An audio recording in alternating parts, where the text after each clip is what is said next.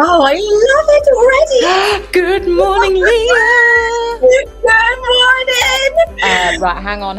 I can't hear you, and I don't know if it is me. Or right, just pause that's that. me. My mic's on. The screensaver off. Okay, I am still not. Can you hear Leah, Peter? Leah, can you hear me? Give me a thumbs up if you can. Right, I can hear you. Okay, Leah can hear me. We can't hear you. Okay. My mic says. Yeah, I can. You can. Oh, Peter, aren't you lucky, love? Aren't you lucky that you can hear me? Bear with me, please, caller.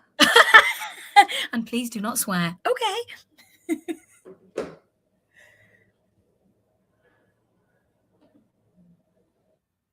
Now, Leah? Okay. Can you hear me now? What do you output? I am just having a look now. So I just had to go at changing it. So I've got the speaker Realtek. I've got that one on. Yep. This one? Or should it be this one? Would you speaker Realtek? That should be no, it should be speaker Realtek because that's your laptop, isn't it? Yeah, are we all plugged in? Okay.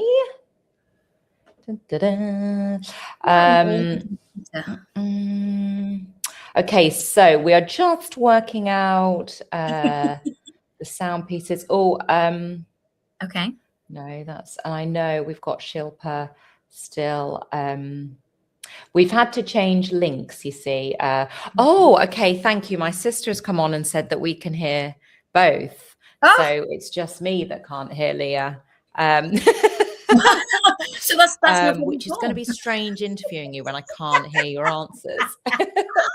I'll just put my answer up. Yeah, speak up. Should I kick her from the studio and bring her back in? Why not? Kick me out.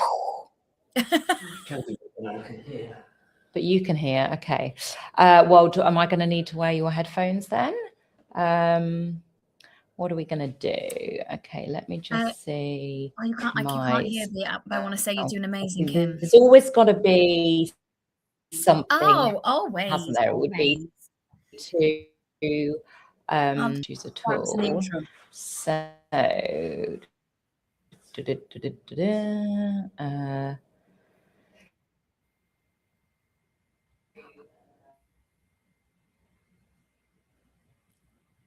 Oh, Yeah. Can you hear me now? Hello? No? Oh, this is very strange.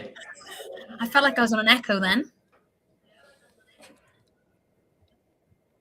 And we've lost, we don't have Shilpa. Okay, right. Thank you for joining, Leah. And I know we are at past 5, but Doesn't I matter. will be with you shortly, I promise. And for those of you that, I guess if everybody else can hear, then maybe give a little bit of an intro about, I don't know how many people have met a Wow. joy coach before. So Yeah, I always get interesting look when I say I'm a joy coach. Yeah, so it's because it's not your typical job, is it? In terms of like a hairdresser or a doctor, people know, kind of what that is. But like a joy coach, what is that? So yeah, I help people just make everyday ordinary joy attainable and actually see what that does for them in how they show up for themselves, in their relationships, in life, and just how much it unlocks. I absolutely love it.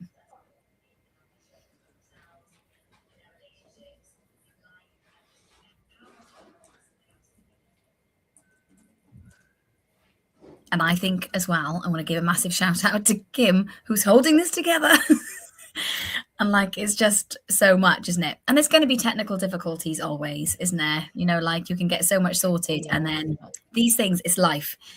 And actually, that's what Ordinary Joy is all about, is for the bumps and the times in life when things do not go to plan, which is often, and you just get to lean in on joy. So here it is in action, why we need it, to kind of be kind to ourselves in the moment when things aren't going to plan. We'll do a test. Okay. Your ad-libbing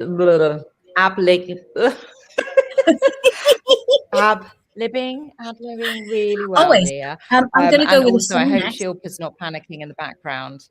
Hey, I think Start Without Me, my internet's okay. So Shilpa's having an internet issue. So, and I can hear myself on Peter's, but there's a delay. So I'm like, I can just hear my voice in surround echo sound. Okay, that explains it, because I stopped talking, but then I can still hear myself still talking, which is my husband's nightmare. But yeah, okay.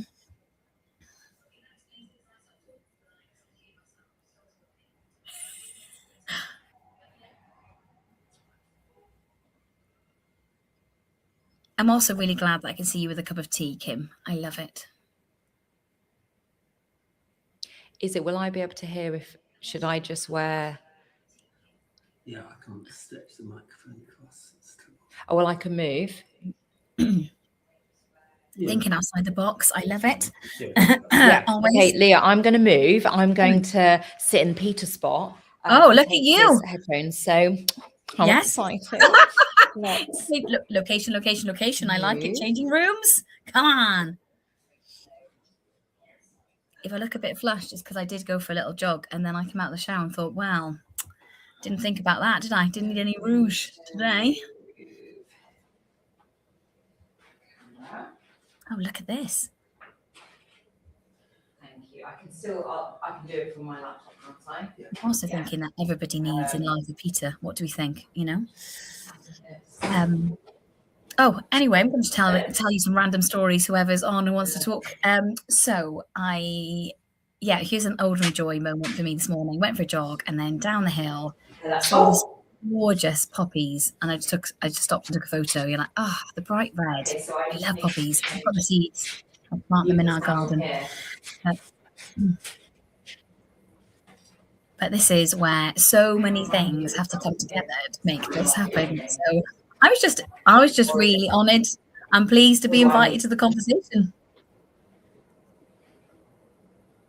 Can she hear me now? Let's see. Are we actually now dating? Okay, well, we can't. I'll just carry on chatting. So I have a client at the moment and I send I send my clients a message on a Monday saying, like, what are your goals? What would make a difference? What would remind you that you matter this week? And then on Friday, I send, like, what's your wins? Because we so easily notice what we haven't done. We don't celebrate what we have. Anyway, this client will always then ask me, so what are your goals, Leah? And what are your goals that make you think? Leah, if you can hear me, I can see you. I can't hear you, but I can see you're doing an amazing job. I'm just chatting. I'm just having a good time. I wonder if I let. So when Kim gets complaints, oh yeah, so she sent me. Here's just me and my son's dinosaur. Hi, Shilpa's coming. Hi. Let's see if somebody else can hear me. Shilpa, can you speak? Oh, say something else, Shilpa. Can you hear me? Yay! Welcome to the party. Thank you. Great to be here. Okay, so I still can't hear you guys. Am I just going to hear them with the echo? You can hear them. You will hear yourself because you're obviously coming through. Right. As well. Can I hear you? Oh, that's amazing. Okay, so in good news, I can hear you, but I can also hear myself on delay. So it's going to be a test of my Nerves. mindfulness and I don't know what, but let's give it a go. I don't know, is there any way that we can turn sound off here? I can put everyone just on my laptop. Okay, should we do that? Put you on my laptop, maybe. So I think, how are you sorry, we're doing? going to just do it all on Peter's laptop because I'm not going to be able to do this hearing myself. So, Sweetheart. Shilpa, if you don't mind introducing yourself, and I'll be there in a second. Yeah. Go on, Shilpa. Tell us, who are you, my love? What do you do? Who am I? Yeah. So I am Shilpa Jameson, and I help families go from chaos to building calm, confidence, and emotional resilience together, so that you can start to enjoy life again, and kids grow up with the skills that they need to thrive and reach potential in later. And I'm a parent and mindset expert. And all I could hear when you were saying that was, I wonder if Shilpa could come and live with me. So, that would be brilliant. But like what you said, isn't it? Giving children tools and words and just making it accessible so that actually when they grow up, they have that, they have the richness of it, and they can. I was down the canal after school yesterday with my younger two. And I just was thinking to myself, I hope when they grow up, if they go through kind of times, they go, they don't feel right, or they're in a bit of a funk. I hope they remember, get out in nature. You're like, I hope they remember, go for a walk. I hope they remember, talk to a friend. I hope they remember like all these building blocks, isn't it?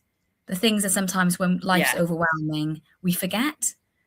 So I was just thinking, you know what, because it is, all these things are medicinal, aren't they? Without actually being, prescribed, that kind of, isn't it? And it's amazing. Yeah, and I love what you say. I've got like images of building blocks of kind of good mental health practices. But yeah, you're right. It's also reminding of the really simple things like nature and connection, because actually everything shows they're the two of the most important things. I think recognizing, even then, like I put my hand on my heart and kind of going like, how am I doing? Like, what do I need? Kind of like, and we're so busy, aren't we? And there's so many demands on us, and it's so easy just to get swept away, isn't it? And forget that we matter. And I was just having a talk to anybody a minute ago. I was feeling, it's exciting. I was really having a good time, Shilpa. And I've got a client who will always ask me. So whatever questions I kind of send out, she'll then say like, so how are you doing? Like, how, what are your goals? And I sent them a message this week saying, what goals could you have that would actually remind you that you matter? So then she asked me and went, so it's like, send me your goals. I went, so Leah, what are your like, you matter too goals? Hey! Yay! Can we just listen Yes! to a moment? Do you know what? We need to have a little celebration dance for that. back in the room, baby, back in the room. Wait 1 sec. I can now Amazing. realize what you wanted Yes, to it's so true. I went to Amazing Talk the other day, and well, it's like a series of talks, and it was like Yeah. all about stop putting yourself in second place, and I just loved that. Oh. It was like, oh, I'll sort myself out. I'll take that break once I've done X. Yes. It's just like kicking everything further down the track, isn't it? You know, like I'll get to Yeah. that. I'll get, you know, like one of the two biggest lies I tell myself. One is, oh, I'll do that later. Like, I don't know who the later version of me is. And two, I'll like, you know, I'll get to me. And you, unless you start changing something, you don't, do you? So, yeah. Kim, can I just say for a second, one, I flipping love you. Two, you're doing amazing with all of this going on. Like, honestly, to be so calm. You know, Shilpa, I think she's been using some of your calm and confidence, love, to kind of navigate all of this. I hit last night.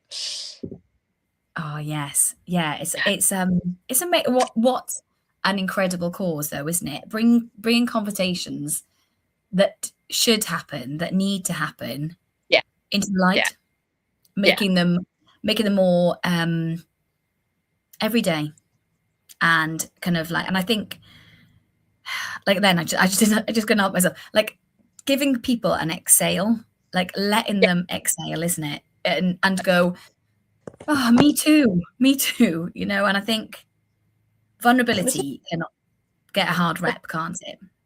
Yeah, and I think it's like when you start sharing your stories, you realize how similar everyone's struggle is. Like, we all struggle with the same things, like being vulnerable, like Hello. ourselves. I feel like, how many times should we have a little celebration dance? But I'm always up for a celebration dance. Yes. So yes. Woo! Yeah, I can hear. I can hear Shilpa say something. Yeah, go on, say something, Shilpa. Can you hear me? Yes.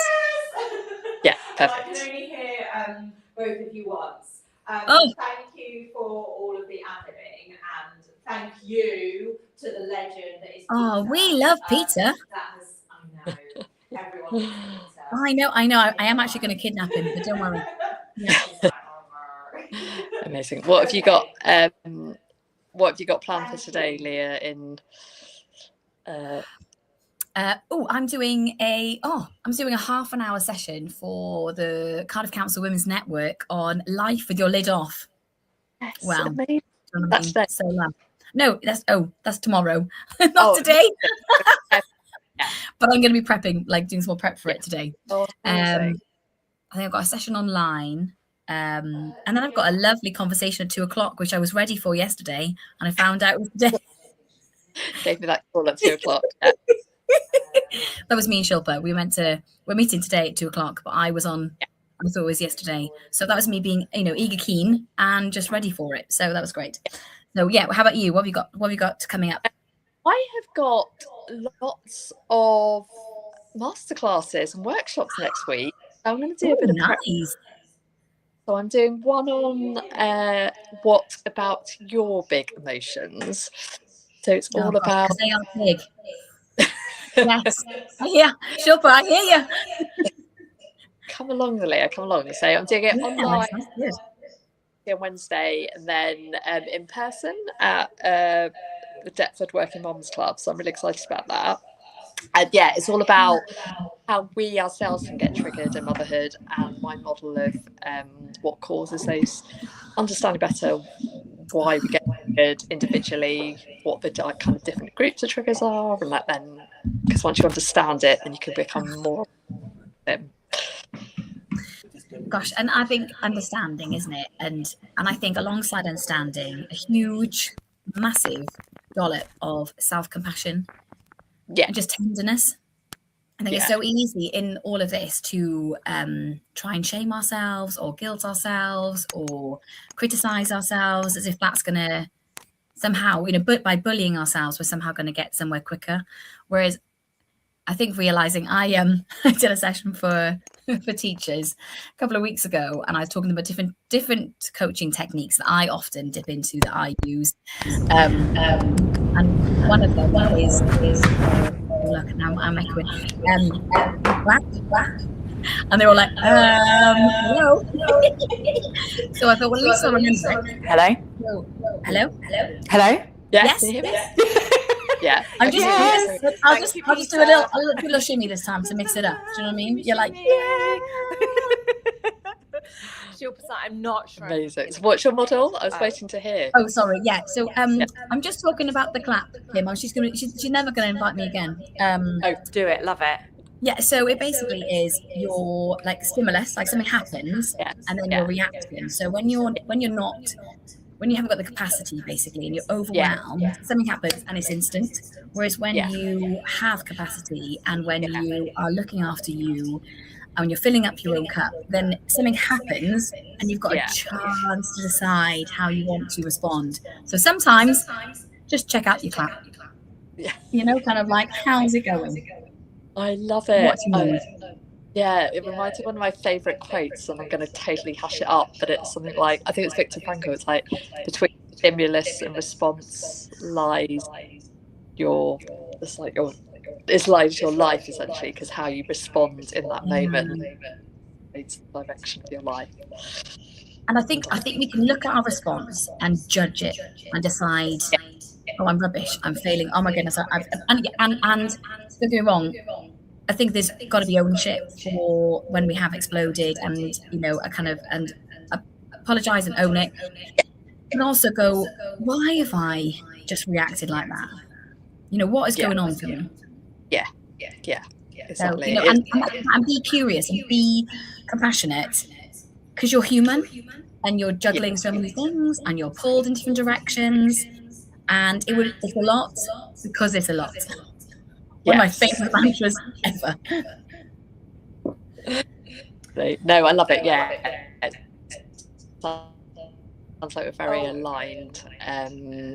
Exactly, and I think also it's about kind of the standards we're applying to ourselves. Because also, I think with motherhood, it's like, oh, you should be a serene, calm person, and never. Like Mary Poppins, or who's the princess with all the animals? Like that's my benchmark.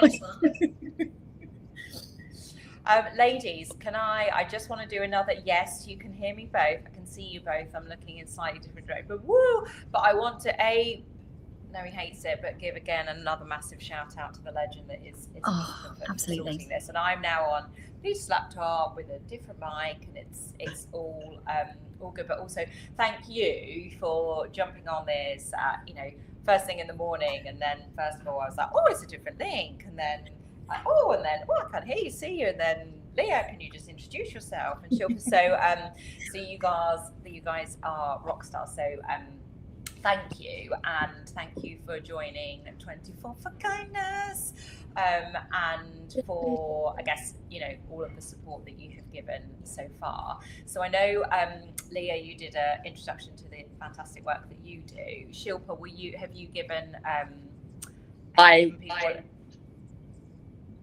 Yes, I have.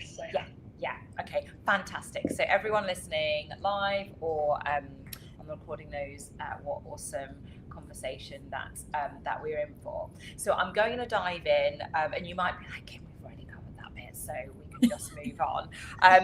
But I wanted to ask what, so obviously in part of your background, you've got this, a number of common links, but this, I guess, education and children and support piece. So sorry, I've got my notes in a different place. So when does self-kindness, or I guess self-criticism, actually start? And I guess, what are children picking up from us without perhaps us realizing it?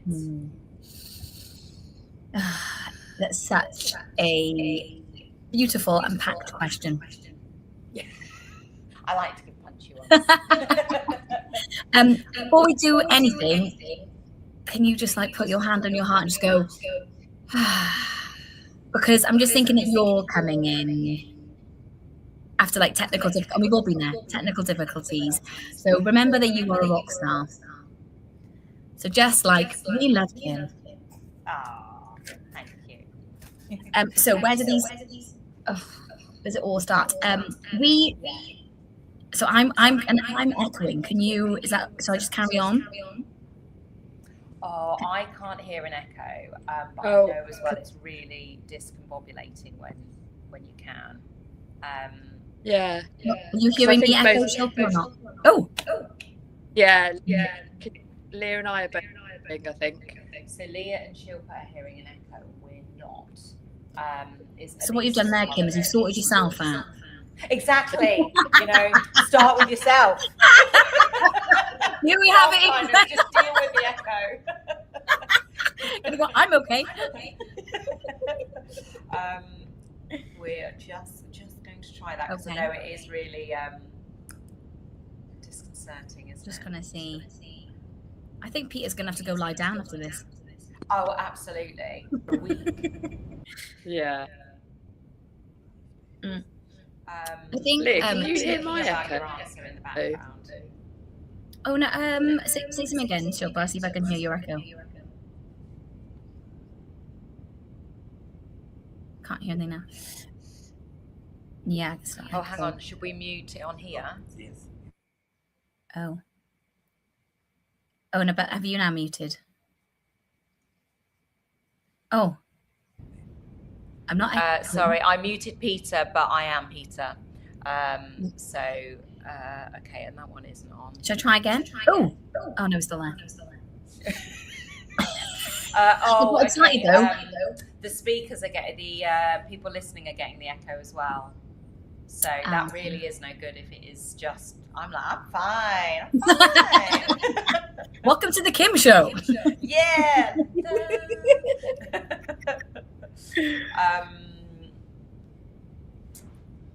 Okay. Oh, and thank you. I can just see that Kerry, superstar in the background that has been supporting, has popped Aw. up. I was like, oh, I wonder if we could have the QR code on. And look, as if by magic.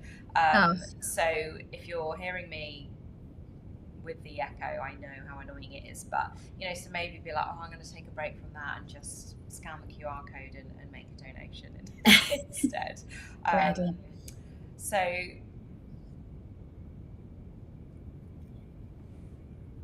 I would say carry on, but I guess if I think if it was just us that could hear it, it's not so. Oh, and it's getting less. I think.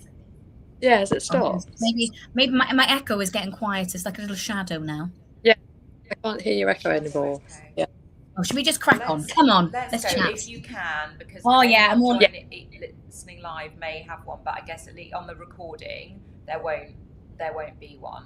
Yeah. So let's see how we go, shall we? Let's go for it. Do you know what? I am all over this chat, so I'm just like, come on. You are. Um, Come on, bring it on. Come on, exactly. So I think children are like, we remember as well, don't we, when certain things are said and they become like stories about us, kind of like saying, oh, I'm not very artistic, or I'm not very sporty, and we just decide that, oh, okay, that's been said, and then if you look for, and if anything then backs it up, because our brain will look for the evidence for that, then we kind of go, yep, that's right, not sporty, and it becomes just something that we then live, that becomes like a definition of us. So it takes, and like there's definitely certain times in our life when what is said about us really goes in deep, and I think as well, like with, and like Brené Brown said this, and I'm like, oh my goodness, she's amazing.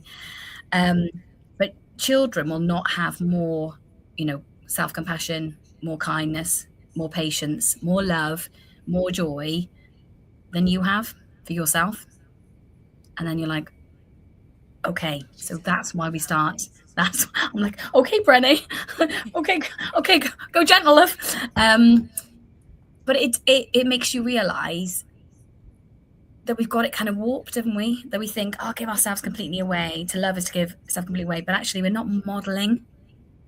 We're not showing, what self-compassion looks like, what patience looks like, what kindness looks like. And as a leader, your team will not have more self-compassion than you. Your team won't have more self-kindness than you have for yourself. So I think it's, we notice, don't we, when somebody says something but their actions or their tone don't match. Yeah. So I think, kind of like, no, I'm fine. No, I'm fine. I'm fine. We all know that you're like, I don't think you're fine.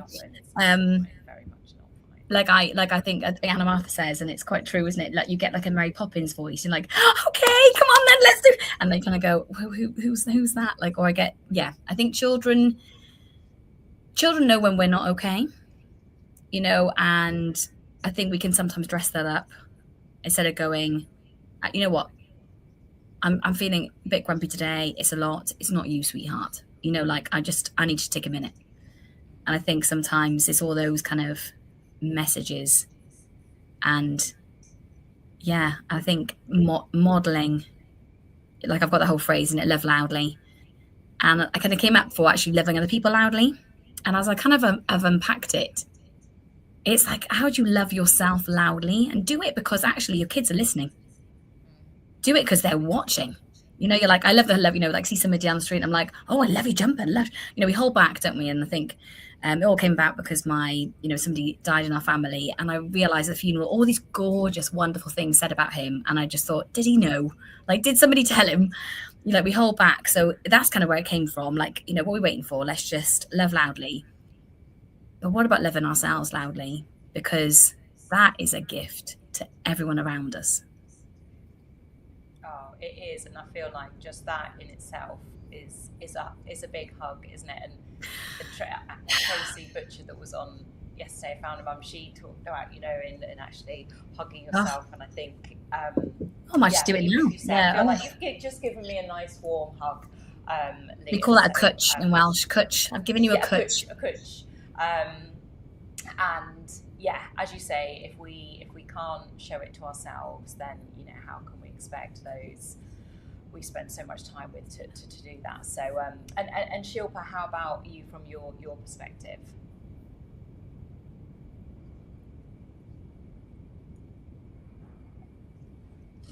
Oh, I think Shilpa's frozen, or she's just not sure how to answer that question. it was too big. You're like it was too big a question.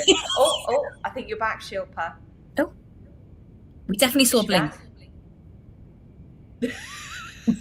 Oh my goodness, I love this. Is like the it's one of those, people can't, people are, wow, it's like so slick, goes so, we needed a little bit of a hiccup this morning. Well, keep us on I'm excited to be on this version. Awake, to be honest. Oh yes, but I was Jill, just saying, you have frozen for us in case you can hear us. So I'm going to ask Leah another question. So what does, and again, I know you might have touched on some of these things, but what does ordinary joy look like in real life, and not, the Instagram real version?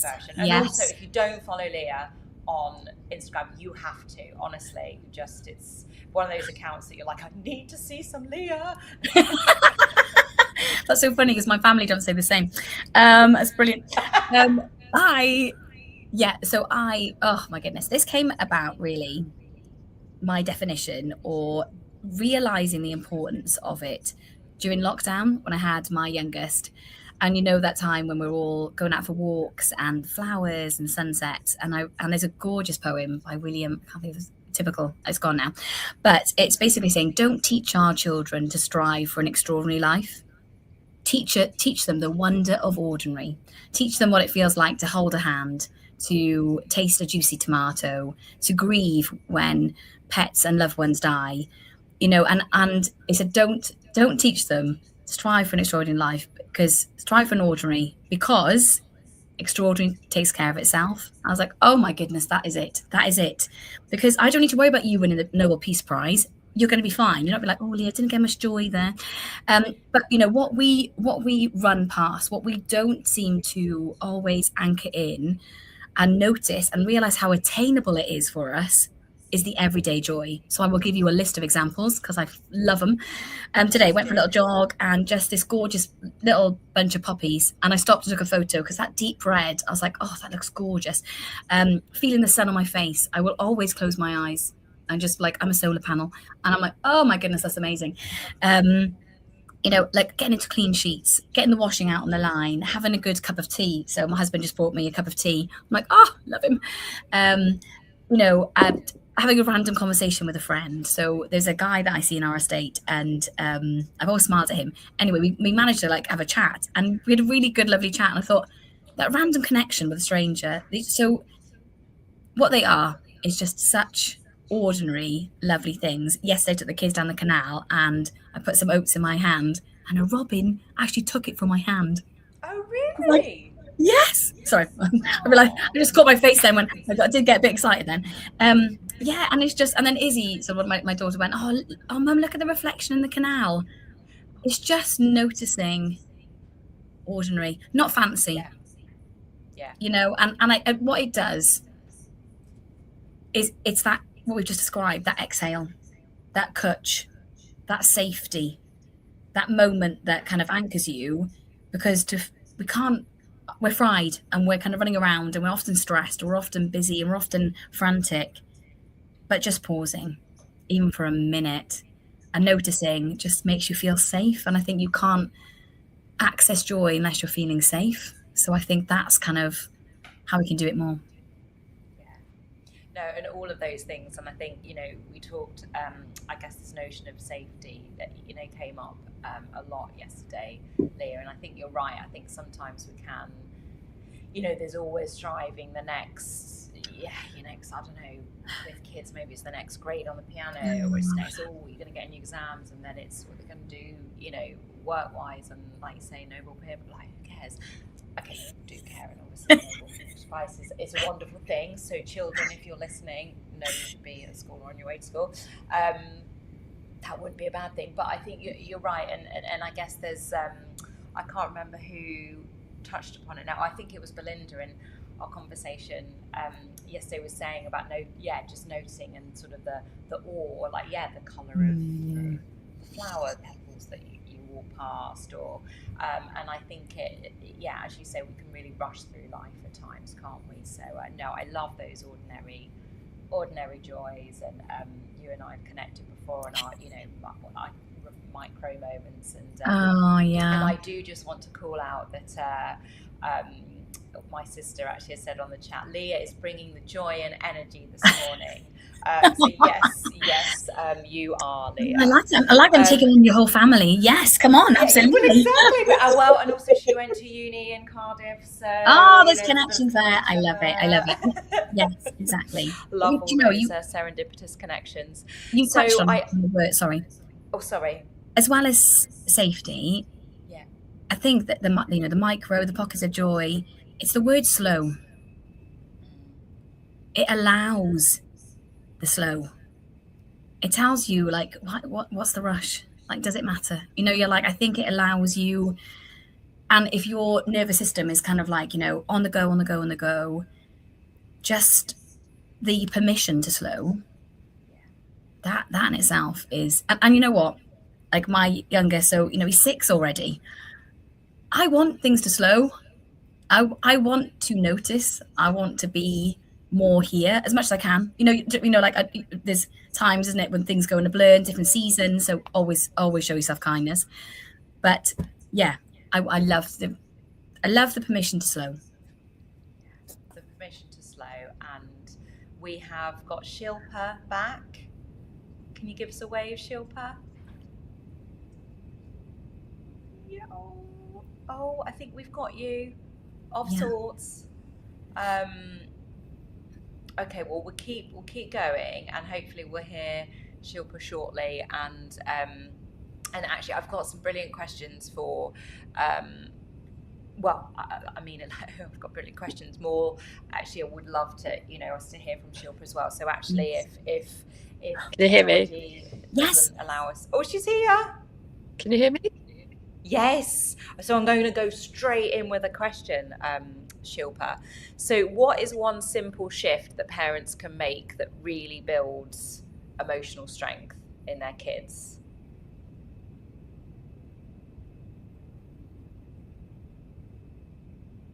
No, do you know what? I think what I will do, because I know as well Shilpa will be, she was super looking forward to this conversation, and I've had the pleasure of going to some of Shilpa's sort of masterclasses, and just phenomenal. So what I will do is do a recording separately with Shilpa and share that, because I don't want people missing out on all of the great stuff that Shilpa brings. She's got such wonderful ways of we went to one together, didn't we, Kim, and online, and such a beautiful way of explaining how you even make a cake, and just the language makes it something you can share with your own kids, kind of as you do it. And I think it's just giving us tools and words and a way to break it down so that we get it more, our kids get it more, and and always, I think all three of us are the same. It's little tweaks, isn't it? We're not saying, right, so we spend 5 hours doing this every day. It's like, how do we make this real, manageable, like your gorgeous word, sustainable, isn't it, Kim? Like, how do we do it so that it impacts everyone? We definitely don't get it right all the time, and I totally don't want to butcher it, and I'll ask Shilpa when we follow up. But the cake thing, it was around, wasn't it, sort of talks about kids with, our thoughts, sort of not being facts, but our thoughts shape our beliefs. So if you're making a cake and you put in lots of yucky, ingredients, and she sort of gets, slime and cabbage and bogies, goodness knows what they're putting, then actually the cake is not going to be very nice. It's going to be yucky, so your beliefs are lucky. Whereas actually, if you put in, chocolate and sprinkles, and cherries and whatever, like positive thoughts, then actually your beliefs are going to be something nice to digest. So if Shilpa's watching that background, I hope she's like no, you've totally butchered it. But anyway, we love you, Shilpa. So what I guess what changes Leah, in whether it's in families, in schools, in workplaces, where I guess that self-kindness and emotional awareness are actually present, and not just lip service. So when I was thinking about this question, I just said everything. It's I've had a pleasure of working with Pear Tree Federation. So there's 2 schools, and my kids are in one of them, and I've been their joy coach for a year now, and they've taken me on for another year, and I've done 3 insets, and yes, which is amazing. I absolutely love this head teacher. I tell him regularly, but he is brilliant, because I did a triangle, or I kind of showed them that there is good enough at the top, and then there's permission and trust, and actually what that has done, especially in a workplace where it's just it's forever, it's go, and it'll keep you running, it'll keep you jumping. And if your self-worth is so tied to how much you get done and your productivity, and that's, your identity is so woven in there, then it will keep you running until you burn out. But changing that, defining, what is good enough, and and I said it's a really good leveler for a workplace, because actually for the people who are perfectionist and over and above and giving 120% and the risk of burning out, they can actually go, hang on a minute, I can take a step back, and this is okay. But then also say if you're not doing good enough, well, actually then that's a question for you to kind of go, okay, I need to step it up. And I think that then in a workplace, the kind of fairness of it. But there's a client that I work with, and she has absolutely transformed, which is amazing. She was struggling with the career and the demands, so she started in her class sharing her emotions, sharing her joys, and the class shared their emotions back, and they shared their joys. She has a joy journal with them now, and she said whatever she's given out has come back 100-fold to her. And and we talked a lot about self-kindness as well, how she's talking to herself, and then she had a conversation with her daughter, and she saw it coming up with her daughter, and she was able to go, hang on, sweetheart, you made a mistake there, it's not. And she was able to pass that on. And I think I think the school seeing the change has also helped them realize like this is important stuff. This is so. It's a joy culture change. It's a kindness culture, isn't it? It's a change. Yeah, we are going contrary to what all the information that we're bombarded with, aren't we? That kind of that it doesn't matter. Just burn out. Just as long as you get everything done, you'll get to you at the end. Just keep doing. Just keep going. And then we don't realize that actually a team or a workplace or a family that has more pockets of kindness, that has more pockets of joy, connection is better, communication is better, creativity is better. All these things that stress and burnout diminish, kindness and joy bring them back in abundance. Oh, you put it in such a beautiful way, Leah, and it's sort of goosebump stuff. But as you say, it's it is palpable, the impact, and I think as well, if we think about children and we think about schools and then we think about mental health and education and funding, we all know that there's funding cuts across numerous areas, and there's numerous brilliant causes as well that need it. But I think we know that there's increase in mental health, I guess the sort of anxiety and things within children. So actually being able to, like you say, by not simply, I guess intentionally, again another key word that has come out, this the individual talking about sharing her joy moments, and then the children sharing that back, and it just becomes it's something normal. And actually, again, like I've said, is self-kindness or joy the answer, and there'll be no mental ill health? No, of course not, but actually it is a really good foundation. So, and it ripples, doesn't it? Yeah, it does. That's why we love it. That's why we're obsessed with it. That's why, because we see the impact. We see people changing stories for themselves, people changing how they show up, it making relationships more real because they're more authentic. It's huge. And I think you and I almost the same people. I'm sure if you're offended by that, Kim. No, I love that. But I mean, like kindness and joy, they can be like fluffy, can't they? That's what they're going to go, oh, nice, or like we'll get to that. But I don't think people realize how powerful and transformational they are. No, absolutely they don't. And I was going to say you're going to have to stop because you're going to make me all emotional. But yeah, it's it's so true. And I'm just saying, I've got a couple of so Lisa, hello, saying you're watching, and Aaron from Mind has joined. Amazing. Thank you so much. And what I was going to say also is yes, like you mentioned, like in some ways when we've chatted, we're like, oh my goodness, we're like the same person. But Leah and I have actually never met. I know. In person, have we? Although it may, we'll keep you posted, shall we say?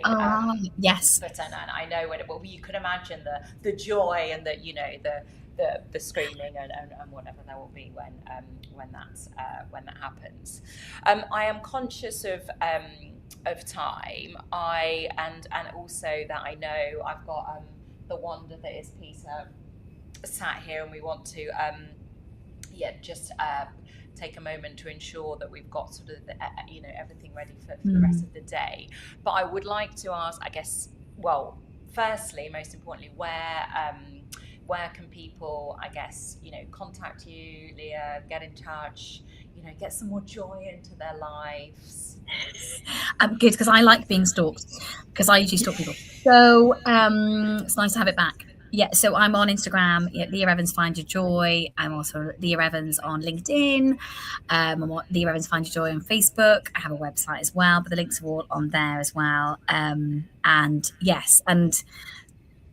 find me at I try and do a combination of free things and like I said, like lunch and learns, things like that. So it's just, we want, like you, Kim, is that kind of this to become norm, this to be something in workplaces, So yeah, I'd love you to come and just chat to me. And as you can see, I love a chat.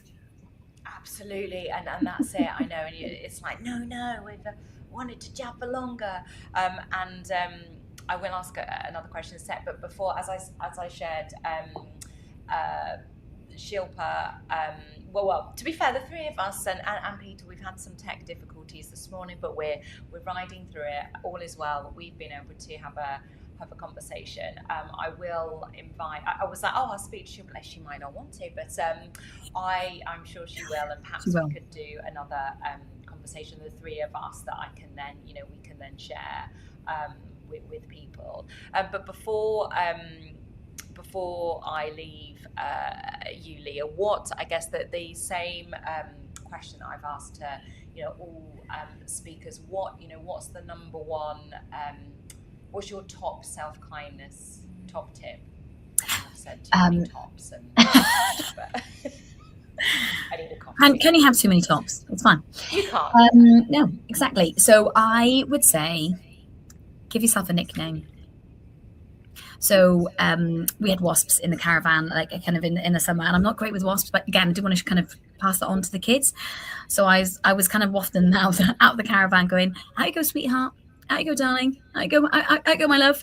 And it just kind of helped the relationship. So I think when if the self-criticism is loud in your head, when like cereal box falls out the cupboard and like, "Oh, you idiot," yeah, like it's really hard to go, "Oh, you're so silly, darling."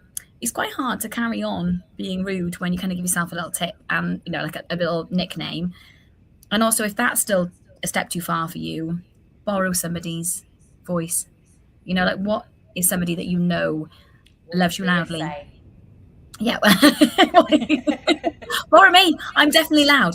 So, what would somebody like say to you? And I think this to somebody I did a joy drop-in sessions in workplace, and somebody said, and I said, "Sweetheart." She went, "Oh, my nan used to call me that." Brilliant. Like imagine, that kind of the change. There's that gorgeous bit, isn't there? In the boy, the mole, the fox, and the horse. I always get it wrong, so sorry. When the fox is saying to the horse, "Sometimes I think you believe in me more than I do," and the horse says, "That's okay. You'll catch up." And borrow people around you until you're ready to lean into your own self-kindness and your own joy. So. Yeah, Kim, thank you so much for having me. Like I've had the best party time. Thank you so much, Leah. Thank you so much. And honestly, well, I mean, you're going to be, everyone now that's listening to this and on the recording is going to be like, I'm borrowing Leah. So, thank you so much. And again, Shilpa, you were with us the whole time in spirit, and we will catch up. So a huge thank you, and for anyone that has made a donation to Mind thus far, thank you so much. And as I shared yesterday, all of the wonderful speakers coming on are doing this out of the goodness of their hearts, and donating their time. So if you have enjoyed this, whether it's live or on the recording, please do consider a donation. It's the start of Mental Health Awareness Week, what was yesterday. And whether it's my line I was rolling out yesterday, whether it's £1, £10, £1 million, I can confirm no one has yet donated £1 million. So if someone wants to be the first, then that's fine. Very much appreciated. But also every penny does make a difference, and that's the reason that we are all here. So thank you so much. I don't want to touch anything, Peter, so I'm going to ask Peter to do what can I just say one more quick thing, that this you have demonstrated today, this is why you need self-kindness, because things go wrong. And actually how you speak to yourself, how you repair, this is it in action. Thank you. It's why it's needed. Thank you. And and I can say, I'm going to say I am proud of myself, because not that long ago I would, oh my goodness, some big panic, and it's, well, it is what it is. And worst case scenario, we'd have had a Zoom call, you and me, and I'd have shared it back, so it's all good. Okay, so all being well, you will shortly go into the green room, Leah, if you can wait there, and then we will, all being planned, be joined by Zoe Blasky of Motherkind in a few minutes, Wow. So see you all soon.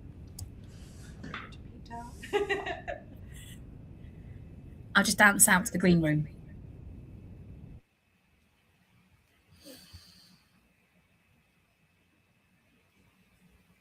Thank you so much for having me.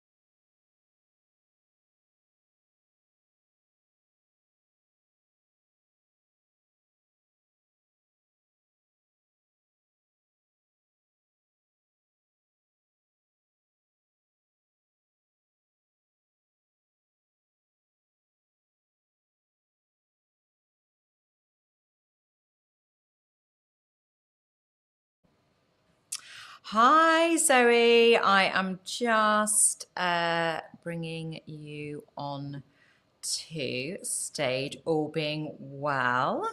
Right, add to stage. Hello, Zoe. Can you hear me? I can. Yes, and you can see me and I can hear you.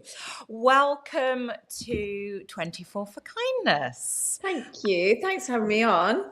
No, an absolute pleasure. And I have to say as well, I've just taken a beat because we did sort of the 18-hour sort of big stint yesterday from 6 a.m. till midnight, and it all went, I mean, almost dangerously swimmingly. And then we had the inevitable slight tech sound or hiccups on our first guest this morning. So I'm joined with a tech legend, Peter, here that has got it all sorted for us. So I am super pleased. Oh, so good. I would love to, I guess, share for those people that may be watching that don't know Zoe and the awesome work that she does, but I'm sure most of you do. I want to do sort of the bio, and then we can jump in. So Zoe Blaskey is the founder of Motherkind, a qualified transformational coach and author of this one I made earlier. Motherkind, a new way to thrive in a world of endless expectations, which was an instant Sunday Times bestseller. Zoe is on a mission to help mothers shift from guilt, exhaustion, and comparison to confidence and empowerment. Zoe hosts the critically acclaimed Motherkind podcast, which is one of the UK's top family podcasts with 6 million downloads, and was recently named a top 10 parenting podcast by Apple. Each week, Zoe interviews world-leading experts such as Dr. Becky Kennedy, Glennon Doyle, Dr. Gabor Mate, and Dr. Rangan Chatterjee. Zoe is a regular media contributor and has been featured in Red, Stylist, The Times, Psychologies, Goop, Zoe Coach, the exec editor, Sheer Lux, and the Evening Standard. The Telegraph celebrated the podcast as the antidote to the toxic perfectionism of modern motherhood. And Zoe has 2 daughters and lives with her husband Guy in Dorset. So thank you so much, Zoe. And I think, you know, I'm so pleased that you agreed to come on to 24 for Kindness, and actually I would really love to, I guess, start the conversation with the story of how this conversation came to be, because it sort of feels very self-kindness in action. So should I? Do you want me to share how it came to you? Shall I share? Why don't you share? Yeah, because you took the action. I just said yes. Oh, well, thank you. So I guess I hand wrote Zoe a card after reading Motherkind, and I guess the words in it, you know, if I believed I was worthy, what would I do? So I thought, you know what? I am worthy, and also the cause that I'm raising for Mind is, you know, and everyone that benefits from it is worthy. So I'm going to ask Zoe if she will come on. So I guess, can you share sort of why that, you know, if I believed I was worthy, what would I do, sort of more broadly? Can you share why that question is so powerful, and I guess what sparked your mission in the first place, Zoe? Yeah, I mean, I love that question as well. And I genuinely ask myself that question all the time. Like, if I believed that this was possible for me, what would I do? If I believed I was worthy, what would I do? If I believed in this moment I was enough, what would I do? I think because I'm someone, and I know that I'm not unique in this. This is, you know, almost every woman that I speak to mirrors this back to me, who I have a tendency to not believe that that's true. I have a tendency to believe that, who am I to do this? Who am I to have all the abundance and the success and the love and the impact that I want to have? Who am I to do that? Because most of the time I walk around feeling like I don't have a clue what I'm doing. And just the big privilege of having a podcast like mine is I get to speak to these world leaders, right? As in these people who have pioneered movements and are absolute leaders in their field, and they tell me they feel the same way, right? So even Emma Grede, who, you know, a phenomenal woman, self-made billionaire, came from nothing. You know, she told me the same thing. I have to prep my mindset every day. And so I think it's really easy to think that we look at these people that have had the sort of success and the impact that we might want to have and think, oh, they're just different. That isn't my insight. My insight is that those are the people who just asked themselves that question and took the action, just like you did. So I feel really passionately about that, and about really not being the ones to hold ourselves back. Like, many things are going to hold me back in my life. I just don't want one of them to be my mindset. I don't want one of them to be me, right? Deciding that I'm not worthy of it. I'll let other forces decide, you know, where I'm going to have my impact and what my career and my life's going to look like. But I don't want any of those limits to come from me. From you. Yeah. And that's, and I guess as well, it's, that then role modeling that you're, giving, I guess, to, you know, to your children first and foremost, but also to, I guess, those, you know, listeners and readers, which, you know, is sort of then ripples, doesn't it? So you, I guess, you shared and quoted Gabor Mate, and that this might be the hardest time to be a mother since the Second World War. Now, you know, that is a big statement. So why, I guess, or what, Zoe, do you think is making motherhood feel so intense right now? Yeah. And he actually said that before many of us had parented through a pandemic as well. So I suspect that that's even more true now. Heightened. I think there are so many forces that are going on in our world right now. And I think not just in motherhood, but in the world in general. You know, we are living in a time of huge uncertainty, huge change. But I think some of the factors that have really made motherhood difficult are, many of us have moved away from the village. So we say it takes a village, but actually what we know is that is biologically true. Our nervous systems and our biology are actually designed to raise children in small communities. That is how we are evolved to raise our children, and our brains and our nervous systems haven't changed since that time. So when they've studied, there's an amazing study on hunter-gatherer communities, and what they see is that the average mother would have 8 other highly involved caregivers, called allo parents. And so I know this from my own experience, right? Because when my mum comes to stay or a friend comes to stay, I'm like, oh, this feels like a holiday. It's so easy. Someone else just stepping in, picking up, you know, pieces and unprompted. And that's what allo parents are. So I think that's the first thing, is that it's actually quite a natural, even with 1 or 2, even if you have an amazingly, you know, involved care partner or co-parent, and even if you are doing it truly 50-50, you know, that's still too much for 2 people. So I think that's the first thing, is that we've really lost that sense of raising our children in community. The second thing is that, you know, parenting, that the sort of parenting industry is new. You know, 100 years ago, it didn't exist. The knowledge was passed down from, you know, other members of the family in good and bad ways. So I think some of the parenting industry is incredibly helpful, right? It helps us break cycles. It helps us do things differently. We know more than at any other point in history about brain development of our children. So it's a good thing. But what it's also done is put an awful amount of pressure on parents, particularly mothers. We do know, sadly, that it is mothers that are consuming the majority of parenting information, reading the books, understanding the content. So what I hear from my audience is that you would think that increased knowledge would lower anxiety. Actually, we've seen that it increased parental anxiety. So I think that's another very, very new thing. Same with social media. You know, our parents didn't raise us with social media. And yet here we are, you know, 1 click of an app, and suddenly we get millions, if not billions, of opinions, of things to compare ourselves against. And the human brain is naturally wired to compare. You can't stop it comparing. So you have to be very mindful about what you're consuming. And so, you know, and then added to that, we have the kind of economic and structural challenges.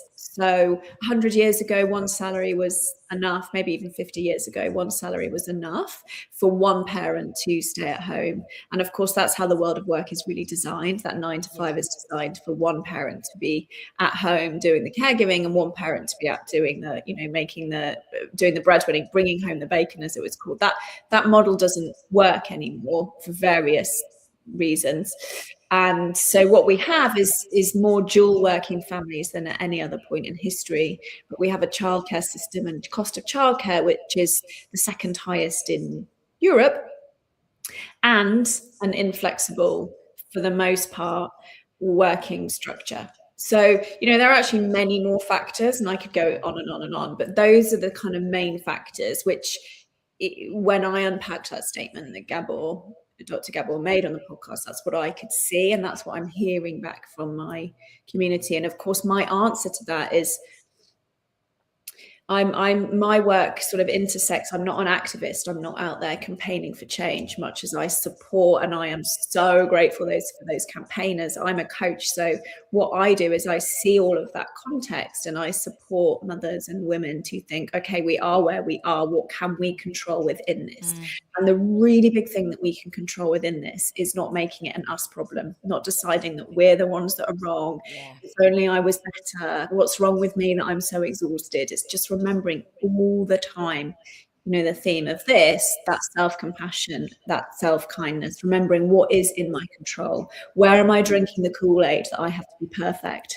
Where am I allowing guilt to keep me small and to keep me stuck? Because we know that guilt is really just us absorbing completely unrealistic standards and deciding that we're doing it wrong. So that's where my work is really in understanding all of that cultural context, but then I bring it right down to the individual, right down to what someone can do in the next 10 minutes to make their experience of motherhood feel less pressured, feel more joyful, feel more confident, feel more empowered, be able to make decisions from a place of confidence and self-belief and self-compassion, not from a place of self-flagellation and kind of negativity. No, and thank you for articulating, I guess, where the work that you do sits, Zoe, and I think so much of what you said, I guess, resonates with the work that sort of I'm doing, and I had a Leah Evans Joy coach on just before now, and those, like, you talk about those small things that those micro moments, the way that we're speaking to ourselves can have, as you say, we can support and we can drive change where we can, but actually what can we do for ourselves and to support others. And I guess my next question, Zoe, so one of the ideas that really lands in your work is that being a good mother might actually mean putting yourself first. And the whole, I guess, when I first was drawn to your work with in the name Mother Kind, because you talk about there's so much out there about the baby and stuff, but actually how about kindness to the mother? So so I guess this notion of being a good mother might actually mean putting ourselves first. Why does that still feel so uncomfortable and even wrong for so many women, do you think? I think there's lots of reasons why. I think one is 100% biological, and when our babies are very, very little, they are completely dependent on us. Human babies are more dependent on their mother than kind of any other species, right? So some of that, those first sort of 3, 6, even the first year is very biological. You will hold on to that wee, until it's agony because you're breastfeeding. You just will. That's not what I'm talking about. What I'm talking about is a greater philosophy, I suppose, that for a long time, the idea of being a good mother has meant being a martyr.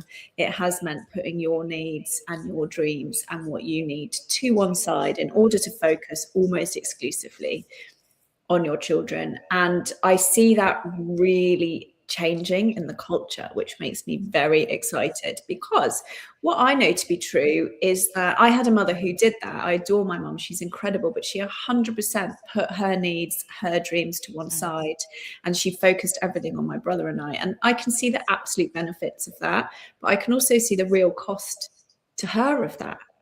And I can see how that set up some funny beliefs in me, right? That love means disappearing, love means shrinking and making yourself small. And that isn't what love means to me. So I try to model to my girls that, of course, I love them. Of course, I am there for them. Of course, if they need me, I am there. I am at every school thing. I'm in no way absent. And at the same time, my needs and my dreams matter too. And I try to model that through how I run the business, through just day to day. I'll say to them, Mummy's going to the gym, and they'll sometimes cry about that. They don't want me to leave. And I'll explain, listen, you do your clubs. Mummy's allowed to go and do hers.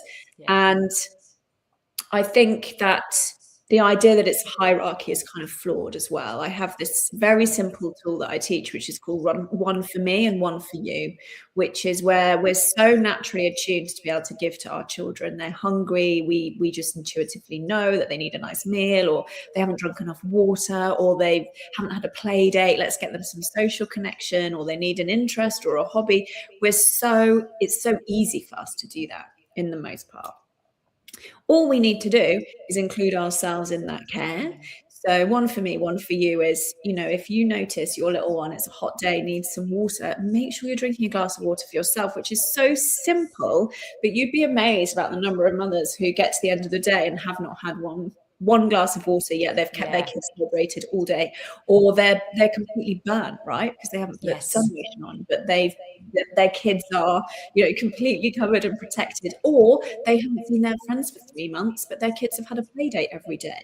I think it's just when anything is out of balance, that's where we might need to look at it. So one for me, one for you is such a simple way to take a massive philosophy, which is like, we don't want to be a martyr, and just make it super simple and practical. So I'd encourage everyone to think about that. If there's something that they do for their kids today, if they organise their kids' play date, could they organise a date to see their friends in a few weeks? My girls just started horse riding, and I was like, I really want to do that. So I'm having lessons alongside them.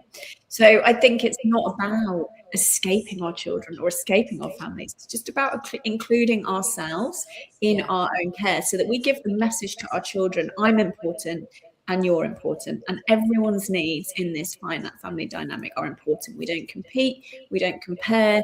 No one's at the top of the hierarchy, no one's at the bottom of the hierarchy. There is no hierarchy of need. Yeah, and I think as well, it's sort of then, if we think then to when, your girls, grown up and perhaps have their families of their own, it's almost that, that sort of, the norm. And I guess that's why you see, it is a very, I guess, time of change, and it's going to be, I think, fascinating to watch over the next few decades, because like you say, and I know, yes, happy belated birthday, because I know it was your birthday recently, weren't you? Was it? Well, you're an early 80s baby. I'm slightly older than you, but we can move past that. But I think, I guess what I was listening to, what you said, there's sort of similarities in that.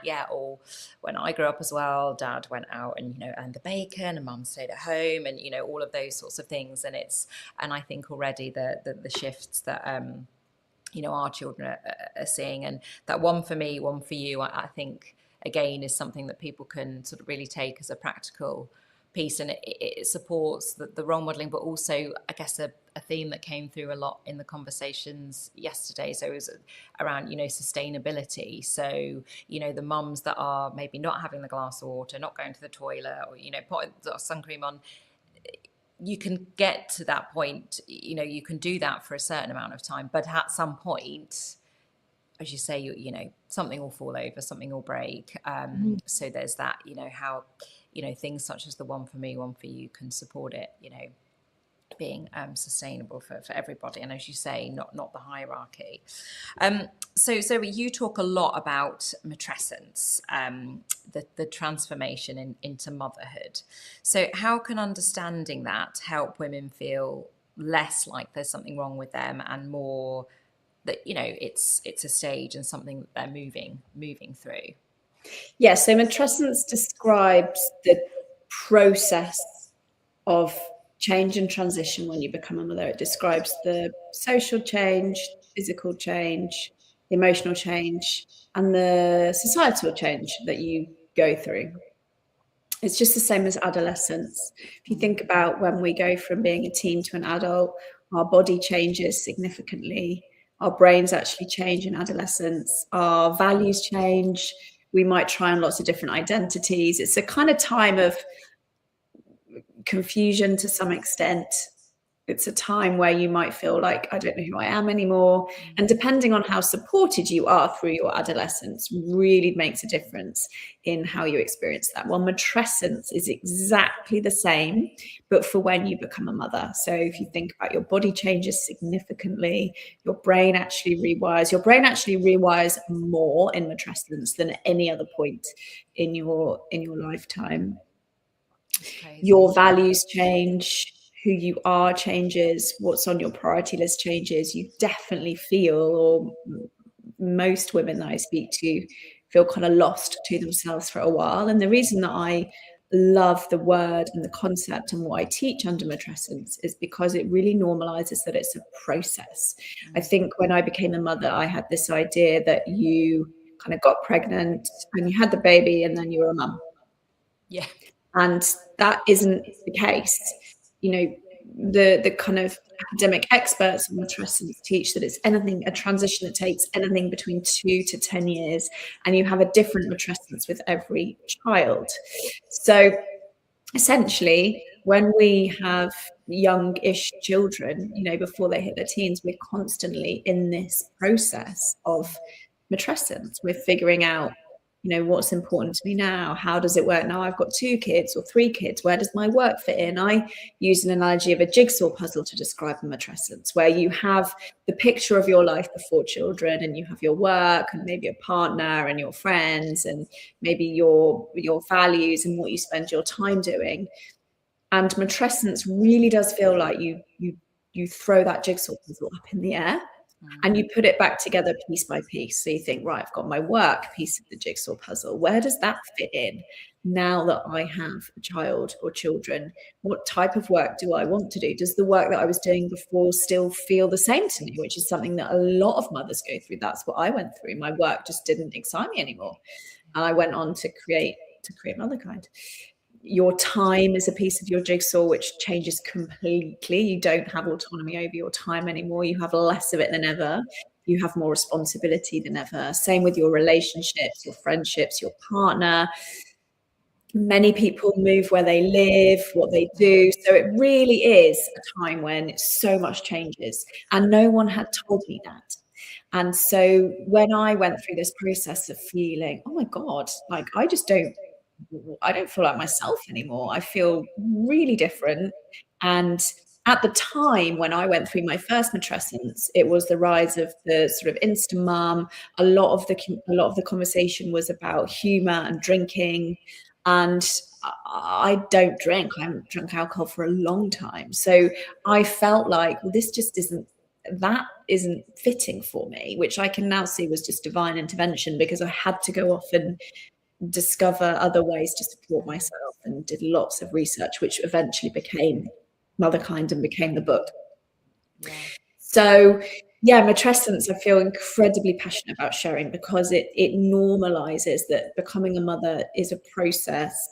It's normal to feel lost. It's normal to feel that it's a bumpy experience, as I describe it. It's normal for you to take pieces of those jigsaw puzzle and put it back, you know, and you get the pieces in the wrong place. You know, you go back to work full time and you're like, I can't handle this. Or you don't go back to work, which was one of my experiences. I had a year off and I didn't enjoy it. I was like, I need work. I really learned that about myself. So I had to get that piece back in, but I had to reimagine what work meant for me, because I didn't want to go back into corporate. So all that to say, it's very normal to spend lots of time figuring out your jigsaw. and where it all goes. And yeah, and I think it's, I mean, my children are slightly older, you said 10 and a half and 7.5. And I mean, I think I only came across the word matrescence maybe 2 years ago. And I imagine there's a number of people either watching, we're sort of live across YouTube, Instagram and LinkedIn, and either watching it or, you know, on the recording may not have heard, you know, may particularly, you know, maybe men, you know, are less familiar with that. I know certainly male friends I've talked, you know, about, oh, have you heard matrescence? They like, look at me. And I know as well, there's a lot of work going on, and you yourself have been involved around, you know, getting it in the dictionary and, you know, these things like you say, if actually, you know, there's more change in our brain in matrescence than there is in adolescence, but it's not even in the dictionary. Like what, you know, it's sort of I often staggering. say, imagine if we didn't tell teenagers what we're going to go through, and we just sort of let them think there was something wrong with them. Yeah. That's essentially what we do to mothers. It would be cruel. It would be cruel, and that's what we do to mothers. So, and I'm conscious of time. So I guess self-kindness, as you know, is at the heart of this event.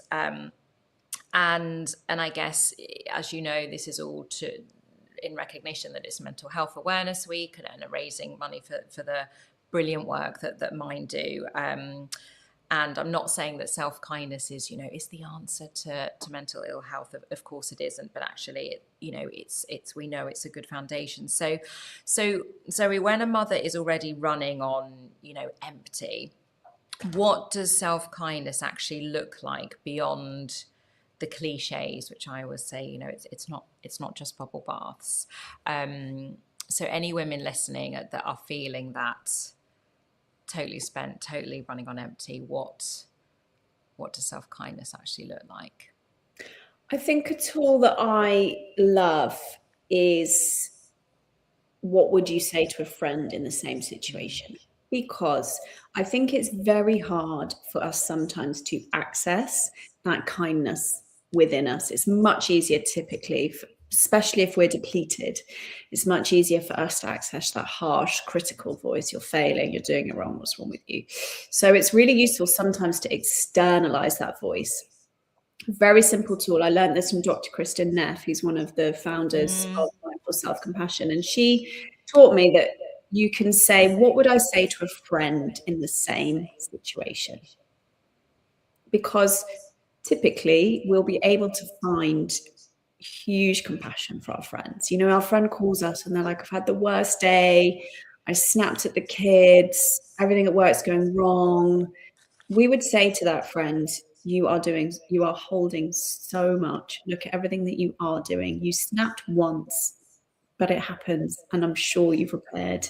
You know, look at how well you're doing. You're exhausted. You need to turn your laptop off. You know, get an early night. We would be able to coach our friend through that with such ease and love. Yes. And so it's a simple tool, but it really works to then think, right, that's what I would say to a friend. What would it be to say that to myself? And see if you can just let a chink of that compassion come through. Yeah, absolutely. And as you say, that the ease with which we'll say that to our friends, you know, if we could just apply a bit of that to ourselves. Okay, so I know we've just got a couple of minutes left, and you know, I've got so many other questions I would love to ask. But Zoe, what I guess, where can people how are they best, you know, to connect with you, and anything you want to share in terms of what you've got going on, you know, specifically at the moment, or, you know, to people to watch out for? Be great to share that with anyone listening. Yeah, thank you. So three main ways. The first one is the podcast called Motherkind, and there are 700 episodes, and lots of people tell me that they do start at the start, which sort of puts the fear in me, because the tech was horrendous for the first few years. I don't want to listen to that. Yeah, anyway, there's 700 episodes on everything from, you know, nervous system work to Dr. Kristin Neff is on there twice on self-kindness, Glennon Doyle on how not to martyr ourselves. It's just a absolute treasure trove if you are a mother who wants to feel differently day to day, not just about your motherhood, about your life in general. Second place is the book. So that book is really taking what we've been told, you know, a good mother is and does, and flips it all on its head. So I teach you how to stop feeling guilty, how to set boundaries, how to protect your energy, how to break cycles and change things that you might want to do differently in your family, how to get on your own side. I actually start it with talking about how to do that, lots on matrescence. So however old your kids are, there's something for you in that book, which 100% would make your day and your year better. And then the last place is Instagram. So I'm pretty active on there. And in there, I share lots from the podcast. I share lots of my ideas and thoughts and tools. And we have a great community. So that's at Zoe Blaskey. Amazing. Thank you so much, Zoe. And thank you also for taking my self-kindness matrix, so we don't have time to look at the results now, but amazing that you did that, so thank you so much. And yeah, just you know, a huge thank you for joining. As I've shared, and there's a lot of comments as well coming through, Zoe, around really enjoying it, love the jigsaw puzzle analogy, so they're going to be taking that forward. So for anyone that has listened live, thank you for joining. And if you've donated, thank you. If you are catching up on the recording and are considering donating, please do. The QR code is there on the corner on the website. And I know you'll all join me in thanking Zoe Blaskey for being with us here this morning. So I'm going to do this very cringe thing. So if I have to, it's like remove Zoe, you'll go into the green room where Kerry will be, and just the video will sort of download or upload or whatever it does. So thank you so much. Oh, thank you. It's amazing what you're doing, and good luck for the rest of the day. Thank you. And now I'm gonna yeah, go what a joy. What a joy to connect. Thank you. Thank you. Thank you so much, Zoe. Take care. Bye. Right, so let's hit that remove. Okay, so we are up next with Nikki Denson-Elliott. So, and I am super excited for that conversation. I believe that I think I saw Nikki come into the green room. Yes, there she is. But with a touch of self-kindness. I haven't yet had a coffee, so I'm going to quickly grab one. I know that Nikki won't mind, and we will be back with you in a couple of minutes.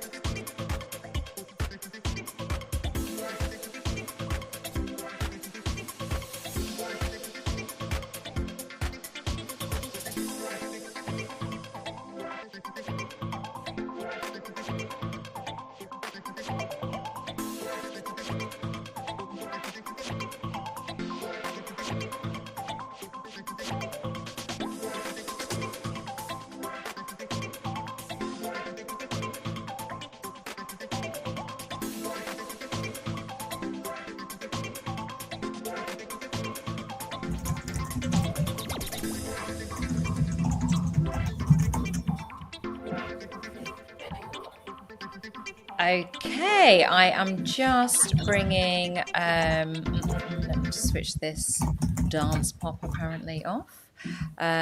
Take that off, and then Nikki, hello. Hi. Can Morning. you see and hear me? I can. How are you? Perfect. I am good, thank you. How are you? Yeah, I'm all right, thank you. Thanks for asking. Good.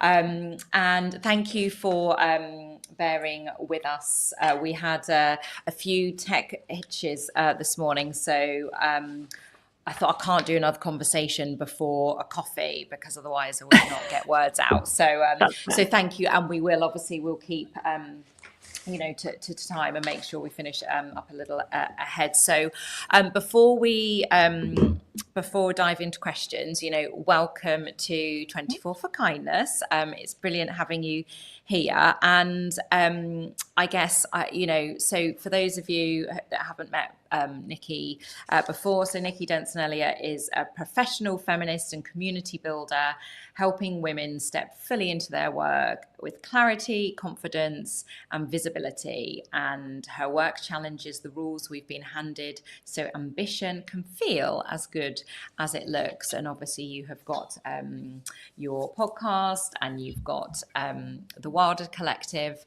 and this is actually the first time that we're speaking, isn't it? So we've just talked before on Instagram, so it's a pleasure to meet you as well, Nikki, and thank you for likewise, being here. Kim. Thank you. So I will dive straight in, and I guess that the first question, no, in fact, actually, I'm just going to pause a second, and I know shared that short bio, but I would love to just share a bit more sort of the purpose of this conversation, because I think it will resonate with so many, whether it's people watching now or after. So the conversation that we're going to have is around exploring the tension that so many ambitious women feel but rarely name. So that space between striving and self-abandonment. And together we'll unpack the hidden cost of confidence culture, the conditioning that shapes how women show up at work and in life, and what it really takes to build visibility, leadership, and success without losing yourself in the process.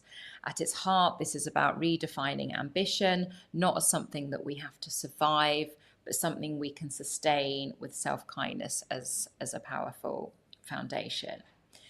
Now, the first couple of questions, Nikki, sort of, touch upon something quite major that you have just gone through recently, and again, which is another thank you so much for being here. So Nikki has very recent, a few weeks ago, had major surgery and had a hysterectomy. How is the recovery?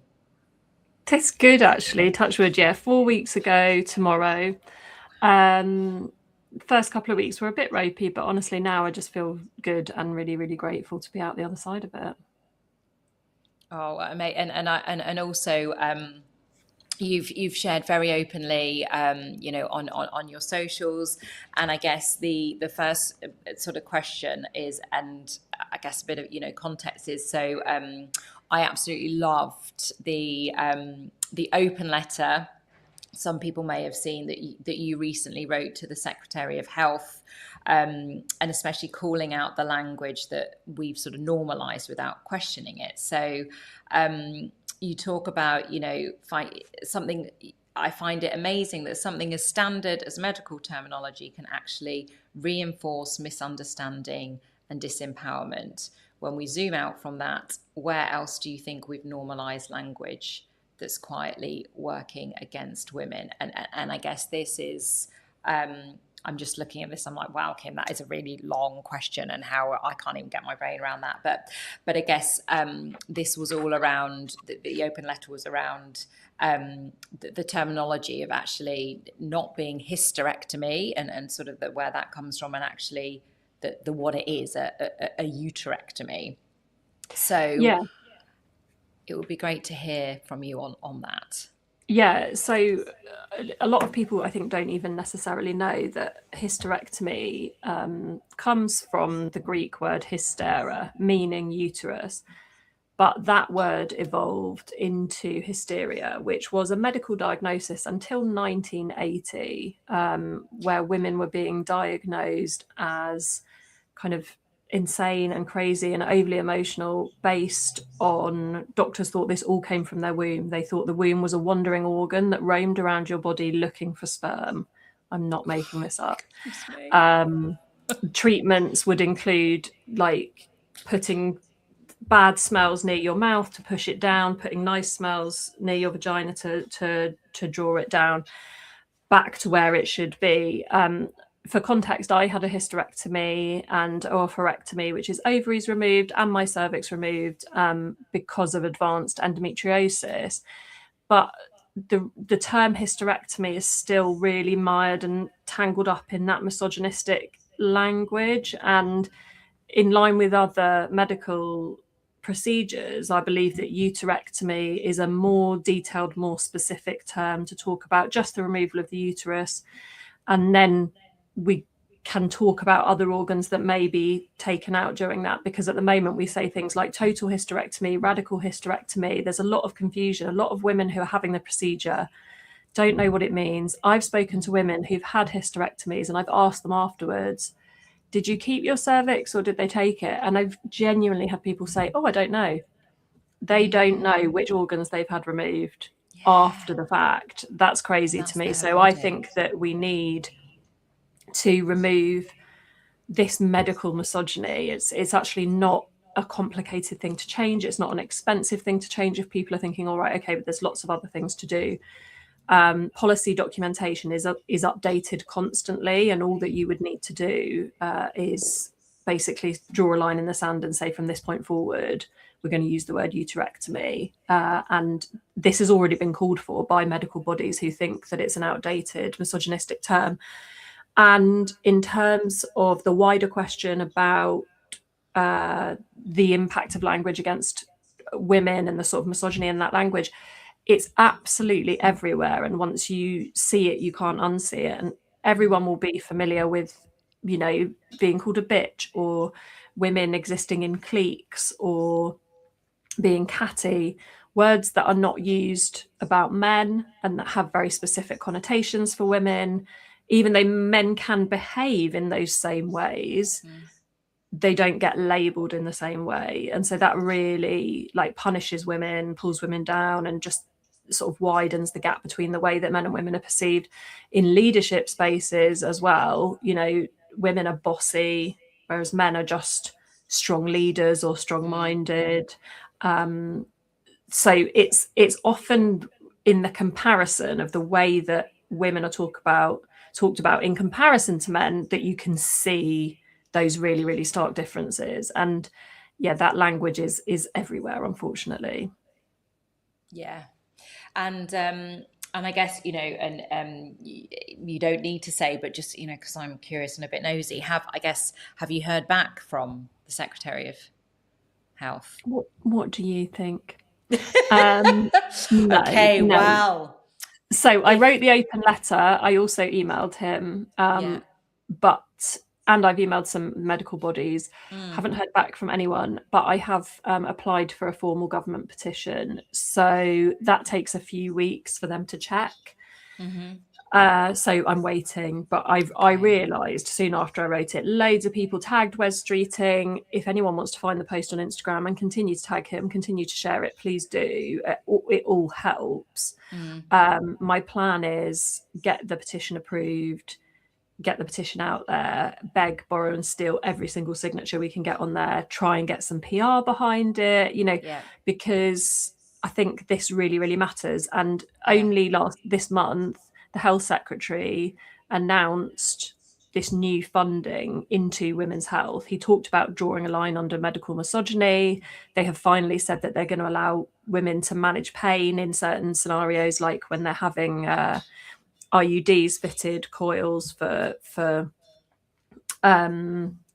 contraception. But this would sit perfectly within that work. Don't get me started on the fact that the women's health policy is £3 million less allocated to it than the men's health policy. We won't even go there. what we will say is this would be an easy win for the health secretary, actually, because like I said, it doesn't particularly cost money. So if anyone wants to get behind it, please, on Instagram, I'm literally just Nikki Denson Elliott, all one word. Come and find me and share that if that speaks to you. Yeah, and I think as well, I would say, you know, the reasons why I love I guess what it stands for behind it, but also I think, you know, the way you know, and without it makes it sound like, oh, all right, you know, fangirling, but I think, you know, the way you wrote it was, you know, I think sometimes these open letters can come across quite, you know, attacking and, you know, defensive, and but I think it was really Anyway, you don't need me to tell you it was very well written, but I enjoyed reading it, and I'm sure there'll be others that do. Absolutely take it. So I guess, you know, in terms of, so off the back of your own uterectomy, let's call it what it is, and, you know, as I said, you've been really open about, you know, your own recovery. I guess how has that experience, I guess, if at all, shifted your relationship with ambition and work, and I guess your own body? Yeah, I mean, it's interesting. After my operation, so many of the women in my community sent me messages saying, take it easy, you know, don't push yourself too hard, don't do too much too soon. And I am someone who can really take it easy. And it definitely doesn't too much too soon. I go the other way. I'm like, just let me languish forever. But the fact that I was getting so many messages like that from women, I felt was a mirror to the permission that they would want to be able to take it easy if they were in the same situation. And I know so many women in my world can't do that. They really, really struggle to put themselves first. They struggle to prioritize their health. For me, I love working for myself, but I can't have a healthy, thriving business if I'm not a healthy, thriving person, because I'm the whole business. It's just me. And I like it that way, but that means it is all on me. And before my uterectomy, I was in chronic pain day or night, or day and night. It was cyclical and it was unpredictable. So I wasn't sleeping. I was very, very distracted at work. I was very distracted at home with my kids, and it was impacting my work. It was impacting what I was saying yes to. It was impacting my ability to get out there and network and go to events because I was in horrific pain. That's not a place from which I can build a strong and resilient business, because I wasn't strong and resilient myself. And so I have been really kind to myself in recovery. I have taken it really easily. I have postponed calls if I've felt rough or tired. I've taken naps. I've watched films back to back. I mean, I stayed in bed so long I got bed sores, you know, so I went the other way. But I think there is something about women reaching out to me and saying, take it easy, that was indicative to me that women can really, really struggle to take it easy. And we really do need to be kind to ourselves for success. Like it's just success on the t-shirt. Exactly. It is absolutely fundamental. And I think, you know, I've been working on something called the Confidence Project this year, and it ties into it because I've decided, I think, that confidence is, obviously it's not a personality type and it's not a state of being. It's an emotion. It can move, and some days you're feeling better than others. And for me, I look at it as a dashboard, and I think all of these things can impact my confidence, and I can turn the dials to kind of optimize my confidence. And some of those things are self-kindness. They're things like getting enough sleep, working out for your mental health, or what gets the endorphins going and helps you feel good. Allowing that to be part of your working day if you work for yourself, because it's yours and you get to decide. Get out of the employee mindset, do what works for you. So yeah, being kind to yourself, giving yourself permission to do what resources you is a huge part of that. Yeah, absolutely. And I've loved seeing as well that you have been sharing some of your sharing the photos of you with your feet up and bundling hugs with the kids and and all of those things. But as you say, I guess that's quite telling, isn't it, that the amount of women that message you to be like, oh, take it easy, and Yeah, I mean, I think I was probably even one of those. And yeah, it's almost that you don't, without even realizing, it's like, well, surely that should be obvious. You shouldn't need to be told that you've just had major Yeah. surgery. You know? Yeah. So next question. So Nikki, we hear a lot about, you know, confidence, visibility, and, you know, putting yourself out there, particularly when we have our own businesses. But I guess, what do you see as the hidden cost of that messaging? I think you have to do what feels right within your level of comfort. I think that for women, visibility can feel risky. And that's because in certain scenarios, it is genuinely risky. And I don't necessarily mean that you're physically unsafe. I certainly hope not.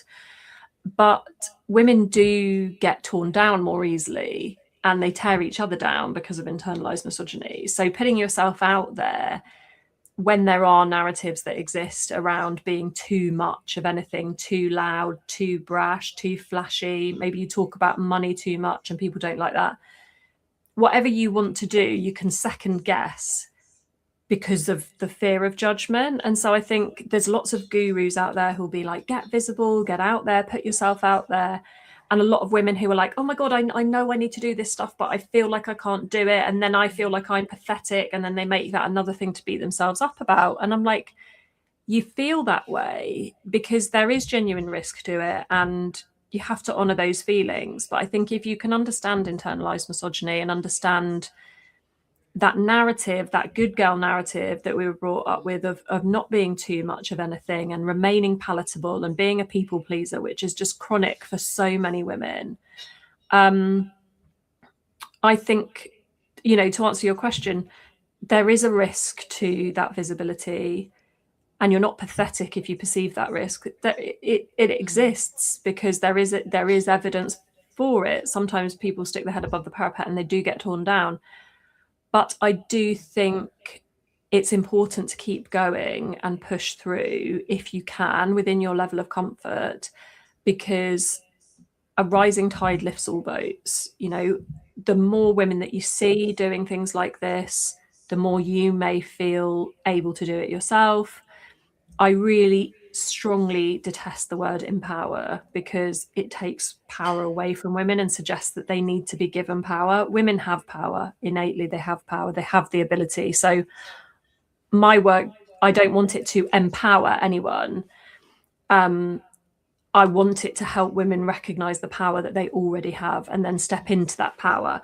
And if you let go of that fear and realize that we're all perpetuating it, but actually, if you just unsubscribe from that narrative and step above it, then you can take what you absolutely deserve and you can step into that power that's already yours. If that answers your question. No, it does, and some. And I know we're recording these, but I've been just scribbled that down because I guess I've never thought about it in that way. And I will, you know, I use the word, you know, empowerment, and I want to feel empowered, and, you know, I want my daughter to feel empowered, and. But actually, I really, hearing that, you know, that's something that I'm going to, be sort of digesting and reflecting on, and that actually, no, as you said, you know, we do already have that power, and it's how to, I guess step into that and feel comfortable in that, and whatever way that is for us. And I think sometimes as well, there's those with visibility, people feel then, so I just need to plaster my face all over, you know, socials and blah. And, you know, some of us are comfortable with that, but that doesn't mean that that's the only way, and, you know, far from it. So I think, and I guess that's, you know, some of the brilliant work you do, and on your, it's Women in Business, isn't it? The name of your podcast. Women's business. Women's business. Sorry. Yeah, right. That, you know, and some of the, you know, guests that you've had on as well talk about, you know, that, and you talk, you know, sort of the, you know, the very different ways that can do that. So you and I mentioned in, I guess sort of the start point, this, you know, piece about self-abandonment. So what does ambition without self-abandonment mean to you personally? I think I've had a complicated relationship with ambition in my life because I did the thing that everyone does, I think, where I came out of uni and in my early 20s, you know, living with friends in London and looking sideways. What's she doing? What's she doing? What promotion is she getting? What's her salary going up to? And measuring success on that basis. And I think as you get older, and certainly as you have kids and your priorities shift, it can change again. Then I had a big job for a huge part of my career. And in 2020, after my youngest was born, I quit that job and started the first iteration of what I'm doing now. And so my income went back to zero, whilst all my friends were 15 years deep in their careers. And so really starting to earn a lot of money, doing really, really well, getting big job titles. And I had to ask myself, you know, what does success mean to me now? Because I can't make it financial, otherwise I'm deeply unsuccessful. And yet I had loads of flexibility. I was picking my kids up from school every day. I was really, really happy with the choices I'd made. And I saw my friends with the biggest jobs have the least flexibility. So I was like, that doesn't feel like success to me either. It may feel like success to them, and that's fine, like power to their elbow. But I think that we are so conditioned into the employee mindset that we think ambition is wanting like the financial milestones and the more and the next thing and the next job title. And I think for me, I have great ambition to help as many women as possible, genuinely, not lip service, to have impact in my work and to earn well in my work, because I know now that if I'm scrabbling around over here for pennies in the interest of accessibility and affordability for other women, that is important to me. But if I don't have money of my own, I can't do the work I really, really want to do. I can't have the impact I really want to have. And I want other women to know that as well. I want other women to know that the purpose of a business is for it to be profitable. And that's okay. That's the point. So to kind of own that fact and to do what they can to build businesses which feel successful to them without self-abandoning. So a bit like I said before about how if you build your workout into your working day, if you have lunch with a friend on a Wednesday, you know, if you're going to events, if you're doing things that look completely different to the kind of job that you would have had in corporate, and you think, oh, this is not right, like I must not be ambitious enough because I want to stop for brunch. Like, no, like I'm ambitious to build the exact life that I want to have. When Monday comes around, I'm always excited because I love my job. And I find it I know that is a privilege, but equally I find it really gutting that not everyone feels that way. And I think, you know, that's something I really want to model to my kids, is like, what do you want to do for work? What kind of life do you want to have? What kind of lifestyle do you want to have? Like, where in the country do you want to live, or the world? You know, these are all factors that impact the work you do, not just like, I want this paycheck and I'll just earn as much as I possibly can and then I'll start living my life. Because you might go under a bus tomorrow, you know, so you've got to sort of like build the work and the life together. And I think that I've definitely self-abandoned in the past when I was in my events career, and I was really miserable. I mean, not really, really miserable, but certainly not as optimal as I feel now in terms of like the balance of my work and my life. And yes, I only work till 2:45 every day, and I pick my kids up, and you know, my days are short, and sometimes that's like, because I love my work, I'm like, I want to do more of it. But ultimately it's really good, and I'm really happy with it. And I just think self-abandonment is part of the employee mindset, and I just don't subscribe to it. No, and thank you for that, Nikki. And I guess I'm 2 years into Kindness for Success, and I was, you know, in sort of big corporates for 20 years before that. And I think it's amazing, isn't it, how ingrained that is. And I still have to check myself if it's time where in the working day, and particularly when the kids are at school, and I'm not doing something that is Kindness for Success related, it still feels a bit like, oh, sometimes I'm like, oh, it's a bit of a novelty and like, oh, nice. And other times I feel guilty. And then it's like, no, this is your thing that, you know, and you can do it. And what you talked about, I love there around about, you know, and it's something I'm passionate about as well in terms of, you know, defining what success means to you. And I think we're probably all fallen into that comparison. You know, oh, you know, they're doing this, they're doing that, or, you know, and sometimes again, I'll still slip in, oh, you know, fine, they're off to the Maldives and they're off, you know, and we're like, well, okay, no, we're down to, you know, I'm building a business from having, you know, a sort of, you know, 2 employee type, you know, salaries, but it's yeah, it's about what is a success for you, and I guess as well recognizing that, you know, that changes, you know, over time. There was something else I wanted to touch upon that you said, but it's totally gone from my mind, so perhaps it will come back to me.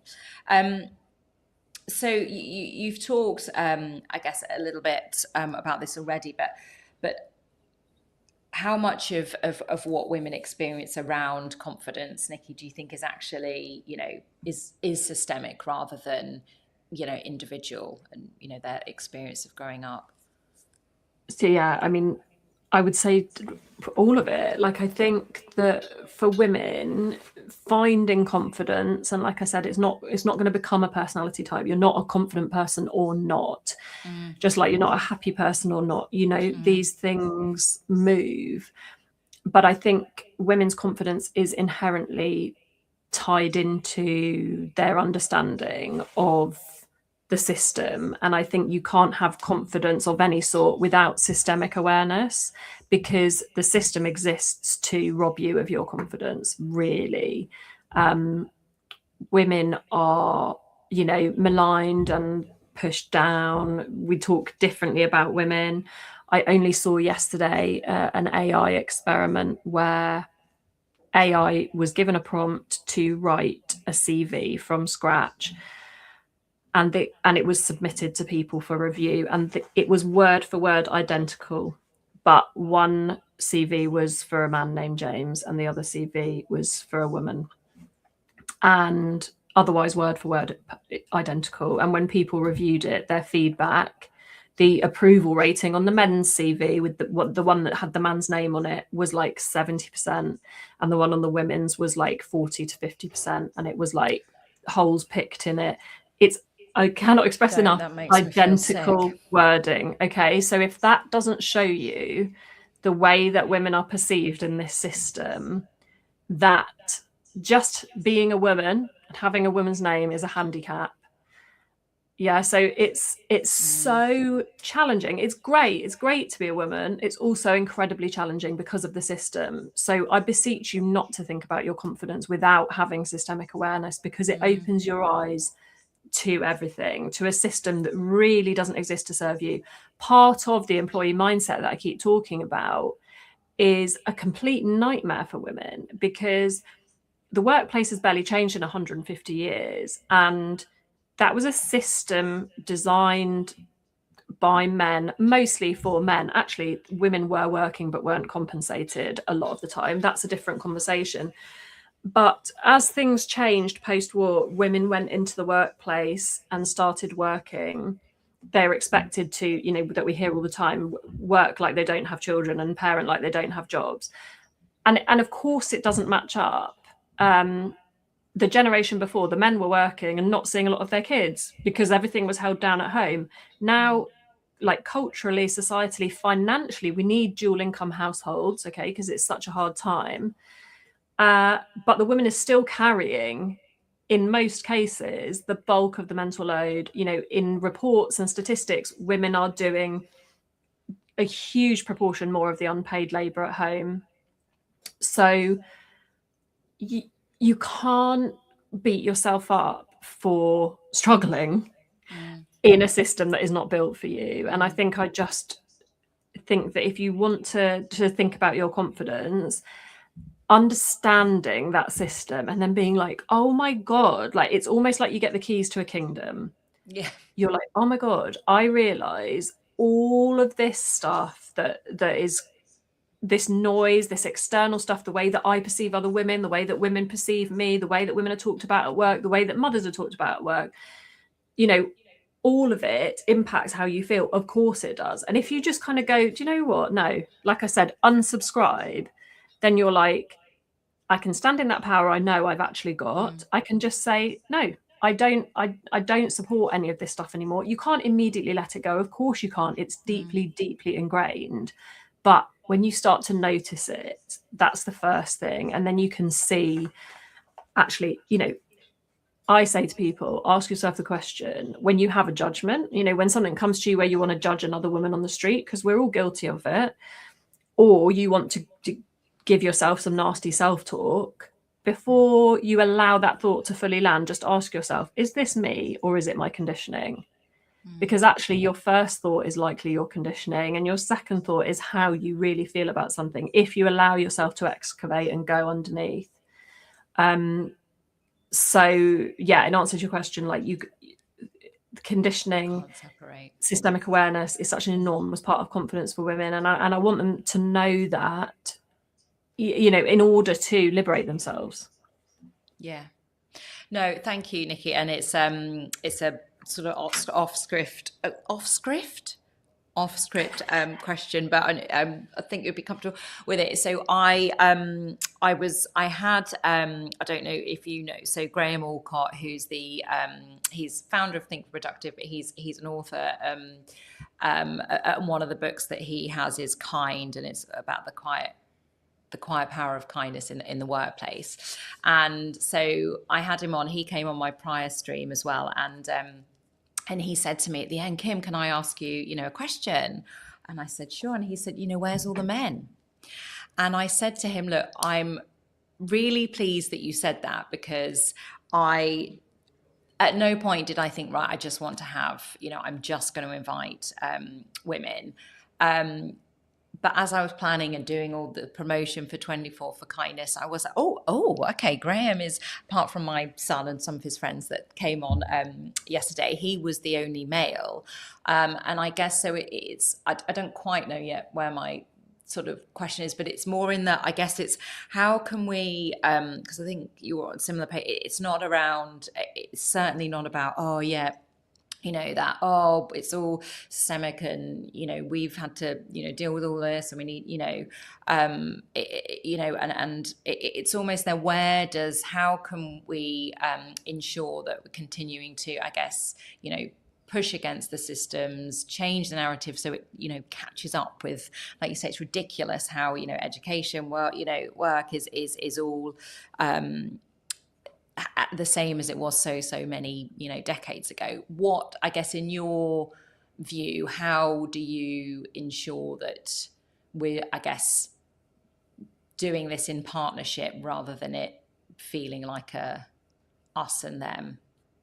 So I always say it's not us versus them, it's all of us versus patriarchy, because men have got a lot of work to do as well to understand that patriarchy is a system that we all exist within and it shackles all of us.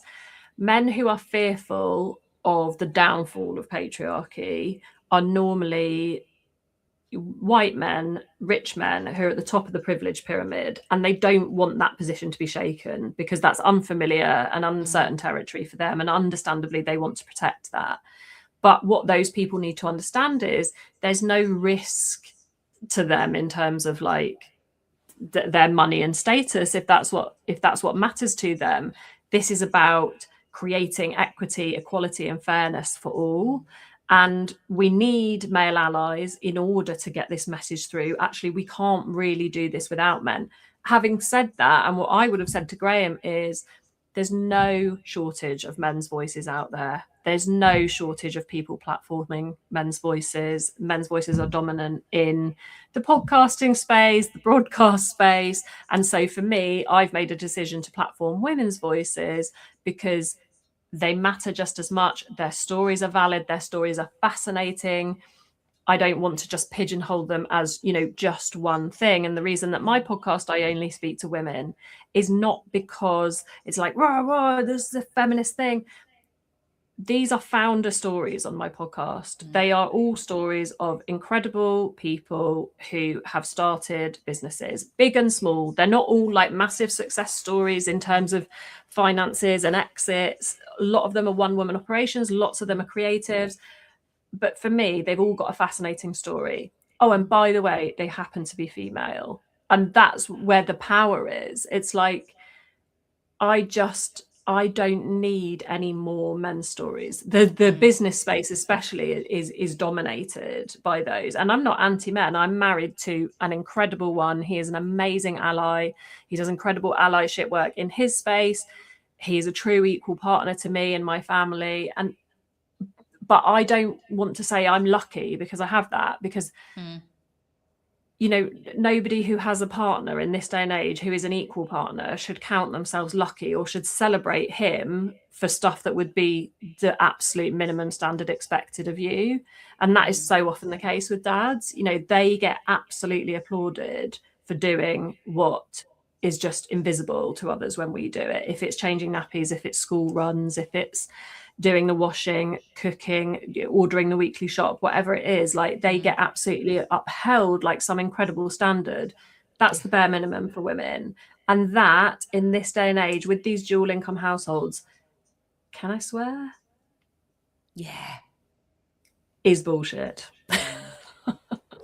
It's just nonsense, rubbish, but we've all bought into it. But why? Like if you're trapped in a cycle like that, why? Because my husband earns more money than me. Okay, so you might say, but well, my husband earns more, so this is the deal we've made. Well, cool.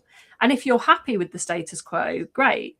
So our deal is my husband earns more, but I do more unpaid labor, and he recognizes it. That's a lot of it. But if our kid has one of our kids has a party on the weekend, he'll be aware of it. He might say, "Shall I get the present?"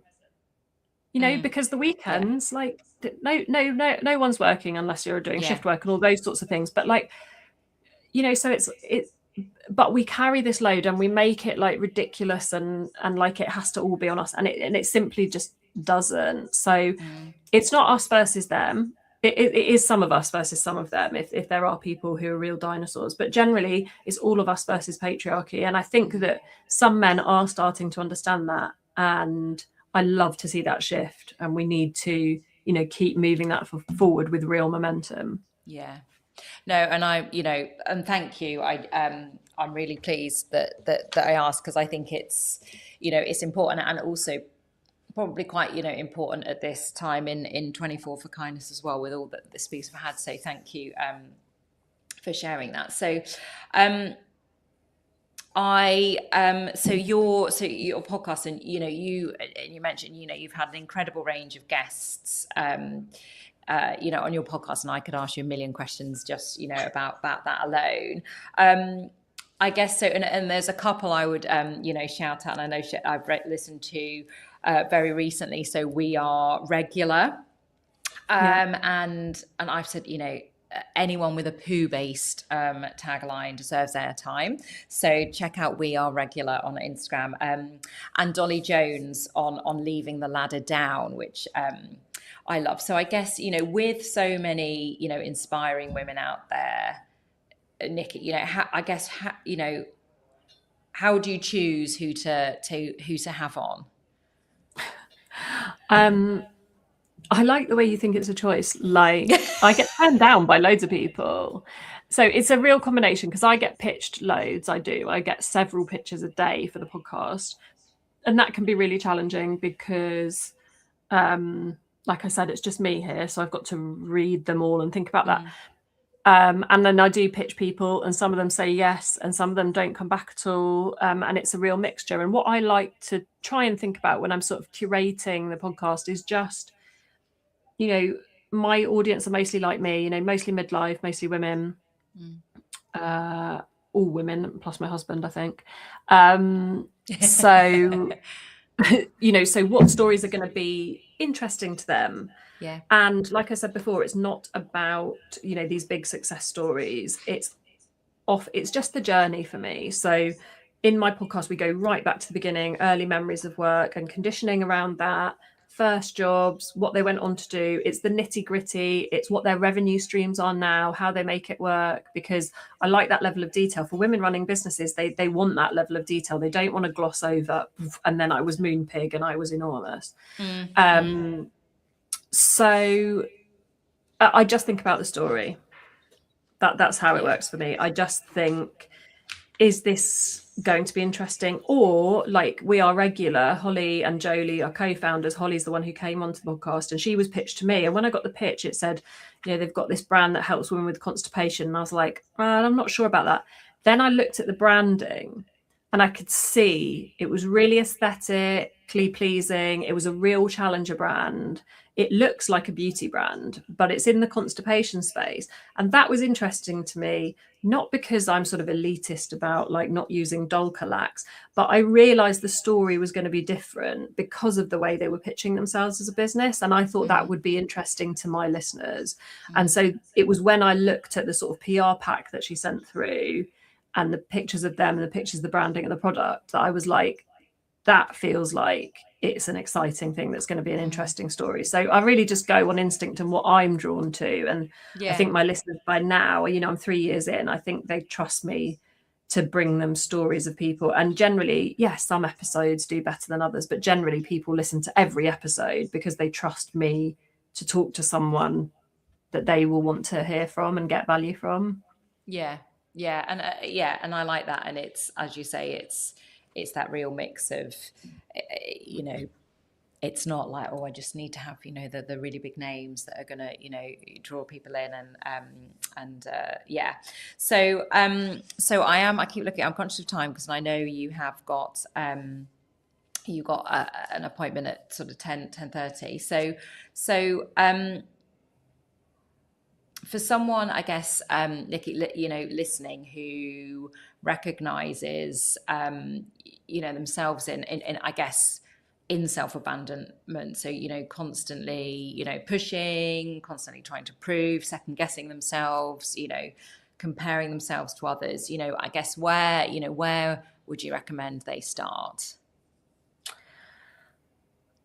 I think I would say, you know, do be kind to yourself, like do have self-compassion. And if you are putting yourself at the bottom of the pile and you are abandoning yourself, why? Like, who taught you or who showed you that that was the right thing to do, that would somehow make you a good person or a whole person? Because a lot of us do feel that way based on what we saw our mothers do. You know, I hear a lot of people say, you know, my mum couldn't sit down, she couldn't rest, she would start the washing up before she'd even finished her dinner. I'm really lucky that I didn't have a mum like that. I had a mum who napped in front of me on a Saturday afternoon. You know, she would just pass out on the sofa. I had a mum who went away on girls' trips and, you know, did put herself first. And I'm really, really grateful for that, because I can do that too. And I think a huge part of that is down to that conditioning. But I know a lot of women don't have that. And so that's what I'm saying. Who told you that was the way to do it? Because if it is just your conditioning and it's not what you truly believe, and you are self-abandoning and you are exhausted and you are not happy as a baseline, and look, all human emotions are normal, and I think in this like day and age we can want to anesthetize ourselves against any negative feeling because everything is so hard feelings are normal. However, if your baseline is just being exhausted and miserable and sort of subpar on the happiness front, that's no way to exist, and no one deserves that. And if you martyr yourself to that cause, you will just be deeply, deeply miserable. So it's not your fault, and I'm not having a go at anyone. I want to make that really, really clear. It is about starting to honor yourself, honor your own needs, recognize what they are. And you might start with going for a wee when you first notice that you need it. That's come up quite a few times. Right? You might start with drinking your tea while it's still hot. But these are pathetic. These are baseline. You know, why don't you start with exerting boundaries with your kids and saying, I'll be there in a minute, you know, as long as they're safe, like, showing them that your needs matter too and that they can wait. You know, book a spa day, book a weekend away, take a nap in front of your kids. If you can't do it for you, do it for them. And this is what I say to people who really struggle to put themselves first. I say to them, okay, if you can't put yourself first for yourself, do it for your kids, because you are showing them what to be. You know, you are modeling to them what they may grow up to be. Do you want a kid, a son or a daughter, who can't put themselves first, who can't honor their own needs? Nobody does. And so if you can't do it for you, even though I really want you to be able to do it for you, if you can't do it for you, do it for your kids. Think about what was modeled to you and how much that's impacted you, and change what you're modeling to your kids. Because yes, kids listen to what we say, but more than that, kids do what we do. And so you really have to show them the kind of person that you want them to be, and they will pick that up through your behavior, not through what you're telling them. So that's where I would start, is like, do things for yourself visibly. Don't hide away from doing those things for yourself, and you will be modeling something really important to your kids. Oh, and by the way, the byproduct is you'll be happier. Absolutely. And again, I'm that Churchill nodding dog again. And yeah, absolutely that. So as we draw to a close, Nikki, thank you for, I know you took, I don't know, I've lost all my bits of paper now, but thank you. You took my self-kindness matrix. I don't know if you had any reflections on that, the questions, or sort of the output that came, if there was anything that resonated for you.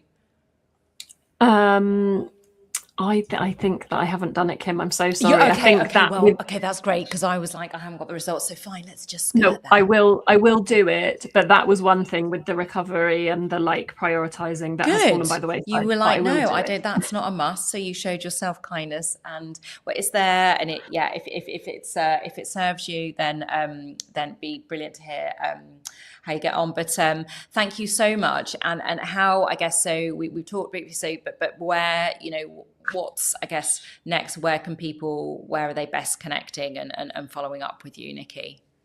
Yeah, so on Instagram, I'm Nikki Denson Elliott, all one word. On LinkedIn, I'm Nikki Denson Elliott. I think I'm the only one. Or my website is thewildercollective.co.uk, and I run a paid community for feminist founders. It's a small monthly fee. There's just support each other on the journey, and we do in-person events, we do online events, and that's the core of my business. And when I talk about revenue streams for transparency, that's the core of my business. That's what I get paid for. But I create a lot of content for free on Instagram with sort of feminist thought leadership, and then my podcast is called Women's Business, and you can find that wherever you get your pods. Amazing. That is brilliant. Thank you so much, Nikki. I will do the cringe, remove you from StreamYard. So you've got time to go for a wee before your 10:30. Like we say, that's always sorry, I am now right. Yes, before. So thank you so much. It's been a real pleasure to have you on, and have a great rest of the day and with the rest of your recovery. Okay, hopefully you enjoyed that. And I know I sound like a broken record now, but if you have made a donation to Mind, thank you so much. And if you haven't, but are like, oh no, I am going to, then why not use now? And given it going for a wee seems to be the hot topic of conversation, I am going to go and do that, probably get another cup of tea, and then I will be welcoming on my next guest. So thank you so much, and we shall see you soon. Da-da-da.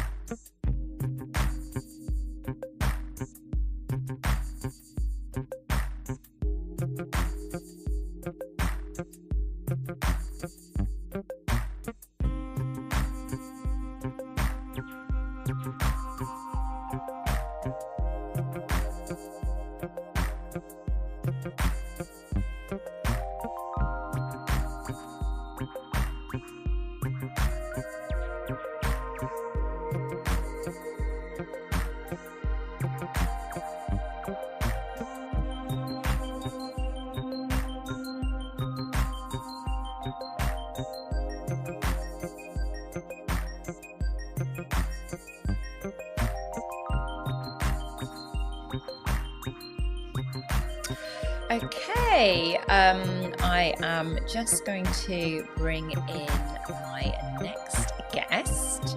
Let's just take this screenshot off. Okay, and then go into the green room. So I'm delighted to welcome Becky. Hello, Becky. Hello.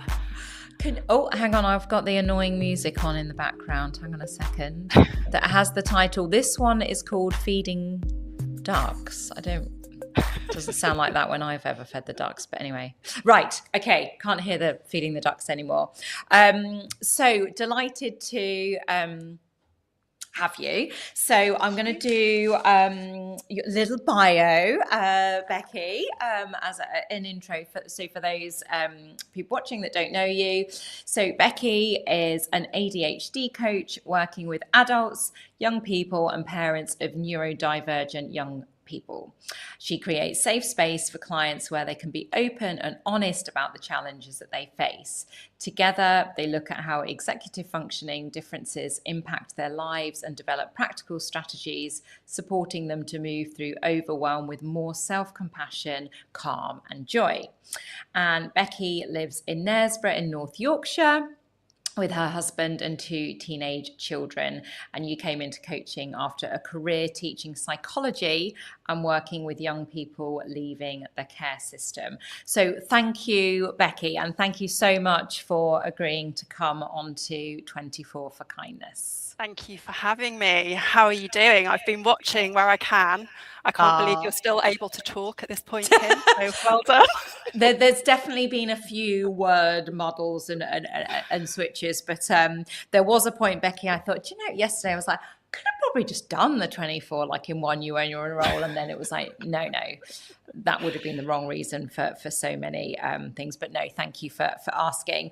So I love how, speaking with all speakers, kick off with almost how we, our relationship and how we came to know each other. And we, of course, met through both being members of the Founder Mums Club, who, and I had Tracy Butcher on yesterday, and I've got Kerry is in the background being helping with loads and bits and pieces. So I guess the first question, Becky, is so for you, I guess, in what way, if at all, was becoming a member of Founder Mums an act of self-kindness to you? It was a definite act of self-kindness. So I had just left, obviously, my job working in the public sector, and I've always worked in a team. I've always worked with people, and actually that jump from that to working on my own was quite scary. And at times it's felt quite lonely.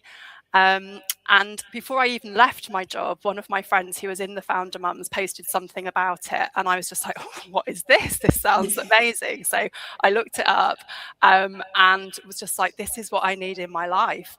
And it has been so lovely to be a member of this group. Like, I remember on my last day at work, so my last day in my job as a leaving care worker, I told everyone in the group, I said, it's my last day today. Before I even went to work, I had something like 30 messages from people just saying, this is, like, have an amazing last day. We're thinking of you. And I was just completely blown away.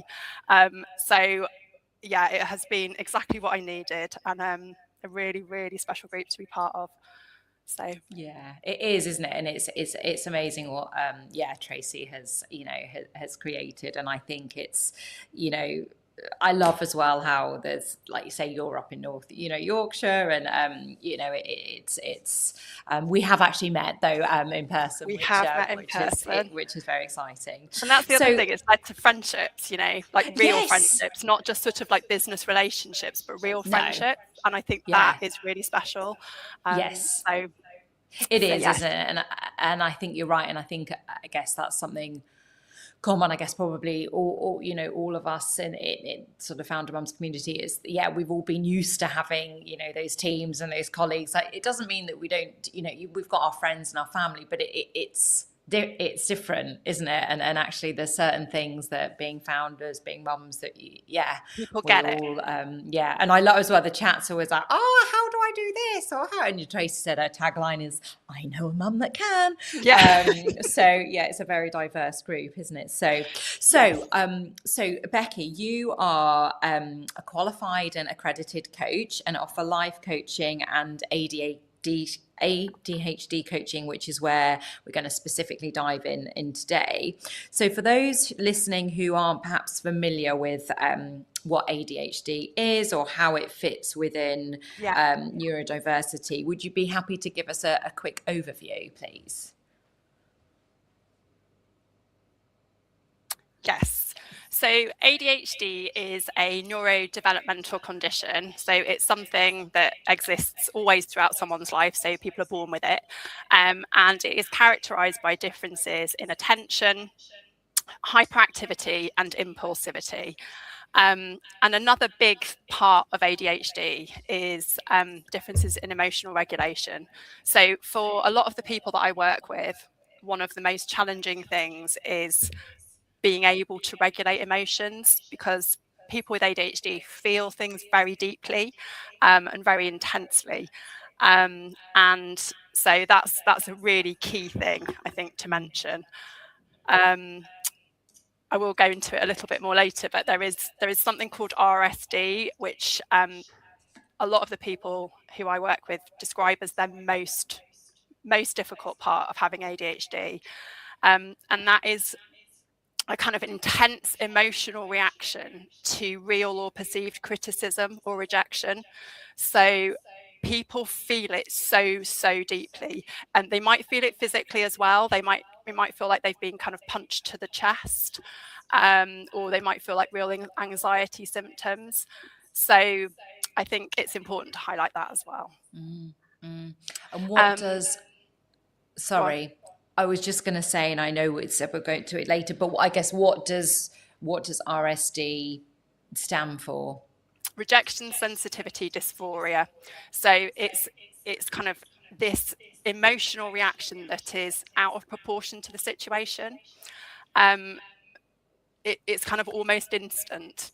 So kind of one of the things that we do is to identify what the triggers for that are, how people are feeling in their body when they're experiencing that, and then what those thought processes are, and how might we be able to reframe those.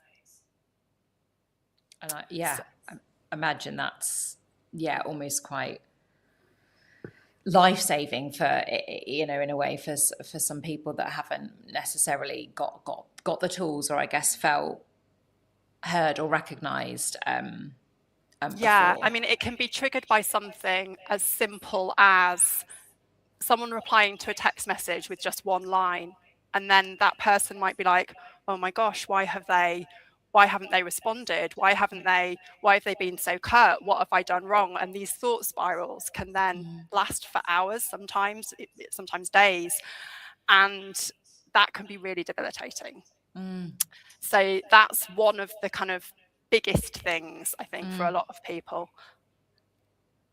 So, and I guess part of it might be that, so what you just shared there with the RSD, but so I guess it, if someone listening is thinking, I might have ADHD, or life just feels a bit harder than it should, or maybe it seems to others, what might it be that they're experiencing in the day-to-day?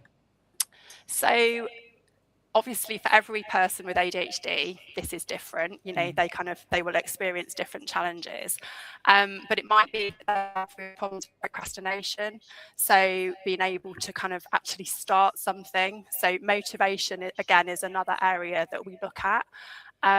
People find it very, very difficult to begin something. And once they've begun it, sometimes they're unable to complete it. So that dopamine is processed very quickly. And so it means that you might start something, but then may not complete it. So that's one example. Impulsivity is another thing, another area. So it might be that someone makes like a big spending decision, just sort of spontaneously, without really thinking it through, kind of big decisions that could have, obviously big consequences. So again, it's about supporting people to think, okay, what's happening when you're thinking that, and what barriers, what kind of stops or pauses can we put in there to prevent you from making this decision that you may later regret. Emotional regulation, we've talked about. Self-awareness is another big one. So people with ADHD may not be aware of how they're feeling. So for example, one of my clients recently saying, you know, I go to work and I don't drink for the whole day. I don't have any water. I don't stop for lunch. I just work. And then I get to the end of the day and I feel absolutely wrecked. So it's that awareness of your own Wow. needs. And obviously that puts people at greater risk of burnout. Yeah. Because they are pushing beyond what they should. You know, I mean, I know you've talked about burnout a lot over the last 24 hours, but I think for ADHD people, they are more at risk of burnout because they aren't able to think, oh gosh, I am really exhausted. You know, I can feel that I'm so tense, my shoulders are really aching. I can tell that my jaw is so tight. Yeah. Without support or structure, they may not notice those things. And in a few conversations recently, people have said, I haven't noticed these things. Other people have had to tell me. Right. So the dentist has had to say, you are holding your jaw so tight, you're causing damage to your teeth. You know, you're grinding your teeth at night. There's all this tension, but they've not noticed it for themselves. Yeah. So that's part of what we do, is to try to sort of help people to tune in to what those symptoms might be. No, and I mean that it's fascinating, and I think it's, you know, I guess self-awareness is such an important foundation for all of us, isn't it? But it's, I guess I've never really thought about it, you know, in that way of actually some people not even being able to, you know, sort of access that to like, I can't even imagine going through a day being like, oh, I haven't had any water today, or I haven't had anything to eat. So I think, you know, and to people listening that might be thinking, oh, actually, no, isn't that what everybody does? Or maybe like, oh, you know, it's, and again, it's not, you know, and it's, as you say, there's different layers. It looks different for everybody, but I think it's why I'm, you know, thrilled to be having this conversation with you, Becky, because I think I guess it's probably a term now, ADHD, that I imagine everybody has heard of. Yes. But also I think it's one of those that's maybe, you know, maybe sometimes, you know, it's misunderstood and, you know, can be labelled. And definitely. And obviously we have mainly heard over, I don't know, the last 20 years, research has mainly been focused on boys. Yes. And the way that it shows up in girls is very different, and the way that it shows up in women is very different. And I know a lot of people who have, a lot of women who have only realised that they have ADHD when they have entered perimenopause, and when they are going through those processes with their own children and thinking, oh, that's me.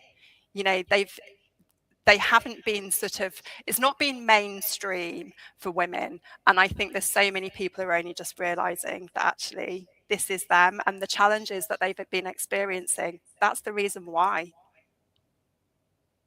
Yeah. And you know, and that must feel, sorry, I'm looking slightly distracted because thank you so much. I've had a message in the background just saying there's a tiny bit of echo playback from Becky, but I'm not sure how that could be altered. I'm sort of looking to Peter.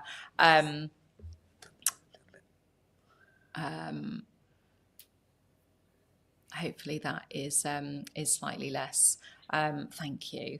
And I guess, I guess it's sort of building on what you know, what we were just saying. You know, what struck me when I've been, you know, sort of doing some research into your work and chatting with you is that, how often ADHD gets framed, you know, as a problem to fix, rather than, you know, a different way of functioning. Yeah. So I guess, you know, what does that do to, I guess, someone's relationship with themselves? Well, research has shown that people with ADHD have self-esteem, low self-esteem. And part of the reason for that is their experiences in childhood. So I don't know, you've probably heard the statistic that by the age of 12, children with ADHD have experienced 20,000 more negative comments than their peers. 20,000. I mean, that is absolutely massive. And you can see the impact that has. You know, in conversations that I have, people say, I've always just thought I was broken. I've always just thought that I was lazy. I've always just thought that I couldn't have friends. I couldn't be in these social situations successfully. And actually, once they begin to understand that this is their ADHD, this is not because they're broken, this is not because anything is wrong with them. There is a reason for it. And actually, I mean, yeah, it's life-changing, because it means that they can be more kind to themselves, treat themselves with compassion, and be like, yeah, there's a reason for this. This is the reason why this is hard for me. Yeah. And that can change. It can change everything. But it takes time, and it's a long process, because for a lot of people, they've had years and years of these messages, which from other people and from themselves, that you're trying to reframe. Yeah, you can't just sort of, oh, okay, and move forward. But no, I hadn't heard that, Becky. So I think, so you said it gets it by the age of 12. By the age of 12, yeah. ADHD children have heard 20,000 more negative comments than their peers. And we all know as well, we can all even remember negative comments from, our childhood. Sometimes it may be that it was because we had done something maybe we shouldn't have done, but actually that, I guess that huge number just is indicative of the constant drip, and actually, we begin to very easily believe that, don't we? So wow, thank you for sharing, I guess, and shining more of a light on it. So so when things feel overwhelming, Becky, what are some sort of micro ways that someone can be kinder to themselves in the moment, especially when their brain is already overloaded and pops having more thoughts and more noise? I think the first thing is to understand yourself and to really think, what is going on here? So with the example of the RSD, just by labeling, this is RSD that I'm experiencing now, that will calm your amygdala and lower the stress. So that's the first step, is about understanding yourself and just knowing what's going on, and that can change your stress response to that situation. And then other things are nervous system regulation tools. So just those little things where people are paying attention to their senses rather than what's going on in their brain. So I know you've talked about this a lot over the last day, but things like tuning into your hearing. What is the furthest away sound that I can hear right now? And what is the closest sound? So you might be able to hear a car in the distance. The closest sound might be the sound of your own breath, but tuning in and noticing those things, looking around the environment, and finding 3 things of a certain colour, that type of thing, or 3 things that show you that you're safe. It might be that you can see your car keys, you can see the door, and you can see a colleague who always supports you in whatever it is you're finding challenging. Just 3 things that say, I am safe in this moment, can really help. So the idea is that when we're paying attention to our senses and focusing in on them, we can't be stressed at the same time. So those 2 things are kind of incompatible. So just these little micro moments of tuning in. It could obviously be with your breathing. It might be you're breathing in for 4, out for 7, putting your hand on your tummy, feeling your abdomen rise and fall. So we kind of look at lots of these little techniques. What might people be able to do in a really manageable way? Because once your nervous system is calmer, then you can start to think about everything else. But it's the first step, really. But I mean, such so valuable, Becky, because you're giving really, I guess, practical things that can be done, you know, in the moment, like you say, in those micro moments of when that overwhelm or stress is beginning to build. So thank you for sharing those. So and I guess then, you know, if we zoom out a little bit, and I guess, you know, touching upon more, you know, the work that you're doing at deeper levels. So, you know, what does longer term, I guess, more structural self-kindness look like for someone with ADHD? I think the first step again is learning to understand yourself, because it underpins everything. And then once you've done that, you can start to think about things like what drains my energy and what fills up my cup. And once you know, an example would be, oh, there's a family situation at the weekend. It's a kind of big family situation. I know there's going to be lots of people there. I'm going to find that really hard. So that's going to be all day. What are you going to do in the evening then? Make sure you've got some time, sure you've got some kind of reset, recharge time, and perhaps have a quieter day the next day. You can start to sort of move things that so that it works for you, and you know that you're not draining all your energy in lots of different ways, but you're balancing out your time, and that is really, really crucial. So it's supporting people to kind of do things like that, so that they're not becoming overwhelmed. Yeah. And again, it's, I guess it's that, you know, mention it, you know, into that intentionality. So like you say, being deliberate, it's not saying don't go to the family thing, but it's like, okay, if you're due to, there's a family thing, and then you were due to, I don't know, go to a fair with some friends or whatever the next day, well, perhaps say no, you know, to that, and like you say, almost, as you say, allow yourself that, with the awareness that you've started with, okay, well, what I know that's going to be tiring and drain my energy. So how can I sort of, you know, it's that, thinking about what your future self will, you know, planning ahead for your future self. And as you just touched on, putting in those boundaries, you know, saying no, protecting yourself, working within your means, are big ones. So you also bring in, and you touched upon it earlier, Becky, nervous system support. So what's one simple way someone can regulate themselves in, you know, in the middle of a chaotic day? Go for a 15-minute walk, or however short a walk you can manage. You know, walking is really, really helpful for ADHDers because it increases your dopamine, it increases your noradrenaline, and it also stimulates both hemispheres in your brain, which reduces stress and regulates your emotions.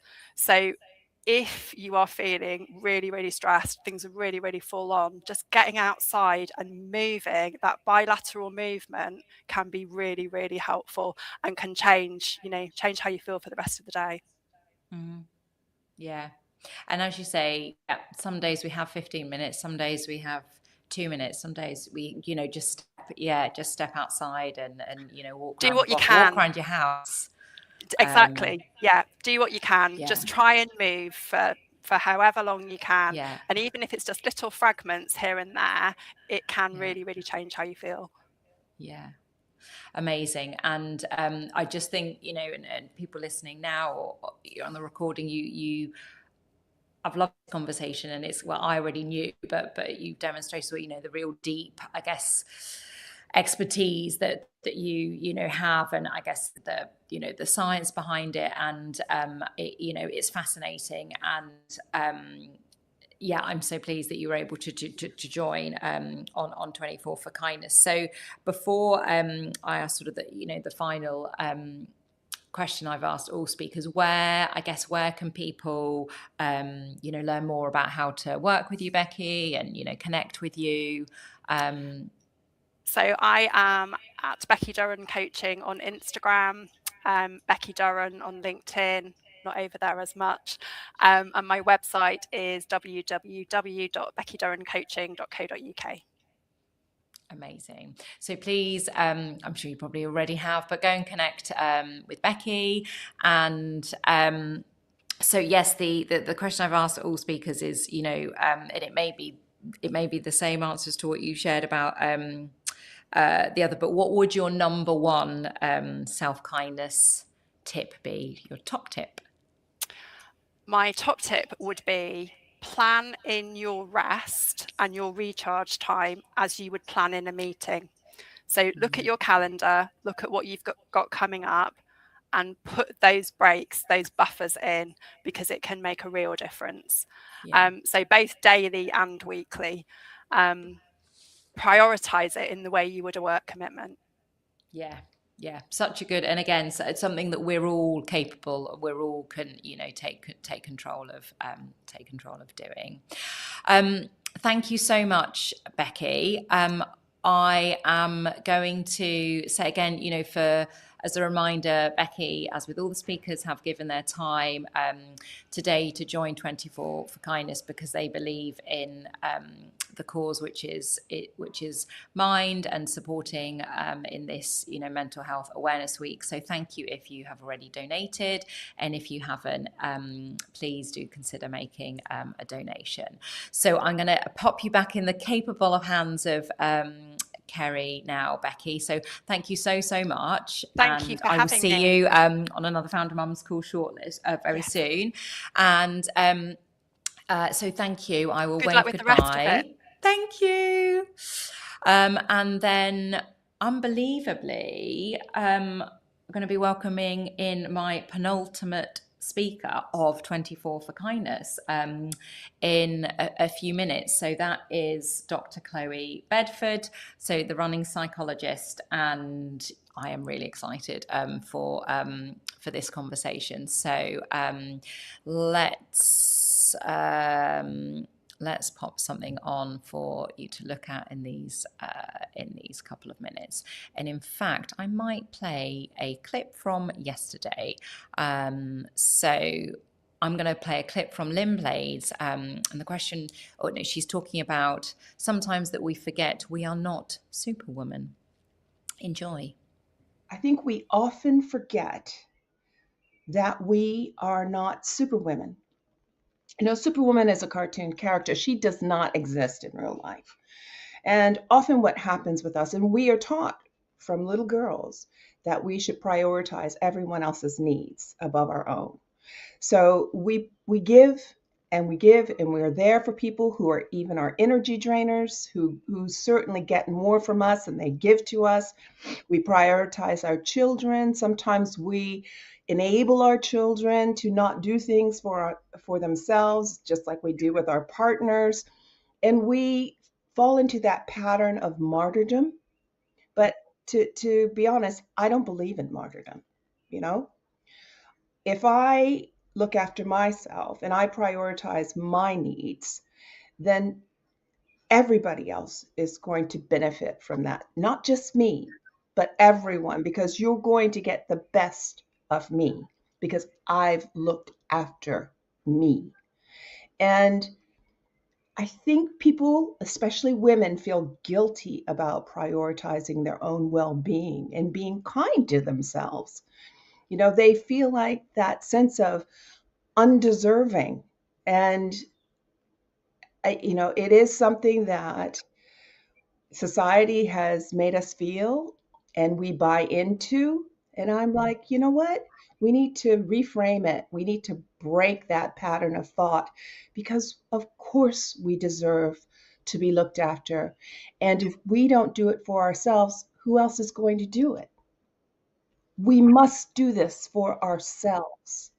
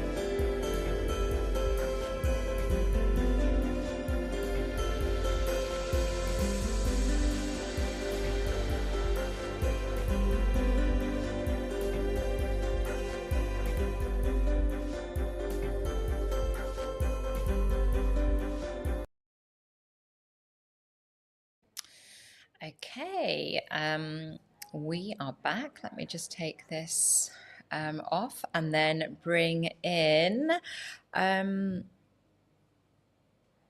Dr. Chloe. Right. Add to stage. Hello! Hi. Can you hear me okay? Yes, I can. How are you? Do you know, I am good, thank you. And I've noticed that everyone, increasingly as the time's gone, that sort of the head, you know, the how are you has got more more pronounced. But no, I've got another cup of tea. Peter's got a cup of popped your tea there, Peter. Yes, doing well, thank you. It definitely needed that sort of so we did the 18 and then 6. So, you know, having a little respite and a few hours of kip definitely helped. But I think it's as well just I feel that I'm just loving it as well because the conversations are all just so, you know, fascinating, and I'll obviously have to listen to all of them again because, you know, there'll be sort of muddling and things like that. But so before we dive in, I would just love to, do a bit of a sort of, introduction, and I can't find my bio notes, so that's a little bit cringe. So I may ask you to add, but I guess we've got so Dr. Chloe is counselling psychologist. working with children, adolescents and families. And then I guess how I came across you and your work is the honest reflections that you share as the running psychologist. And I guess that the session that we're going to have is around bridging the gap between what we know supports our well-being and what actually feels possible in every day. So I guess I don't know if there's anything you want to add for you're like, no. Winging it. Yeah. Aren't we all? Oh, that tea is quite hot. So I love your Instagram account. So perhaps, let's start there. So I've got the question here. So I've followed you for ages, and originally because of the running content, and I've shared on this so far, running is a massive thing to me as well, particularly with my managing my mental well-being and my own sort of anxiety, but mostly about how real you are with it. And you talk about, it's not all about, getting personal best or being skinny or, even always being motivated to do it. And I think it's, really refreshing. So there is a question in here, I promise. So for those of you that, that don't know you, what does your relationship with running actually look like for you right now? So all over the place is the honest answer.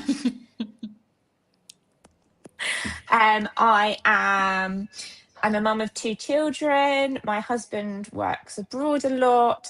And so it's just kind of get out when I can fit it in. Sometimes it's just, half an hour, 20 minutes.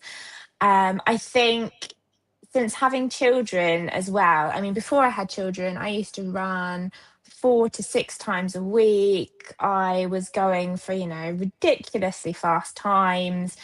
And I think since becoming a mum, that relationship has had to shift and change. And it's not just about finding the time, it's finding the capacity. It's being tired when you're sleep deprived or just generally being tired because you're running around and trying to, do a job and look after a house and everything else. And so it's about, I guess it's about being kind to myself and being like, well, do you know what? Life has changed and it'll change again, but this is where we're at right now, and this is what you've got the capacity for, and that's okay. And I guess it's about running for the love of running and finding the joy and what makes me happy, rather than trying to get a championship time into the London Marathon, which is what I was doing before I fell pregnant with my eldest. But it's definitely a journey and a mindset shift that there is only so much you can do, and actually this isn't your focus right now. Yeah. And I guess did that come as a surprise, almost like when you were pregnant? So I'm not saying you thought necessarily you'd be like, oh yeah, cool, have the baby and then go back do. Oh no, I did. Yeah.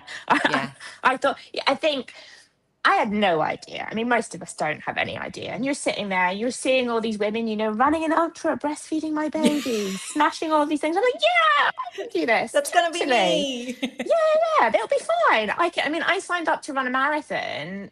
I was meant to run it 7 months after I'd had my daughter.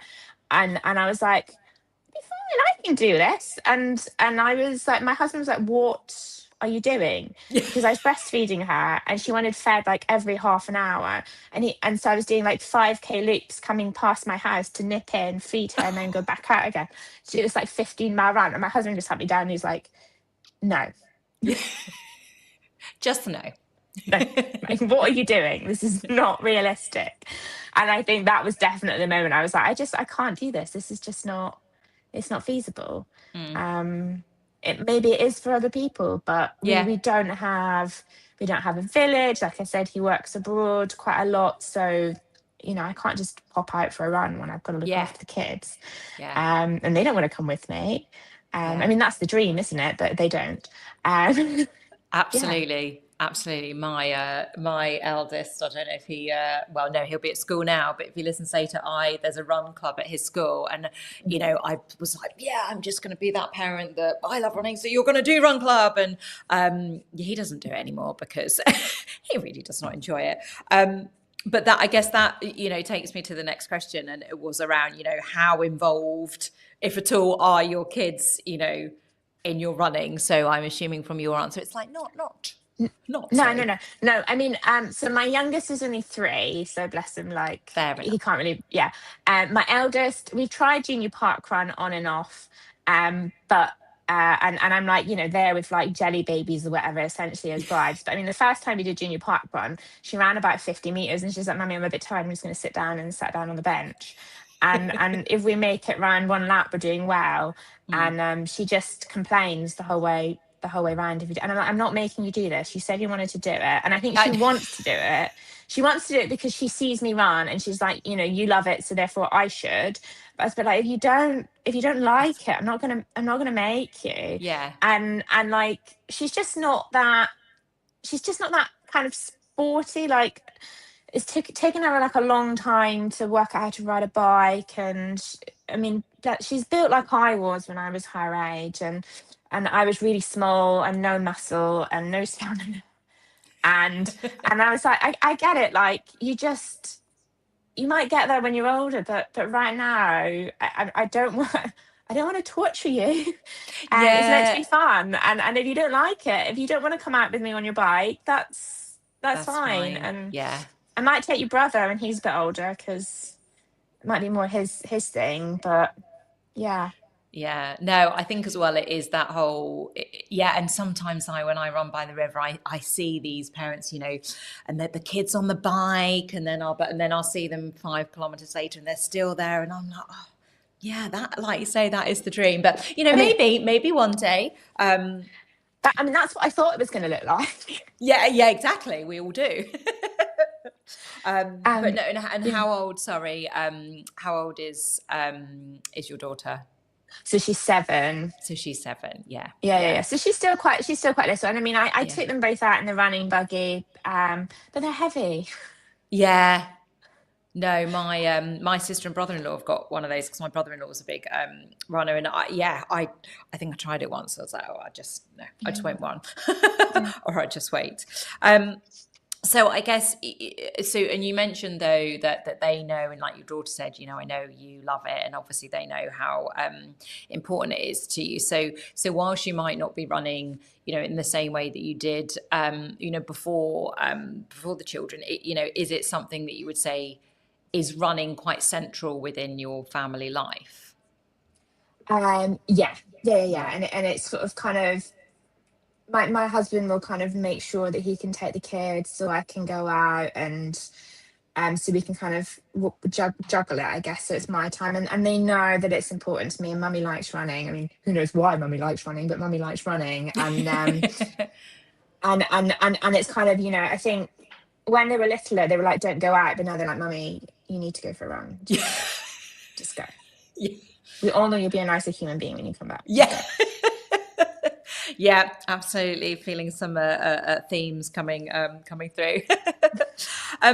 So you said, Chloe, in one of your, I guess, intro posts on sort of Instagram that I really love, that not going for a run or any exercise, you know, exercise isn't a discipline issue, and you know, it's a capacity issue. So I guess, can you share, you know, a little bit more about that? Because I think, you know, so many of us can default to feeling as though we're just, you know, being lazy, not trying hard enough. So yeah, that capacity versus discipline piece. Yeah, it is, isn't it? Because I think, like I said, before I had kids, and I've always had, especially like in the NHS before I had children, I had quite a stressful job and quite a long commute, and so I was tired. Even then, and I definitely know that I was pushing myself harder than I should have been, but at the same time, I didn't have little people who were relying on me. So when I spectacularly burnt out, at least it was only me I had to worry about, because I did. because you see everybody on kind of social media, and they're running, 6 times. I mean, I remember back, sort of back 2015 and whatever, everyone was doing like double run days, and I was like, I should be doing double run days. But I don't know when I'm going to fit double run days in, because I have to leave the house at 7:30 in the morning. I get home at 6 o'clock in the evening, and I'm knackered. And yeah. And it was just, and at that point, I was like, this is just nuts, Chloe. Like, you running isn't your job. Your job is, you're a psychologist. You're working in an NHS tier 3 specialist CAMS team. You're working with young people in crisis. You've got an overflowing caseload. It's exhausting mentally. And then coming home and thinking, I'll just pop out for a 9-mile run before I have my dinner. It was ridiculous. So even at that point, it was ridiculous. And I think as I had children, you kind of just have to accept that actually you don't have the same energy reserves. You don't have the same amount of time. And actually you might, I did a very flippant post a couple of weeks ago, and I was like, I've got the time to go for a run, but the weather's rubbish.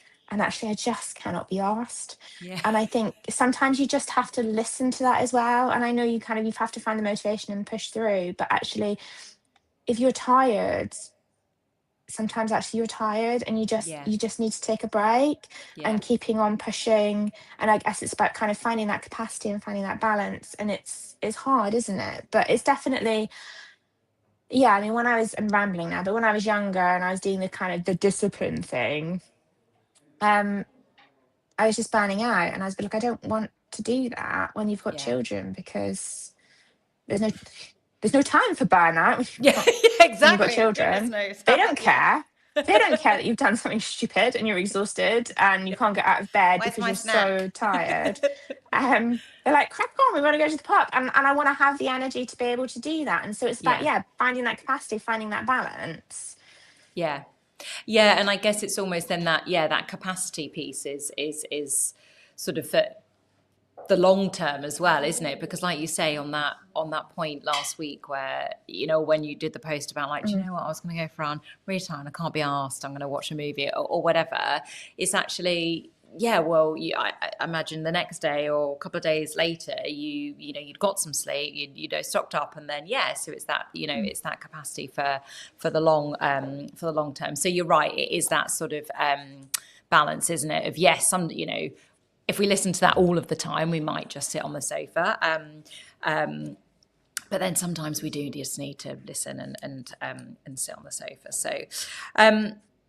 So I guess linked to that, you spoke about how the people that are posting consistently are often the ones who have the capacity to do so. So we're talking obviously about socials now. So what, I guess, Chloe, do you think we're not seeing behind those posts, and I guess how, or do you think that sort of even quietly shapes how we judge ourselves? Well, I think kind of you don't really think about it, but for example, running influencers, that is their job. And so their job is to go out and do all these runs because they're getting sponsorship and all the rest of it. And so and then they are posting because they've got the time to do that, because that's their job. I mean, half the time I might go for a run and not even bother posting it on Instagram because I was a bit busy. Or if I'm really busy and I don't have the time, or I'm really tired, I'm not necessarily posting on Instagram. I mean, sometimes I do, but I'm just most of us are just trying to get through everyday life and all the other things that we need to do, because actually it's not our job. And so if you have a moment, you might, but actually most of the time we don't. And kind of, if you've got a full-time job and kids and all the rest of it, and also I think there's this perception as well that it's a bit boring and nobody's that interested. Of well, today I got up and then I looked after the kids, and then I went to work, and then I picked the kids up, and then I went home, and then I cooked dinner, and then, you know, we did homework and we did the laundry, and then I put the kids to bed, and then, you know, I was knackered, so I sat and watched, you know, Emily in Paris on Netflix until I went to bed. And you're like, nobody's going to care about that, are they? Whereas, particularly if you're thinking about running accounts, well, you know, I went for a run. Well, that's what the whole account's about, isn't it? So I guess I don't think there's anything, you know, particularly deep about it. It's just reality, isn't it? Like, if you're busy, if you're too busy to go for a run, you're probably too busy to post on Instagram that you were too busy to go for a run. So Yeah. we're just not seeing it. Yeah. Yeah.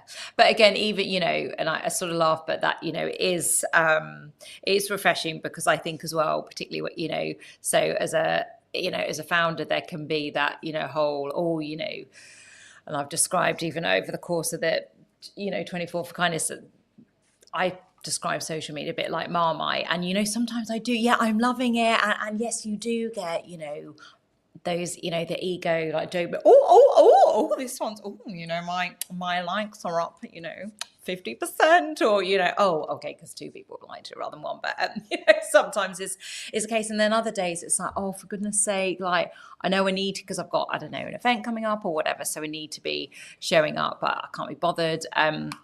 But I think it's, yeah, so it's, and again, that's why I guess a lot of the posts and people that I'm most drawn to are the ones that are, you know, and again, sometimes you'll be like, yeah, I was going to run today and I couldn't be asked, or, you know, did. And, you know, even I'll often think about, I had a run on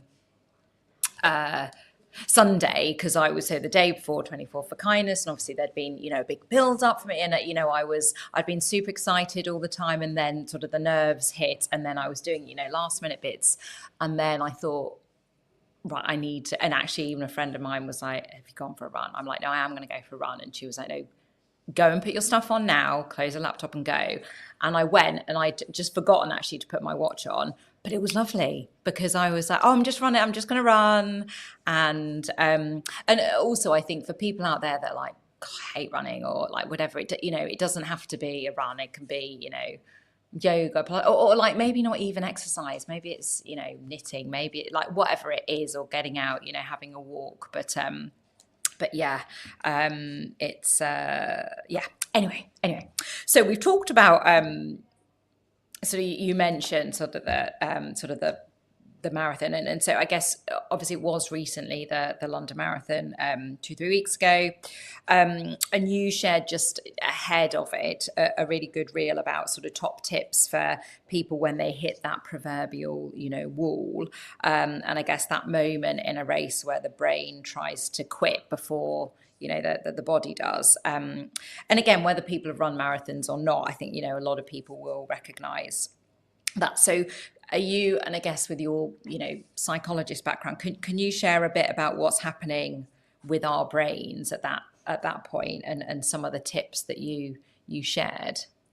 Yeah, and I mean, I think I sort of did it in terms of the marathon and kind of hitting that wall, but I mean, there's so many occasions in life where you kind of, you feel like that, and I think often, so I kind of shared it from what we call an ACT framework, so acceptance and commitment therapy, which is very much thinking about how our brain just bombards us with lots of thoughts and lots of emotions, and we can get really caught up in them and kind of almost what we call fuse, so kind of become part of those thinking patterns and those emotions.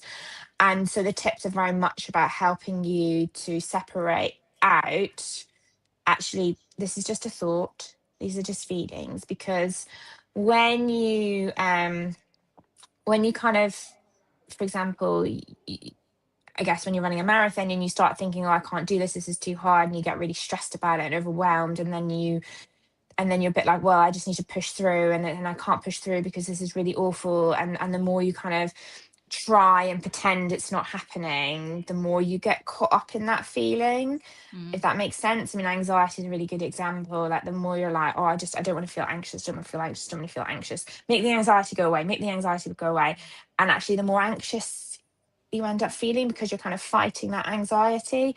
So kind of the tips were a bit about kind of, again, I guess putting a bit of distance between you and those thoughts and those feelings. So sort of saying to yourself, I'm thinking this is really hard. I'm thinking I can't do this. And it sounds silly, but actually when you put the I'm thinking, it's not an I can't do this. It's just an I'm thinking I can't do this. And you're like, but actually maybe I can. Yeah. And the more you say, do you know what, and you'd be like, right, okay, yeah, no, I am finding this hard, because do you know what? Running a marathon is really bloody hard. And that kind of acknowledgement, suddenly it becomes a bit easier. And I guess it's that kind of acknowledging with compassion, actually, this is how I feel, and that's okay. Yeah. And acknowledging, do you know what, actually, this does hurt, but I'll survive it. It'll be okay. Yeah. Yeah. And almost, I guess it's almost that, actually, like you say, it is hard, and it would be more unusual if you were to be like, that was pretty breezy. As I say, unless you're, you know, an athlete and that's your job and that's sort of, you know, what you train day in, day out for. I was going to say, I'm sure they'd even say that it's hard, but yeah, and I guess it's that kind of bringing in that compassion part as well of, you know what, you're doing it, you've got this. This is really hard, and that's okay. Yeah. Rather than, I think we can often get caught up in fighting ourselves and getting really cross and really angry because we're finding it really hard. But like you say, I mean, I'm pretty sure if you was to speak to, like, you know, Sawe, the guy that did it in under 2 hours, I'm fairly confident he was not saying to himself, this is easy. Yeah. That is just blows my mind, doesn't it? Like watching that, I was like, I mean, that's just, insane. But yeah, and I think as well, so I like that, you know, so yeah, that sort of, you said, sorry, what the acceptance and commitment therapy. It sounds like it's, you know, relationship, marriage, couples therapy, but it's not. It's just kind of accepting the emotions, committing to the situation that you're in. Kind of therapy. No, I really I really like that. And I think as well, it's that sometimes, like you say, putting in that, rather than I can't do it, I think I can't do it. And then I think in the you'd said something about, okay, well, you know, one more step or one more, you know, then rather just, than, oh my goodness, I've got all this time to go still. Yeah, just the next 30 seconds, see how you feel. The next 30 seconds, see how you feel. And then before you know it, actually, you've done quite a lot of 30 seconds. Yeah, exactly. And you're like, oh, maybe I can do it. So for the times, I guess, Chloe, and you mentioned, obviously, you've got 2 young children, your husband is often working away. So where running isn't available to you, you know, whether that is time or energy, life, you know, how do you navigate that without sort of it either tipping into guilt, but I guess more feeling like you're spiraling because, you know, you haven't been able to get your run? I think it's difficult, and particularly if, you know, I'm training for a race, I want to do something, and I'm a bit like, I'm not going to get all my runs in this week, and I think it's taken a long time to just be like, right, it's okay. That's just the way things are at the moment. That's okay. It's not the end of the world. I think if you were to look at kind of a training plan and as like individual bricks, and it's been like you've still done lots of these bricks. So just because actually you're going to miss a run this week, or you know, or a couple of runs this week, actually, if you look at the bigger picture, you've still put in the work. It's not the end of the world. I mean, I work a lot in eating disorders as well, and it's a bit like, you know, you talk a lot about, you know, one chocolate bar is not going to make you put on 10 kilos. Missing one run is not going to mean you're not going to make it to the start line. And just, I think it's really important to kind of hold that perspective, and again, be a bit kind of compassionate, like, actually, this is where you're at right now, and that's okay. And I think in terms of kind of my mental health and, you know, just needing to do something, my kids like dancing around the kitchen like lunatics, and so we'll have a kitchen disco, or we'll all go out to the park on bikes and just, you Yeah. know, just get outside or just do something. So it might not be I can't go for a run, but I can still find something that I can do, so I'm Yeah. not just kind of sitting there. Yeah, something that's movement and Yeah. getting outside, and yeah, and also big fan of the kitchen discos as well. That's that's one of the so mine are slightly old. Well, so my youngest is the same age as your eldest. So I've got my daughter 7 and my son is 10, and that's one of the really positive memories I have actually from COVID. And it would be on a Saturday we'd have like, it was sourdough Saturday, we'd have some sourdough delivered, what a treat. And then we would have we would like disco. So yeah, it wasn't all bad, was it? So I guess then, we've talked obviously, a lot about running, and it's how, I sort of came to know of you and invite you onto 24 for Kindness. But so for someone listening who doesn't see themselves, as a runner, and maybe feels like motivation for any kind of movement is, a bit of a struggle, what advice would you give them? First of all, I would start off with pick something that you know you like or you think you'll like. Don't just do running because that's cool or you think you should. But actually you hate it. I guess a bit like my daughter. No, everyone likes running. If you hate it, that's okay. Yeah. Don't make yourself run if you hate it. So I'd always say start off by figuring out something that you do like, and then just start off really slowly. Just kind of pick once a week to do something. So if it's, go to the gym or do a Pilates class or yoga, whatever it is, or go for a walk, just start off with just once a week. And then once that feels okay and you think, oh, do you know what, maybe I'll add in, or maybe you won't, depends on what it is, but maybe I'll add in like another time to do this, or I'll add in another type of exercise, and just kind of build up really slowly. But I think it's about, and I think the reason why it's important to pick something that actually you like or you think you'll probably like is because knowing that it's going to bring you joy and make you feel better is what will help you get out the door when you can't really be bothered. Yeah. And if you say, I mean, I guess for running it's easy for me to talk about, but like, if I'm thinking, oh, do you know what, I really can't be bothered, but I know that I should, be like, right, okay, well, I'm just going to put my trainers on, and then I'm just going to, I'll just, run to the park, which is like 5 minutes away, and then see how I feel. And then if that feels okay, then maybe I'll just go a bit further, or I'll just do the route, or, I might have, an hour and a half long run on my plan, but that feels totally impossible, but maybe kind of a lap around the block might feel a bit more manageable. And then half the time I'm like, actually, do you know, no, I'm out, I'll just do that session or whatever that I did. And actually, like, yeah. And I think the hardest part, whatever it is getting out the door. And I think what we can be guilty of is being like, well, I'm really rubbish, I can't be arsed, I'm really lazy, there's just no point, we're all doomed now, like I'll just sack off the whole thing. Whereas if you're like, okay, well, it's hard, that's okay, you're tired, that's okay, just put your trainers on. I mean half the time I'm like, do you know what, I've put some leggings on, but I'm still wearing like a normal t-shirt and a bra because I actually just can't be arsed. Can't be asked to properly get changed and fight with a sports bra. So I'll just, luckily I'm quite flat chested, so it's not an issue. And I'm like, I'll just go with that. Yeah. But I think it is about being gentle and kind and being like, it's okay that it's hard. Yeah, absolutely.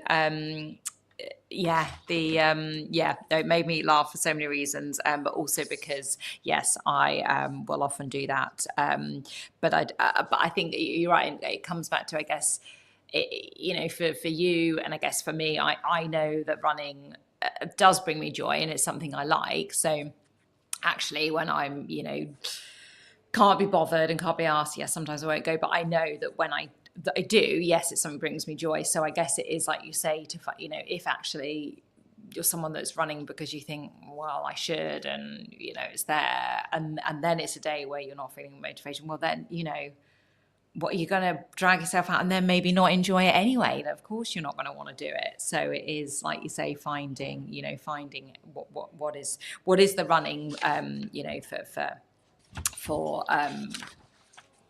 you, essentially. So I've sort of, I'm a bit, I keep using the word discombobulated, and I really like it. So, you know, I'm just sort of holding it in. But this morning we had a few tech hiccups. So the bits are all over the place. So I don't have my sheet in front of me. But I believe, did you take did you do the self-kindness? Yeah. So I guess, I don't know. I don't have your profile in front of me. I don't know if you remember yours. But I guess it was, it would be great to get your thoughts on, I guess, how you found it. Did it show up anything in terms of, you know, your relationship with self-kindness? I guess just be good to hear.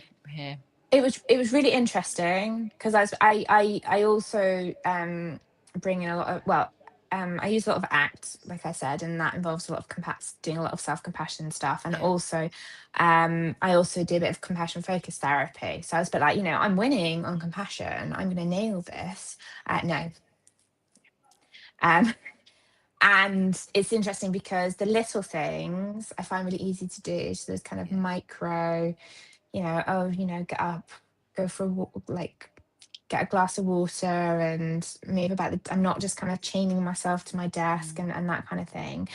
But the bigger things, I can't remember what they were as examples, but I was actually, I find that quite difficult to do, and but that, it also doesn't surprise me. I guess in a lot of the work that I do with kind of young people and with, is that it can be quite easy to bring in the small things, and it can be quite easy to do kind things for yourself, but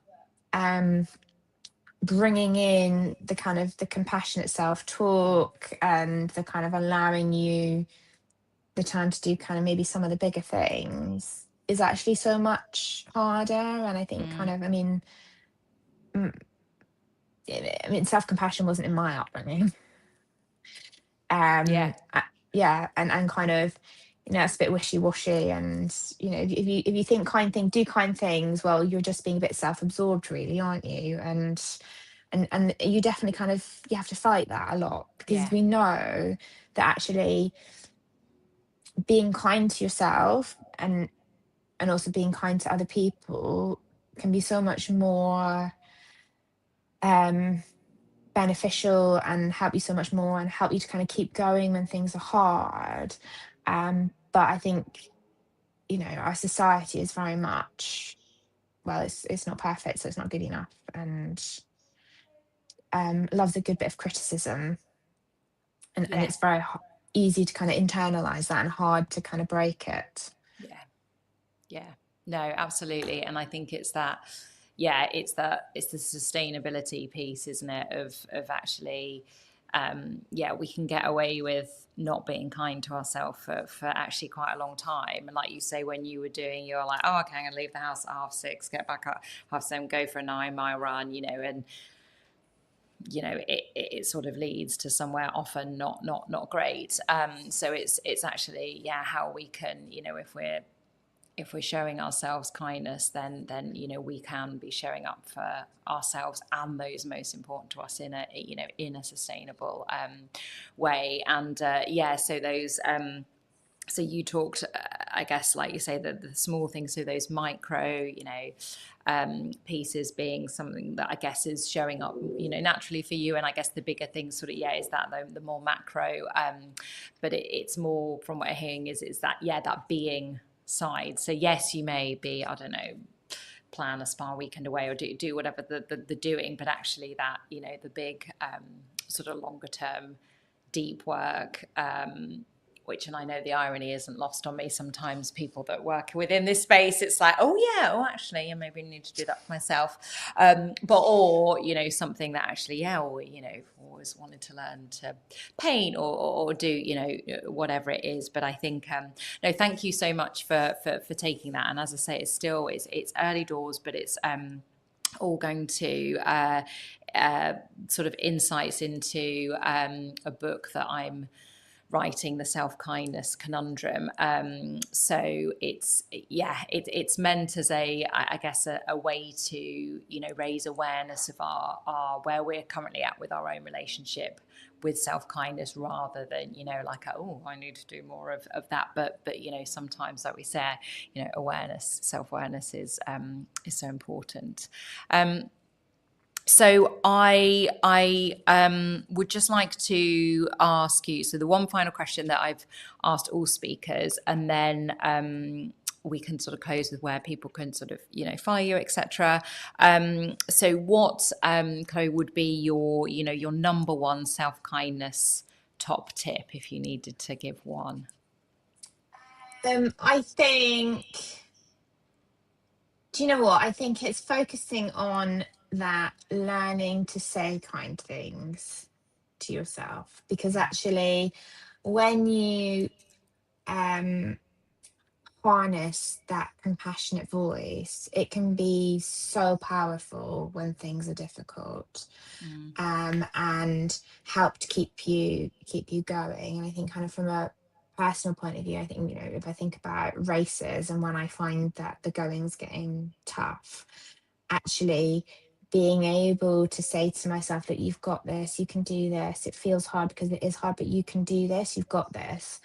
It's so much easier to keep going through the hard things when you've kind of got your own back. Yeah. Whereas when you sort of turn to, this is a disaster, this is awful, what are you doing, what are you even thinking entering this race, you've not trained hard enough, you're not good enough, then it's so you just kind of find yourself kind of, oh, I'm just going to sit on the pavement and give up. And I think for me, that being able to practice talking to yourself in a kind way, so that actually when the going gets tough, that voice is there, is pretty powerful, actually.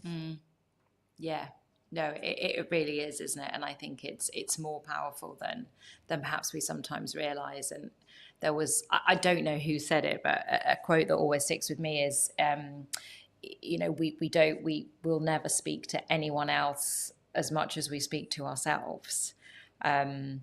So let's make it, you know, kind things that we're saying. Yeah. Okay. Well, it has been an absolute delight. So remind people listening now or on the recording where they can connect with you, follow up. So mostly I'm on Instagram. You can find me at the.running.psychologist. I mean, I've got my sort of private practice website, which is www.marathonpsychology.com, if anyone's interested in working with me. But that's mostly the two places where I am. Brilliant. Amazing. Well, look, thank you so much. Really, really appreciate you being here. And yeah, we've only spoken over sort of emails and Instagram before, haven't we? So it's been a real pleasure. And I know you have got a client appointment coming up, so I'm going to pop you back into the weight room so you can go and prepare for that. But, you know, thank you so much for being part of 24 for Kindness. It's been brilliant to have you. Thank you for having me. I've loved it. It's been really lovely to chat as well. Yeah, it has, and I hope be great to do more. So thank you, and have a great rest of day. See you later. Thank you. Bye. Bye. Sorry, I removed myself, and you were going to have to do the last 2 hours there, Chloe. Right, bye. Okay, so loved that. And we've got 15 minutes until our next guest, which is our last guest of 24 for Kindness. How on earth has that happened?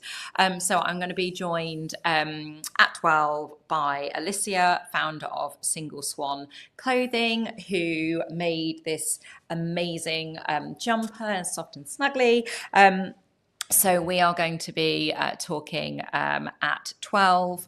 So before then, I've said it before and I will say it again. If you have made a donation, thank you so much. If you haven't, please, now is the time. I know the donations can continue to come in afterwards, but it will be brilliant to see a real spike in the last couple of hours of 24 for Kindness. So I have Alicia, and then the last hour I will be doing a bit of a recap of some of the themes that we've had, and I guess a bit of a personal piece around around self-kindness and sort of wrapping it all up. So thank you for staying with me, and I am going to play a clip. So I'm going to there's a short one actually from my interview that Susie, who I had on yesterday, did with me around if people are really curious about self-kindness, what they can do for themselves. So I'll pop that on, and then of course the good old QR code will be back. The good news is that there's lots that they can do, and I think to begin with, it's about reflecting on your own relationship with self-kindness. And to do that, I guess it's and I laugh because you'll know where I'm coming to, but it's almost getting to the point where we're no longer thinking of self-kindness as bubble baths and spa days. Now, I should caveat that I don't have an issue with either, although I'm more of a shower girl, but it's about a lot more. And I guess anyone sort of, listening, I've got a tool that I developed, the self-kindness matrix, that looks at sort of 6 different types of self-kindness, and it operates on 2 dimensions. So sort of the amount of time that kindness takes. So from micro, which are things that you can do in, seconds to a few minutes, midi, which is sort of half an hour up to sort of maybe half a day, and then macro, which is maybe a weekend or actually months of longer term things. So you've got your time dimension, and then the way the kindness shows up. So the doing, which is typically, I think, what we are all more familiar with. So there's practical things, but then the other side is the being. So that's more of the emotions, are inner dialogue. So that brings you to sort of the 6 different types. And I've developed a tool where there's 12 questions where you can go in and rate yourself, and it sort of comes out with a bit of I guess a sense of where you're at currently with your relationship with self-kindness. So areas where you're showing yourself kindness that maybe you're like, oh, actually, okay, well, when I do that, when I, sit and drink my coffee after the school run and just have a moment, that's an act of self-kindness. I'm going to keep doing that, as well as areas that are highlighting that, oh, actually, I'm not doing that. So that then gives some sort of potential next steps and actions. But the awareness piece is really key, first and foremost. Yeah, that's the first step. Now, I have been on, and actually I've done your questionnaire a couple of times. So I've done it in a physical form with you previously, and I went on your website and answered the questions there. And both times I have just been struck with, I thought I was being quite self-kind. I think I'm being quite self-kind. You're like, oh my goodness, I never do X, Y, Z, and for me, I think quite often it is the midi or macro being that I am struggling. But as you say, is that awareness. And yes, I think that I do take really great breaks for myself, and the micro side of things are fantastic. I do chat to friends whenever possible. And not only did it make me aware of the areas that I'm not supporting myself currently and gave me examples of how I could, it also really showed me the way that I am already showing myself kindness. And so next time, as you say, I just stop and go and admire my garden, and taking that time to just really take it in. And the awareness has then shifted to a deeper level of self-kindness to myself when I am doing the things that I've already been doing. Oh, hang on, let me just put something else on. Let me just do that for a second and go on.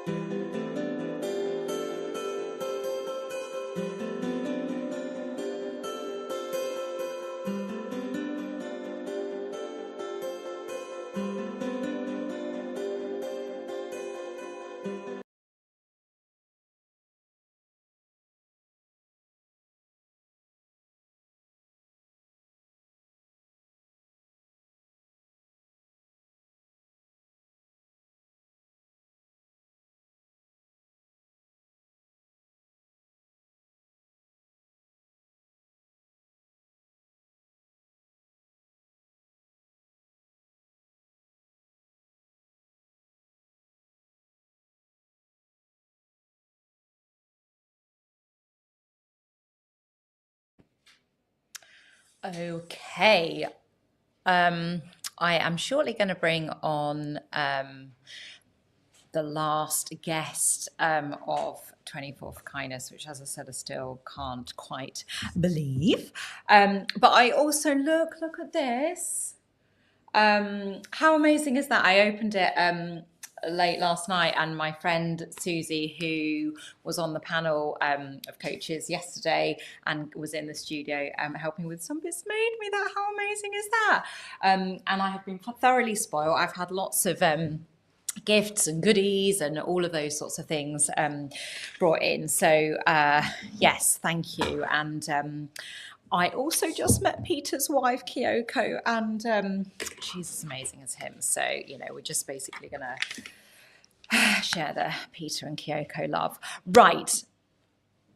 It is 12. It is a minute past 12. And I can see Alicia in the green room. So let's bring her into the staging area.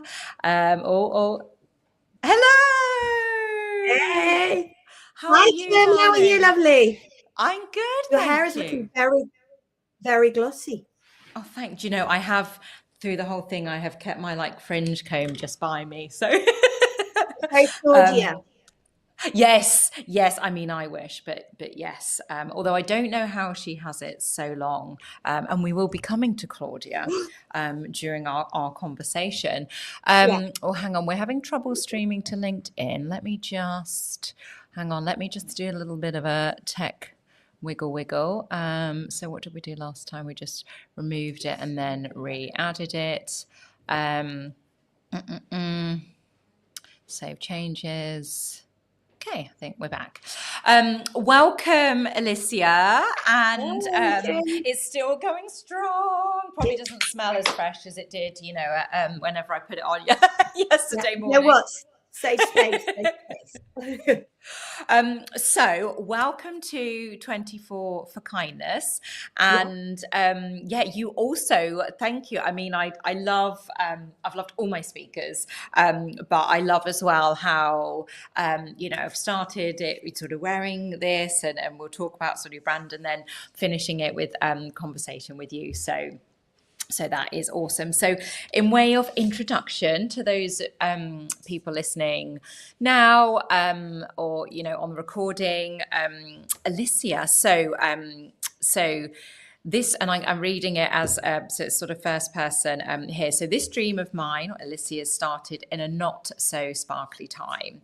I had to leave my teaching career due to ill health, multiple operations, and the mental toll that came with it all, followed by PTSD. For a while, I felt lost, but from that place, a little spark of an idea grew. I wanted to create something that would make people smile, feel good, and maybe even a little magical. That's how this clothing brand was born, a mix of kindness, wellness, and a dash of sparkle. I love how clothes can help us feel amazing and the secret psychology behind what we choose to wear.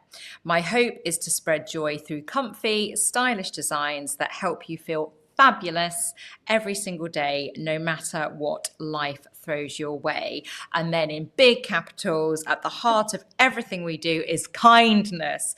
Kindness to ourselves, to others, and our planet. We dream big and act small, pouring passion and creativity into every detail. Wow. So I feel that promises quite a lot, doesn't it, really? it does. It No really pressure. does. So yes, I am thrilled to have you on, and I know in sort of the chat so far, you know, like to touch upon how, you know, we came to sort of be here and you know, together on 24 for Kindness now. And I mean, I feel like a broken record, but it was through Instagram and, you know, that sort of, you know, general world. And we obviously had some shared passions. And then you were at Happy Place Festival last year, where you'll be again this year. And then before I saw you, but outside of your store, and I was like, Alicia? And then, Yeah, and then we've randomly been in a few places together since, haven't we? I'm not sure who's stalking who. There's probably a bit of, let's say it's mutual. Let's hope it's mutual. But and actually, one of the questions is about the jumper, so I'll not get ahead of myself. So I would love to dive into the questions if I may. So you, Lizzie, have built, Single Swan around comfort, confidence and self-expression, but underneath all of that there's a really strong emotional thread. So what made you want to create a brand that feels good emotionally, not just physically? Yeah, so I think it's like lived experience, and going back to why I started it, because I was a teacher for many years and then got ill, and so I know what it's like to emotionally not be in a great place as well as physically. So I just thought, what can I do to make myself feel better? And then as I started doing that, I realized actually I can't be the only person, having bad days, suffering from PTSD, chronic illness, operations, and my friends and family. I mean, what would we do without friends and family, right? Like, they were such massive supporters. And so I'd make a sweatshirt for myself. I'm trying to think if you can see like one like this. Yay! Which has got sparkle on it. And they'd be like, oh, actually, can I have? So I'd make one. And actually the first one I did first design was Smile. And I think that was gold glitter on grey. And it was just as a reminder to try and find a little something to smile about every day, even if it was a cup of coffee or just 1 minute in the shower with, Posh shower gel or something like that. Yeah. And then other people were like, actually, I really like that. And it would open up conversations. And I've always been quite open with what I've gone through, because I think, it might help someone else, because you never know what anyone else is going through.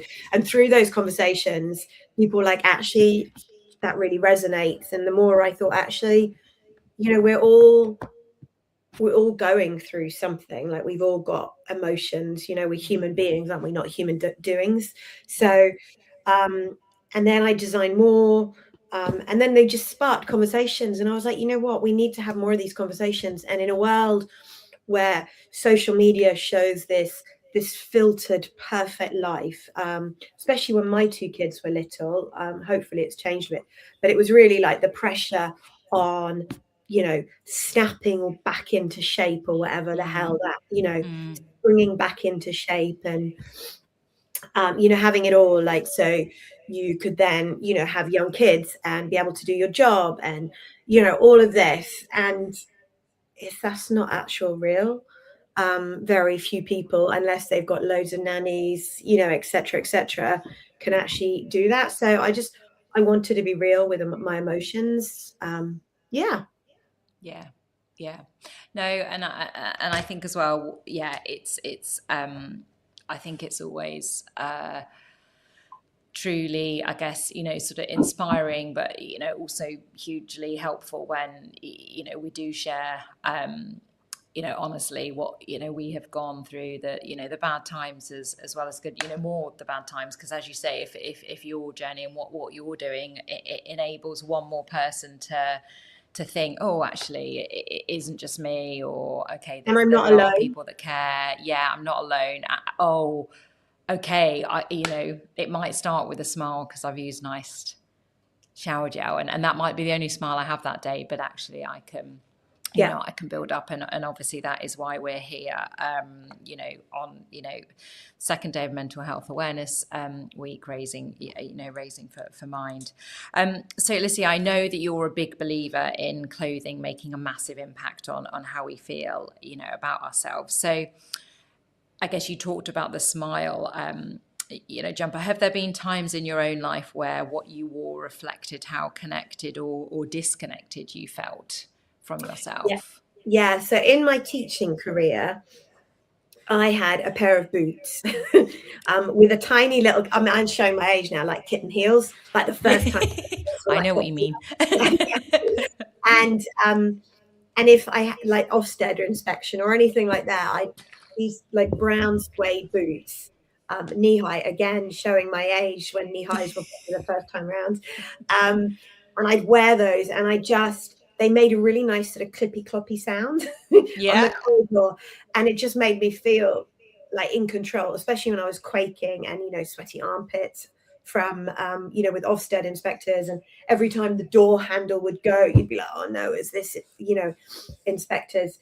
So those were like my sort of power armor boots. And then disconnected was probably after having my 2 beautiful babies, and my body shape had changed, and I didn't always have a very positive relationship with my body or with food. And obviously then, you've got your hormones raging, your body's gone through 9 months of, building a baby. It's incredible. And then you go through this like incredible thing of giving birth, but it's like takes its toll. And then the first time around, I didn't realize that you don't like literally, you have your baby, but you still have a belly. You have a belly and stuff. I've had the baby. What is this? Is there another one in there? Yeah, exactly. Yeah, is it twin coming? No one knew about. And so then I then went shopping, and then it gets to a while, like however comfy those elasticated maternity jeans are, you do feel like you just need to step away from them. Yeah, and you're like, I am done with these. Every day for nine months to really get your value cost per wear through. So then you go and you buy something, but you buy something that's not your old shape, but not.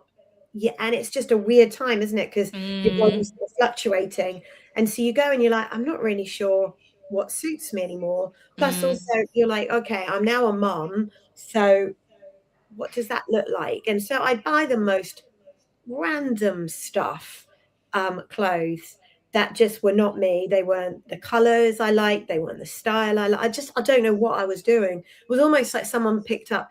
Can you pick up the most like disgusting things for you? And I'd wear them, and they didn't make me feel happy either. I think I felt so really self-conscious. I probably wanted to feel invisible, which is not really. If you see my jumpsuit, you'll see that's not. Yes, really and I love when you hear about the jumpsuits. Yeah, that's not really my natural. I'm really short, so I like to take up space with bold patterns and colors and stuff like that. So that's probably when I felt most disconnected. Plus also when I'd wear Lycra and feel really self-conscious and not like myself. Which is why I created the 7 Swans. So love. So one of the many things I love about Single Swan is that it feels playful and uplifting, and of course you have got sparkle and kindness. This is a sparkly kindness for those who can't see. Woven. I think orange sparkle might be one of my favorites. The orange glitter, it's really nice. So you got that sparkle and kindness, woven through business, and I guess is that something, and founder to founder, we know that it's not all roses, it's not all sparkle and kindness as much as we would like it to be. But I guess is that something that you feel in running your business?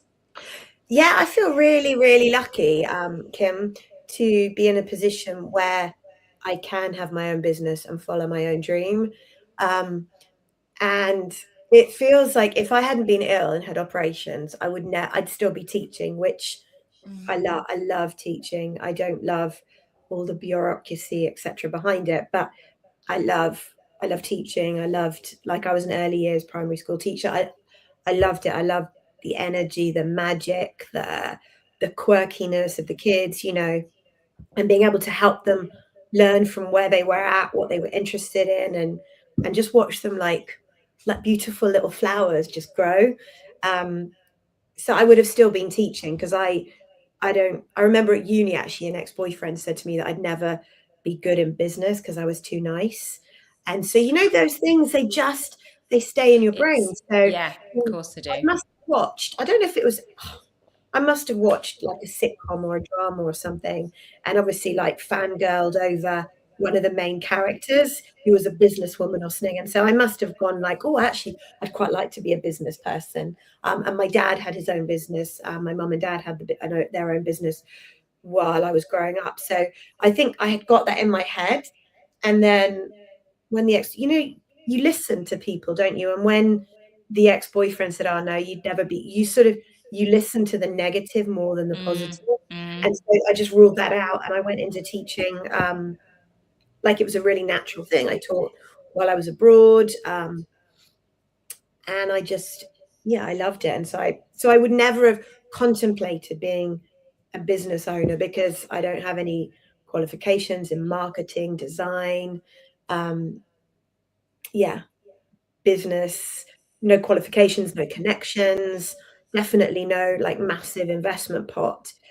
So it was only when I was recovering from operations that I was like, wait a minute, maybe actually I could just start this. And it started as a hobby, sort of almost making something to make myself feel better. And then bit by bit, it grew. So yeah, and I feel really lucky. It feels like not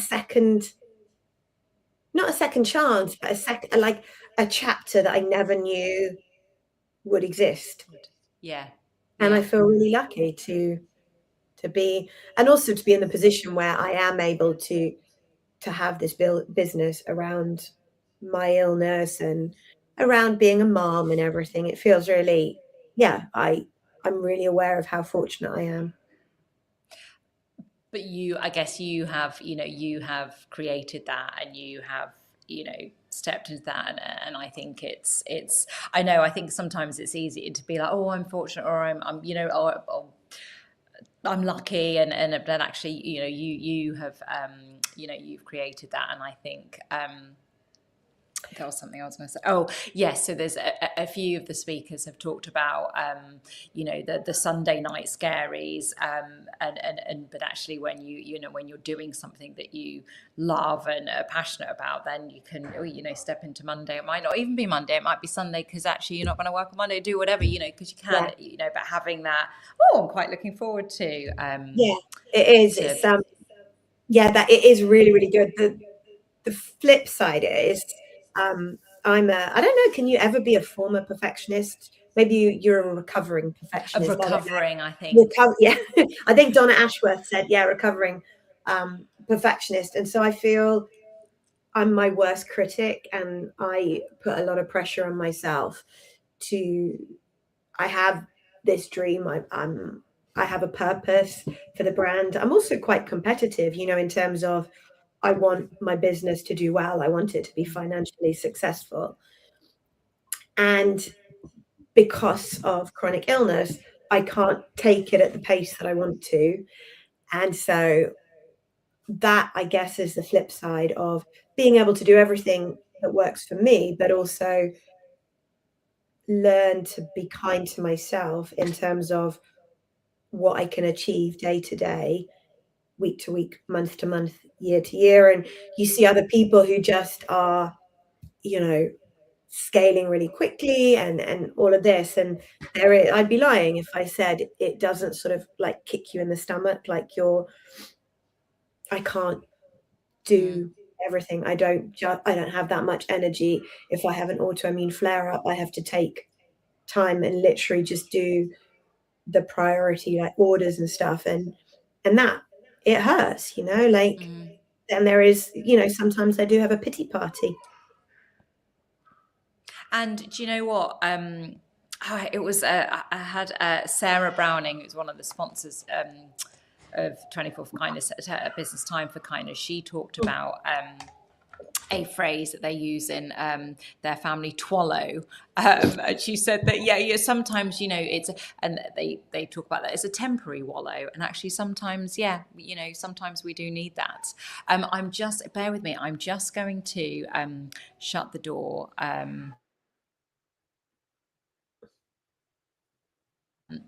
Thank you. It's lovely sounds, but there's a baby group and could just hear some of the little the cry. I know they're so cute The and little squidgy. potatoes. They they are still that when they could before they talk back. But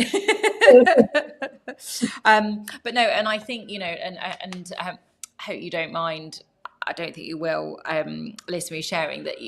I think as well you do demonstrate that that self-kindness, because initially when we had talked about today and you coming on as a speaker, you were like, oh, I'll come in to the studio, and then but and again, because you're very open, you shared actually you'd had a bit of a flare up, hadn't been feeling so good, and you said, oh, I think actually I'll do it online. Is that okay? And of course it's okay, but I just think that's the type of thing that I think people don't always necessarily correlate that with the self-kindness, or would do the, oh no, I don't want to let, I said to Kim I would come in, so I should go in and I ought to go in and but no, we're having the conversation now, and actually it means that you could so I think it's drop my daughter to school, take my son to the orthodontist, and then come back and have a little power nap, then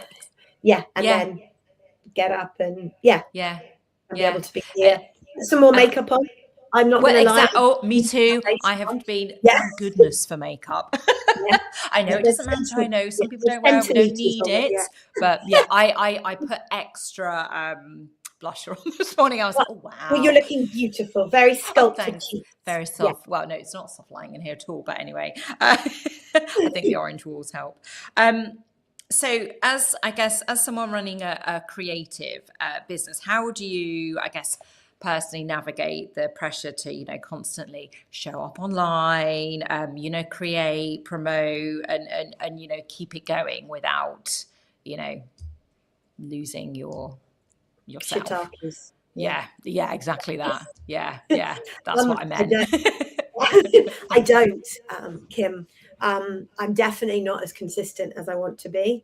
And again, I beat myself up about that. I'm really good from doing your amazing matrix thing.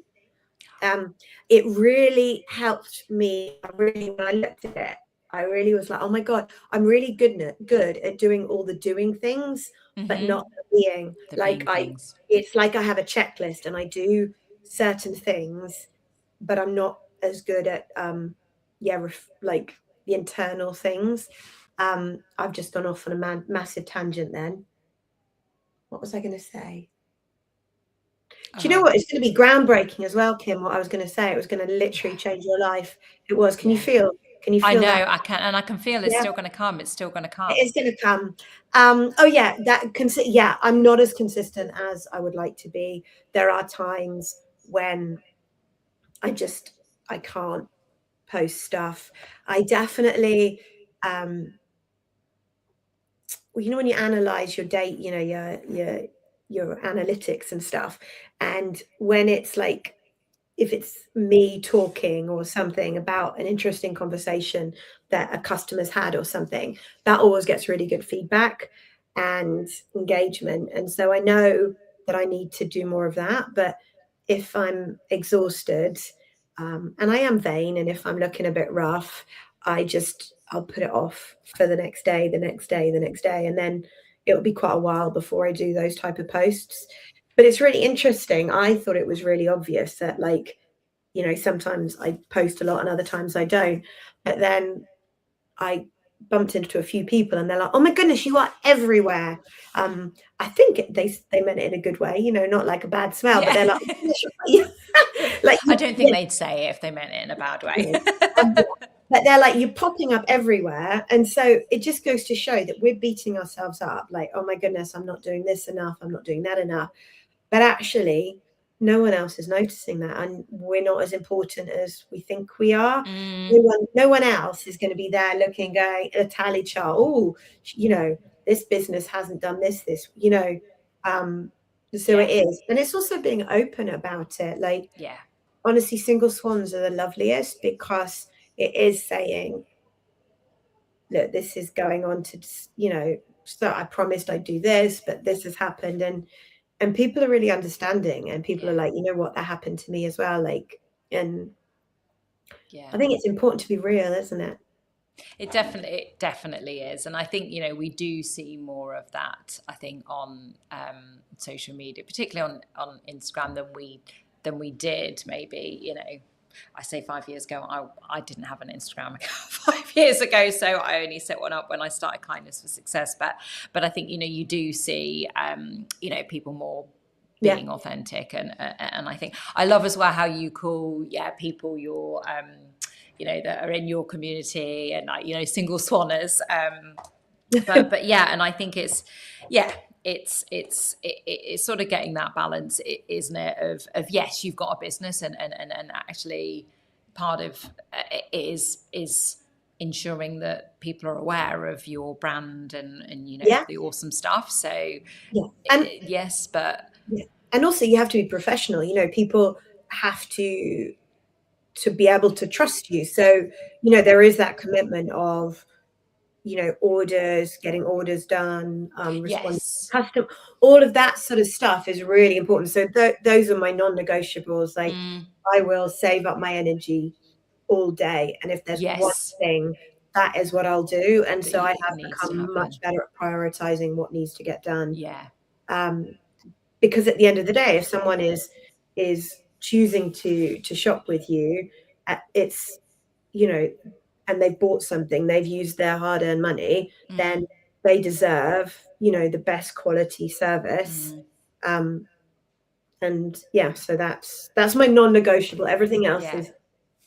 And you know, it shows, and obviously what my next question is we're going to talk about the jumper, but before I had, and my lovely mother-in-law mother-in-law, sorry, gifted I had I've got a black sparkle with it's the silver writing, isn't it, that I got for Christmas, and I love it, and it also we'll talk about the jumpers, you know, itself in a minute, but we all like the packaging and you know, like the labels, and then the labels that you can stitch in yourself with all, like, you know, the sort of, you know, believe and sparkle, all the, you know, mottos and stuff, and it's so you can tell that it's being prioritized, and not with a like, come on, let's just churn it out, get, you know, another order, and I think, you know, people love that. Yeah, I think it's I do worry sometimes. I go slightly into. Have you seen Love Actually, the film? Yeah. Oh, you're going to say like Rowan Atkinson. I do worry. I go slightly into sometimes like the Rowan Atkinson of like the sprig of something, you know. Yeah. Oh my goodness. Yes. No. Definitely. We need it. Yeah. If I got a management consultant in, that would be the first thing they'd do. Oh yeah. You need to speed outsource up. That. Someone can do that. Don't need that. Yeah. No, you do. It's beautiful. So you commissioned the 24 for Kindness jumper, and you can see the Single Swan logo on the back. So, you know, and are supporting the event. So, you know, generously. So what was it about the message of, I guess, self-kindness that resonated with you enough to want to be a part of it? And I feel like this is quite an obvious answer, you know, but I'd love to hear from you.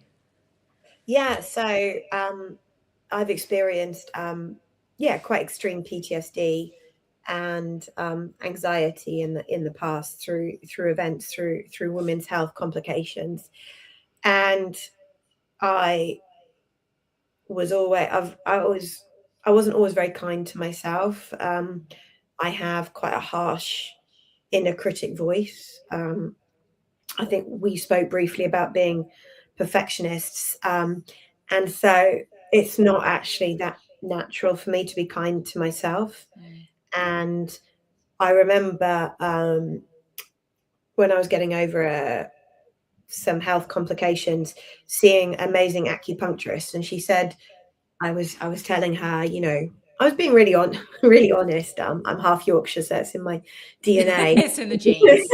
Yeah, to be really honest, that you know, I was not being, you know, I was telling her like what I was going through and everything, and she said, "Would you speak to your best friend like that?" And I was like, "No, of course not." And she literally, it was like this eureka moment, like literally my brain almost splattered everywhere. She was like, why would you speak to yourself like that, Alicia? Like, why would you treat yourself like that? And it literally, I was like, oh, and I'd never seen it like that. And I'd never thought, actually, I can be kind to myself. I put a lot of pressure on myself in many ways. And yeah, I have a very busy brain. And, you know, it's going 100 miles an hour at the best of times with thinking about 50,000 things. And so, yeah, I realize, I think sometimes you've got to, do they say you can't make an omelette without cracking eggs?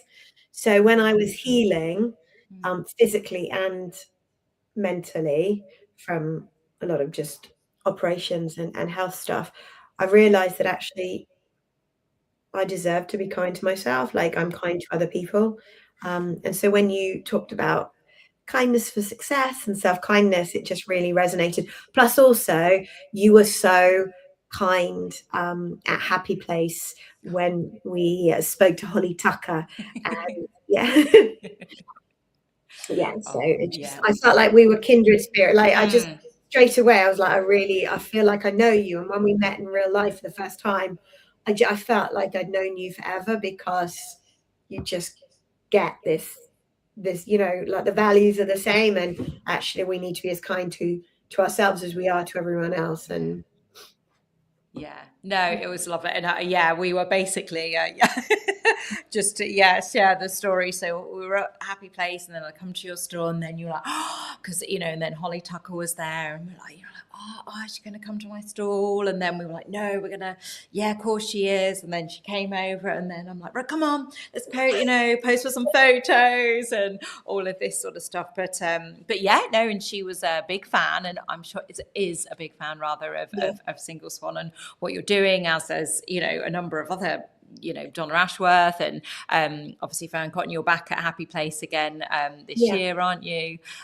So for anyone going along, do go, and so you can be like, oh yeah, I know you, Alicia. Come and say hi. Kindness. Yeah, exactly. Go and say hi. Well, and I love it so much.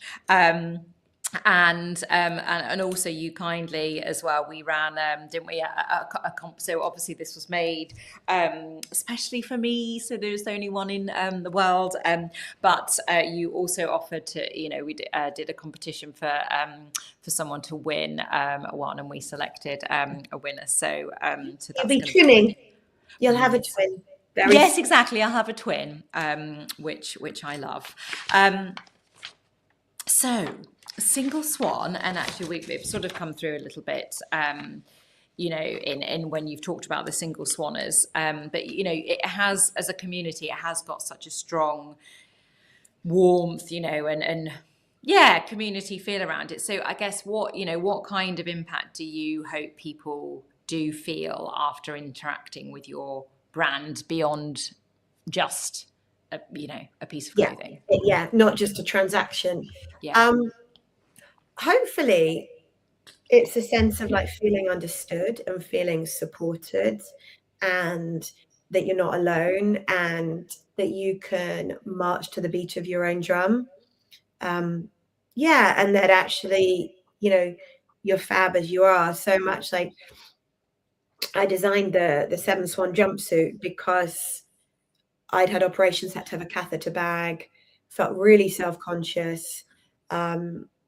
And, you know, it can feel really isolating and really, self-conscious, awkward, like no one can really understand you. And then when you get chatting to other people, you realize actually other people, not everyone wants to wear Lycra, not everyone wants to be in this particular, you know, the aesthetic or whatever, for whatever reason, whether it's health or modest wear or whatever. And so it's that sense of we're all beautiful as we are, and that it's a safe space to be yourself and to just give yourself a pat on the back, whilst acknowledging that it's all not sort of, life's not always perfect. Well, life is never really perfect, is it? But life is, you know, Yeah.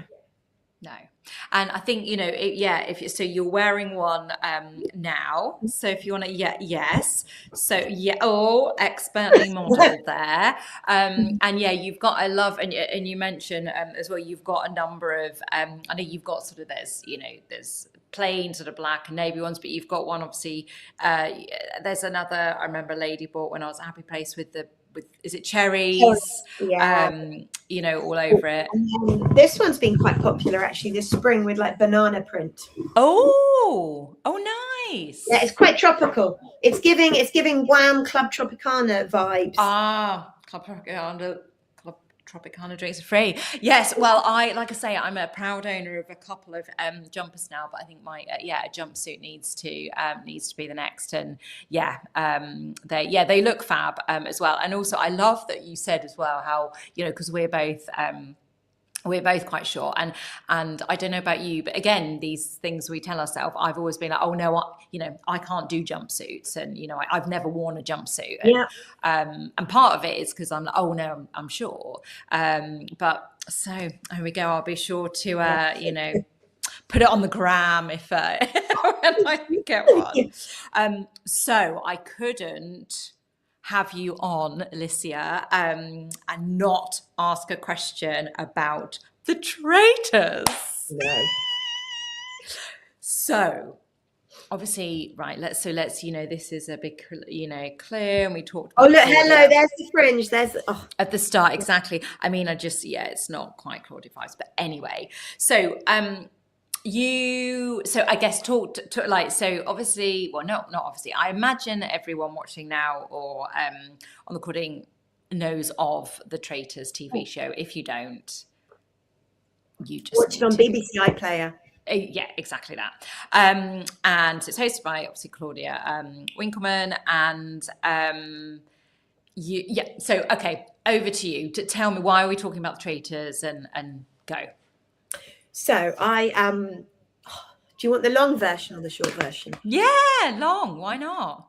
So growing up, I loved whodunits. I loved Miss Marple, Poirot. You know, those classic, you know, murder mysteries, but sort of quite sort of quintessentially English, and sort of not very dark at all. I'm not very good with sort of really dark things, but you know, sort of the classic, you know, Body in the Library, that sort of stuff. And then when it came on, I love Claudia Winkleman. I just think she's amazing. I very rarely read non-fiction for pleasure, but Claudia Winkleman's autobiography was one of the ones that I repeat reading, because it's honestly, I haven't read it. Oh my goodness, you're gonna love it. Okay. It's called Quite, and it literally will make you laugh out loud. Yeah, okay. It's very, and so I love Claudia, and then this came on and I was like, oh my goodness, this is so good. Like Traitors is, and it was a thing that my husband would watch. We all watched together. Yeah. We've got two teens, and obviously, you know, I've got a girl and a boy, you know, like, so normally it's like, it's kind of like UN peacekeeping to try and, you know, agree on something that we'll watch as a family for fun. You know, by the end, after 10 minutes, I'm like, this is not fun. Yeah. But Traitors was one of the shows, one of the things where we actually, all of us were like, actually, I really like this. And I mean, Claudia, she's like her. I mean, we love you, Claudia. I'm sure she's listening. Oh my God. We love you. Yes. And, you know, again, she goes to that person of like, she marches to the beat of her own drum. You know, I love the fact that she talks about she grew up without mirrors in her house because her mum, Eve Pollard, said, what you look like is the least interesting thing about you. You know, and she has her own style. She's very self-deprecating. She, you know, she's just, and everyone who knows her says that she's like such a kind, genuine person. So obviously, plus her style is incredible, right? And I love how she uses the clothes as a storytelling, like, you know, she's got the sort of the kilt reference and the woolly, but without, you know, it going full on, you know, like full on, you know, theme day. It's Yeah, just yeah. her stylist, Sinead McAfee. Effortlessly. Yes, Just, it's amazing. It's yeah. like a clever little nod, isn't it, to Yeah. it? So yeah, we all love Traitors, and then my extended family and friends love Traitors. I know we spoke about it. We loved it, and we met. I think you mentioned earlier that a lot of why I design the things I design, or the emotional aspect, the sort of the psychology behind what we wear. It's dopamine dressing, emotional dressing, and there's a new phrase called wearapy, I think it's called, which Melanie Rickey in Good Housekeeping magazine, she was talking about it, and it's like what you wear is like therapy, which I love. And so I was like, you know what? I love the idea of how could I basically make this for myself? That's actually one of the good things of having your own clothing business is you can literally design what you want to wear. Yeah. So, yeah. So I was like, oh my goodness. And I love the idea of it being quite playful, of like faithful on the front and then traitor on the back. And it just felt quite, and also I've always, all my life, have been such a good, like I was always a good student, you know, I was always like law-abiding, and it just felt like being a little bit like, oh my goodness, like this is a little bit, moving to the dark side. So yeah, so I had faithful on the front, traitor on the back, and I designed it for myself, and then my sister, who you met, Annie. She loves traitors as well, and she was like, oh my goodness, can I have one? And so then we had the whole family, you know, like on the final, I think we were all wearing them, and then I decided to be brave, put my big girl pants on, and I love Sinead McAfee, Claudia Winkleman's stylist. So it was a couple of series ago now, before Traitors was massive like it is now, definitely before Celebrity Traitors. And I just thought, right, I'm going to be really brave. I'm not going to lie, I felt sick as I was doing my Rowan Atkinson packing up. From sprinkling this and that and all on it. I felt sick. I was like, oh my God, this just feels so icky. But I thought, no, I'm going to do it, because what's the worst that can happen? Exactly. And I posted it to her, and then Sinead messaged back. She messaged me and she said, oh, did you send me it was a t-shirt I did, first of all. Did you send me a t-shirt? And I said, yes. And she was like, oh my goodness, I love it. Thank you so much. And then she started following me. And, you know, like, former teacher, no business, no design background, nothing like that, no fashion background. And literally I was running around screaming like, like, oh my, like, obviously every person who follows is amazing, but just, I was like, oh my, like, from a professional point of view, her magic, how she styles all the clothes, how she lets the personality speak, it's just like, it's beautiful, like what she does. I'm in awe. And so then she started, and then like I fangirl, and I'm not very good at being cool. Yeah. So I literally, so when she posts something, I like, oh my, you know, and it really resonates, I will like, oh my goodness, I love that. And she's always really like lovely, and oh, thank you so much. And you know, sometimes she'll post on, you know, comment on my posts and stuff, and then I literally take myself to lie down in the shop. Or run around screaming, you know, showing my teen kids, who, bless them, they're like, I've got to revise for GCSEs or something. You know, like, and then last series, you know, because she'd been so lovely, and obviously, you know, she follows and she gets the values of, you know, what my brand is all about. So I thought, right, I'm going to be brave, and I posted a sweatshirt to her. That was during Celebrity Traitors. And she then, and I was having a flare up, I think, at the time. So I wasn't posting much. And suddenly I started getting all these new followers, and then all these like orders. And I was thinking, maybe it's better if I don't actually post, you know, like doing less is more. And then I saw, like, on notifications on Instagram, I saw that Sinead had shared the Faithful Traitor sweatshirt on her Instagram stories. and she put something like, you know, this is so great, Alicia, or something at Single Swan. And so then she just gave me like this a massive spotlight for people that would never have heard of my little brand. You know, I have no marketing budget or anything like that. And yeah, and she posts, obviously, and she did a beautiful styling shot of it, you know. And yeah, and she posted it, and I was like, oh my goodness. And then I got loads of really lovely Single Swan people going, oh my goodness, I'm so glad I found out about your brand. And then they found out about the Seven Swan jumpsuit, and then they've ordered that. And then a friend of mine, Sonica from House of Kind, who has a clothing brand all about kindness for women and equality in politics. One of her good friends is Faye, who was from Traitors Series 1. Oh, yeah. Yeah. And Sonica and I are both By Women Built members, which is Sahar Hashimi's female founder product business community. And it was we were having like a no office Christmas party for all female founders. And I got chatting to Sonica, and Sonica, just in the nature of being kind, said, you know what? And I was wearing obviously my merch. You got to wear your Traitors Faithful. And she was like, oh my goodness, my friend Faye in Series 1 would love this. And I was like, oh really? And she was like, yeah, I'll put you in touch. And I was like, and so she put me in touch, and then Faye wore it, and I got loads more orders and compliments. And then Francesca from Series 4, who's the amazing interior designer who I wish had won, I messaged her, and again, I did, you know, when you feel sick, you vomit in your mouth. Yeah. Like I feel so like awkward.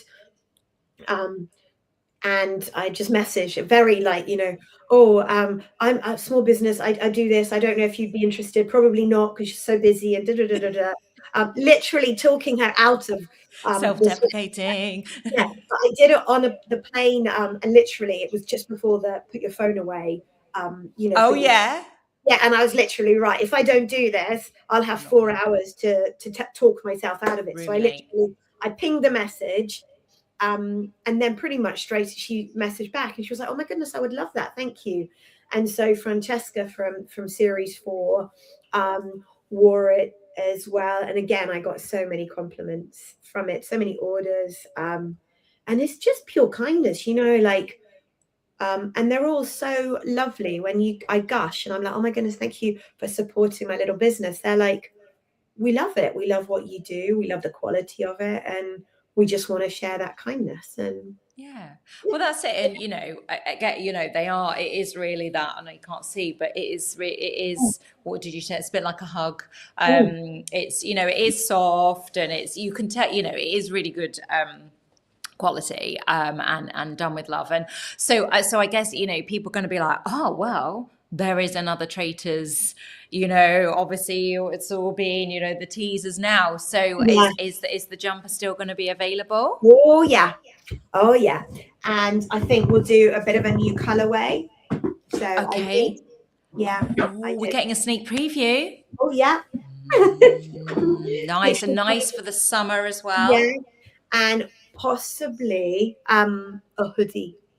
Oh. Yeah, you heard it. A nod to the cloak. Yeah.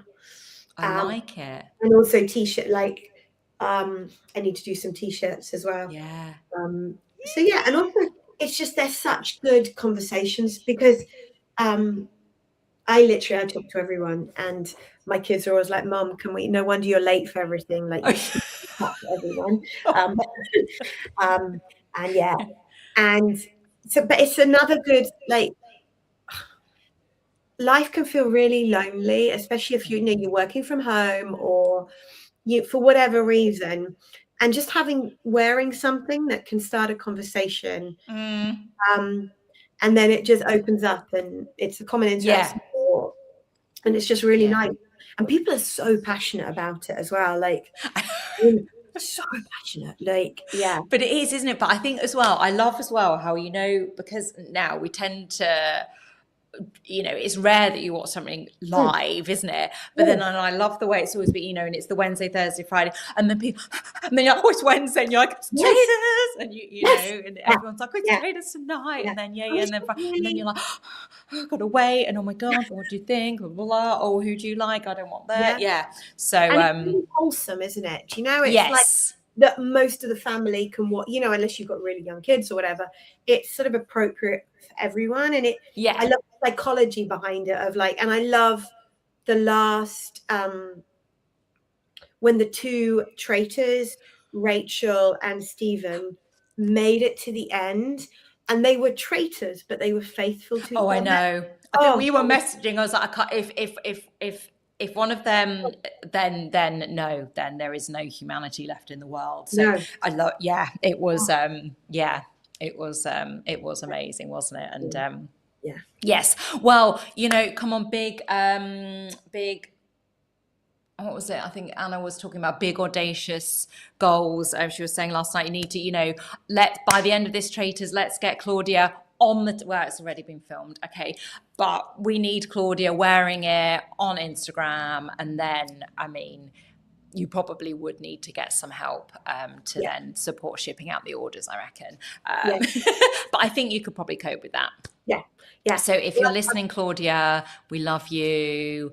And Sinead McAfee, like, and Sinead McAfee, we love you as well. And you, like,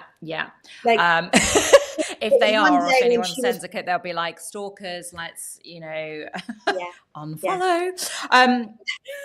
Right, we are 9 minutes to the hour. So where can people find you, your details?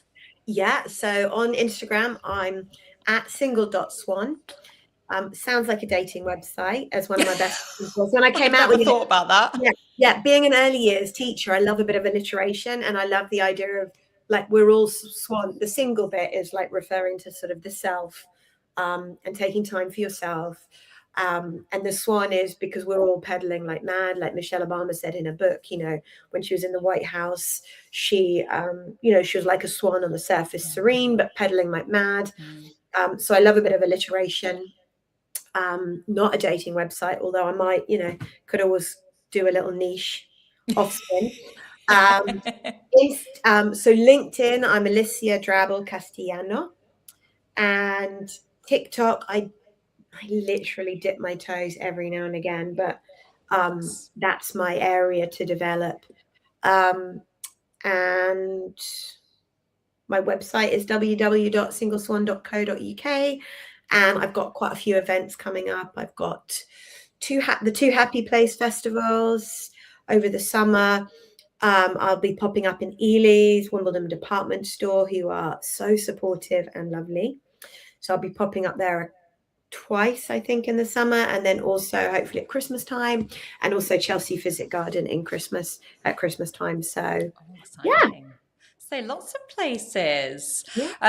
Well, thank you, Alicia. And I can't let you go without, so I've asked everybody, what is your number one self-kindness tip? So I think I said it before, literally speak to yourself like you'd speak to a loved one. And also just be a little bit bold, my nickname is Delulu, and I realized one day I said to my husband, my goodness, that really sounds like Delulu, doesn't it? Delusional. And so, you know, I am optimist, definitely, like, you know, overlapping on the delusional side of things. But I think like just do one little thing to like whatever your dream is, because what's the worst that's going to happen? So, yeah. And what's your tip, Kim? Oh God, you're asking me at the end of 23 hours of streaming. No, it's a great, thank you. What is my number one self-kindness tip is... I just put you on the spot then, haven't you? Have, and look, my brain is now like, what? Self-kindness? You put loads of amazing things on your Instagram and your email, your newsletter. I know. It's not being fluffy. Oh, yeah. Oh, thank you. I love how you... Yes. The Simon back Squid. On brand. Kindness isn't soft. And yes, it's about actually ditching, you know, I talk about ditching the notion of trying to have it all, and instead defining and living your all with, and self-kindness is the enabler. So thank you. So I'm so sorry. I just like literally flipped the script then. I'm so sorry. No, I liked it. And yeah, no, it's right. And I think it's funny, isn't it? Because sometimes it's that, yeah, I'm now being like firing questions at people, and then you ask, and they, oh, I don't know, actually, have I used my brain? Yeah. Right. Thank you. And for, again, you know, people are probably tired of me saying it, but I don't care. If you have donated, amazing. And if you haven't, all of my speakers that have come on today have, you know, with their own time, and also, you know, Alicia, you know, she's commissioned and made and sent me this jumper, you know, with love as sponsor, and is doing another for our competition winner. So if you haven't already, please do donate. I know that there's some people that have messaged me like, I'm going to do it later, and there's still time, so it's not like at the end of the 24-hour stream. It all, you know, it's not going anywhere. It absolutely is. And also all of the recordings I have, and the magnificent ledge that is Peter, who has just stepped out, is sort of cutting up all the clips and things like that. So I know there's been so much value in all of the conversations that I know that's going to continue growing. So thank you. I will pop you back in the safe hands of Kerry in the green room. I think she needs to leave in a sec, and the video will download, upload, blah. And then I'm gonna have a couple of minutes before the last hour. You've done so well. Massive thank you for making such a difference with Mind Charity, honey. Oh wow, it's amazing the work they do, isn't it? So Yeah, it really is. Right, thank you so much, Alicia. I've really enjoyed this, and I'll speak to you soon. Yeah, Bye. take care, lovely. Okay, so we have an hour to go. I can't actually quite believe it. So yeah, well, we've done 18 plus 5 or 23 hours, and I am going to pop a little bit of I don't know, what am I going to put on? I am starting to sort of lose my words now. So I'm going to put on a little, I want to talk about my sponsors when I come back. So right now I'm just going to pop on the donation link. If you haven't seen it, get that QR code, send it to your friends, send it to your family. It's going to Mind. The 24 hours has been, as a reminder, that 24 million times that Mind's pages are accessed every year. So this isn't, we're not doing it for, fun, and people are struggling out there, and Mind and are just an incredible charity. So if it's £1, if it's £10, remember, anyone listening out there, £1 million, if you want to donate that also is cool. So I'm just going to put on the QR code, go and stretch my legs, and then I'll be back in sort of 5 minutes or so, and anyone watching live can see out the last hour with me. And I mean, who knows what that will bring? Who knows what maybe I'll sing or something, I don't know. Right, let's put this on. And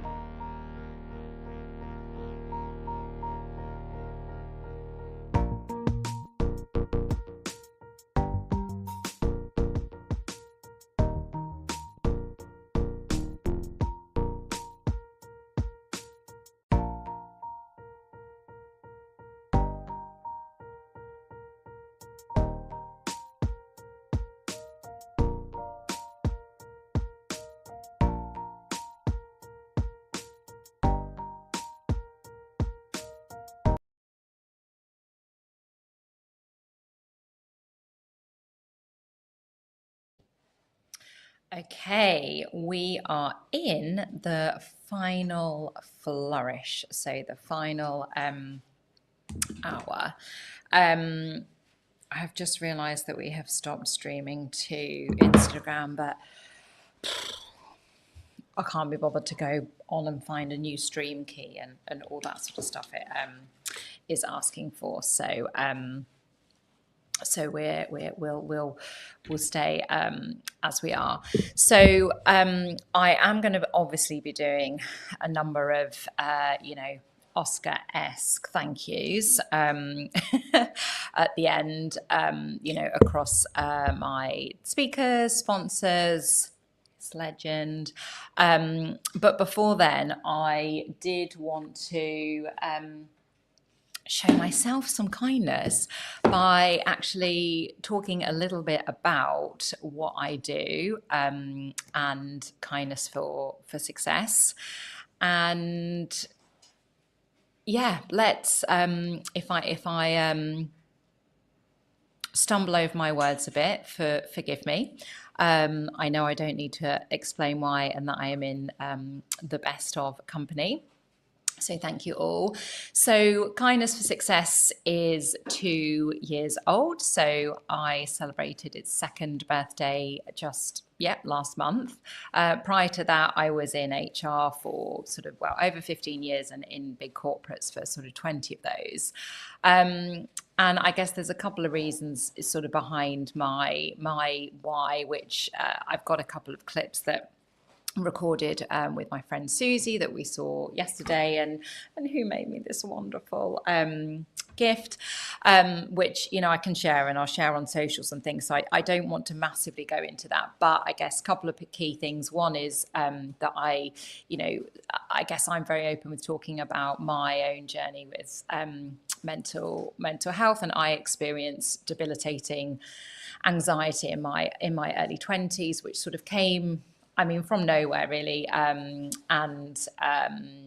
it's something that I sort of manage now through running is a big part of that, but also through medication, but actually I have been in a good place for some time, and I think again, so the work that Mind does, and other mental health charities is just incredible. But I guess I also had a period in my life more recently where I guess got to a point where I wasn't showing myself any kindness, and I guess I didn't really see it till it sort of smacked me in the face really. But I wouldn't say I burnt out, but I was sort of definitely on that brink and on the way, and I guess I retrained as a transformative life coach, and initially I thought, I'll go back into organizations and work as an internal coach, but actually as I was doing that I thought, no, do you know what, this is what I want to do, and I want to support other people, specifically other people before they get to the point that I got to. And I have the privilege of now I guess first founding and running Kindness for Success, which is my coaching and consulting business. And I shared with Alicia briefly, it's built on I guess 2 key philosophies. The first around sort of flipping this notion of having it all that we've sort of grown up with, and I certainly don't subscribe to, and instead is sort of so ditching that and defining our all. So success on our terms, not success that might be our friends or what our mum might think, or no offense my mum, our 10-year-old self or whatever, us, and actually the way to I guess live that success on our terms is through showing ourselves kindness. And I guess there's been a couple of hints or nods to to bubble baths across the last 23 and a bit hours. And that is because I talk about self-kindness not being all about bubble baths and spa days. And I won a competition earlier this year on International Women's Day. So for those of you familiar with Simon Squibb, who's a very famous entrepreneur and author of What's Your Dream, invited people to pitch. He's got a number of sort of doorbells across different places, and one is within Twickenham. And a shout out to Shilpa, who made me aware that it was going to be there. So anyway, I rocked up, and the advice was be creative. So I was like, okay, cool. So I did my 60-second pitch wearing a shower cap and a dressing gown and a bath loafer. And I sort of pitched about the importance of self-kindness and about it, not being soft and it being foundational. And then I sort of have this spot where, I'd very dramatically say like, no, Simon, it's not about bubble baths. So anyway, there's the whole bubble bath piece, and it's not that I'm against bubble baths, but there is a lot more to it. So I guess what I have been talking about through with the speakers is my sort of self-kindness matrix. So I developed a tool, and I'm going to share this, but I'm pretty sure it's the wrong way, isn't it? So I appreciate you can't see, but just it basically, I identified 6 different types of self-kindness as a way to sort of, I guess, become more aware of our relationship with self-kindness and the different facets to it. So it operates on sort of 2 dimensions. So the time and the way, and the time is split into sort of micro, midi, and macro. So micro is something that, takes sort of, seconds to 5 or 10 minutes. Midi is, half an hour, maybe half an hour to maybe half a day, a few hours. And then macro is sizable. So either it might be that weekend away, or it could be months, weeks and months of sort of self-development. So those are the times. And then the other dimension is doing and being. So I guess that's again, we that language has come up a little bit through the conversations we've been having, and so the doing is those practical, actions, behaviors, things that that we do to show ourselves kindness. And then the being is that more inner, it's the felt experience. So it's the emotions, it's the turning the mirror inwards, so to speak. So across that, as I said, it's sort of it's, as I say, bringing about an awareness of where perhaps our strengths naturally lie in terms of showing ourselves kindness, but also opening up to areas of, actually, I hadn't thought about, the fact that how I speak to myself is an act of self-kindness or self-unkindness, as it were. So I am really proud of this, and I have developed I've now got a tool on my website. So if you go just to kindnessforsuccess.co.uk, it's free. You can answer the 12 questions that all of my speakers, thank you, Kerry, I can see she's just popped the link on, all of my speakers have answered, and you do 12 questions, and then you get a report that sort of comes out and gives some indication and some tips that you may want to try. And as I mentioned with a couple of the speakers, my long-term I say long-term because I don't know how, but I'm going to say medium-term plan is that I am writing a book, The Self-Kindness Conundrum, and part of it will be sort of data and insights from all of the data that I'm getting from this, and looking at different relationships with self-kindness. If we're doing more being or doing more doing and not being, you know, what might we do, or if we're better at doing macro, not micro, and also like on a couple of the conversations, the gender pieces has come up. So I want to again have, you know, conversations around is there differences, you know, gender. So anyway, please do go and take it, share it with your friends. It may be something you do and it's, yeah, okay, cool, and move on.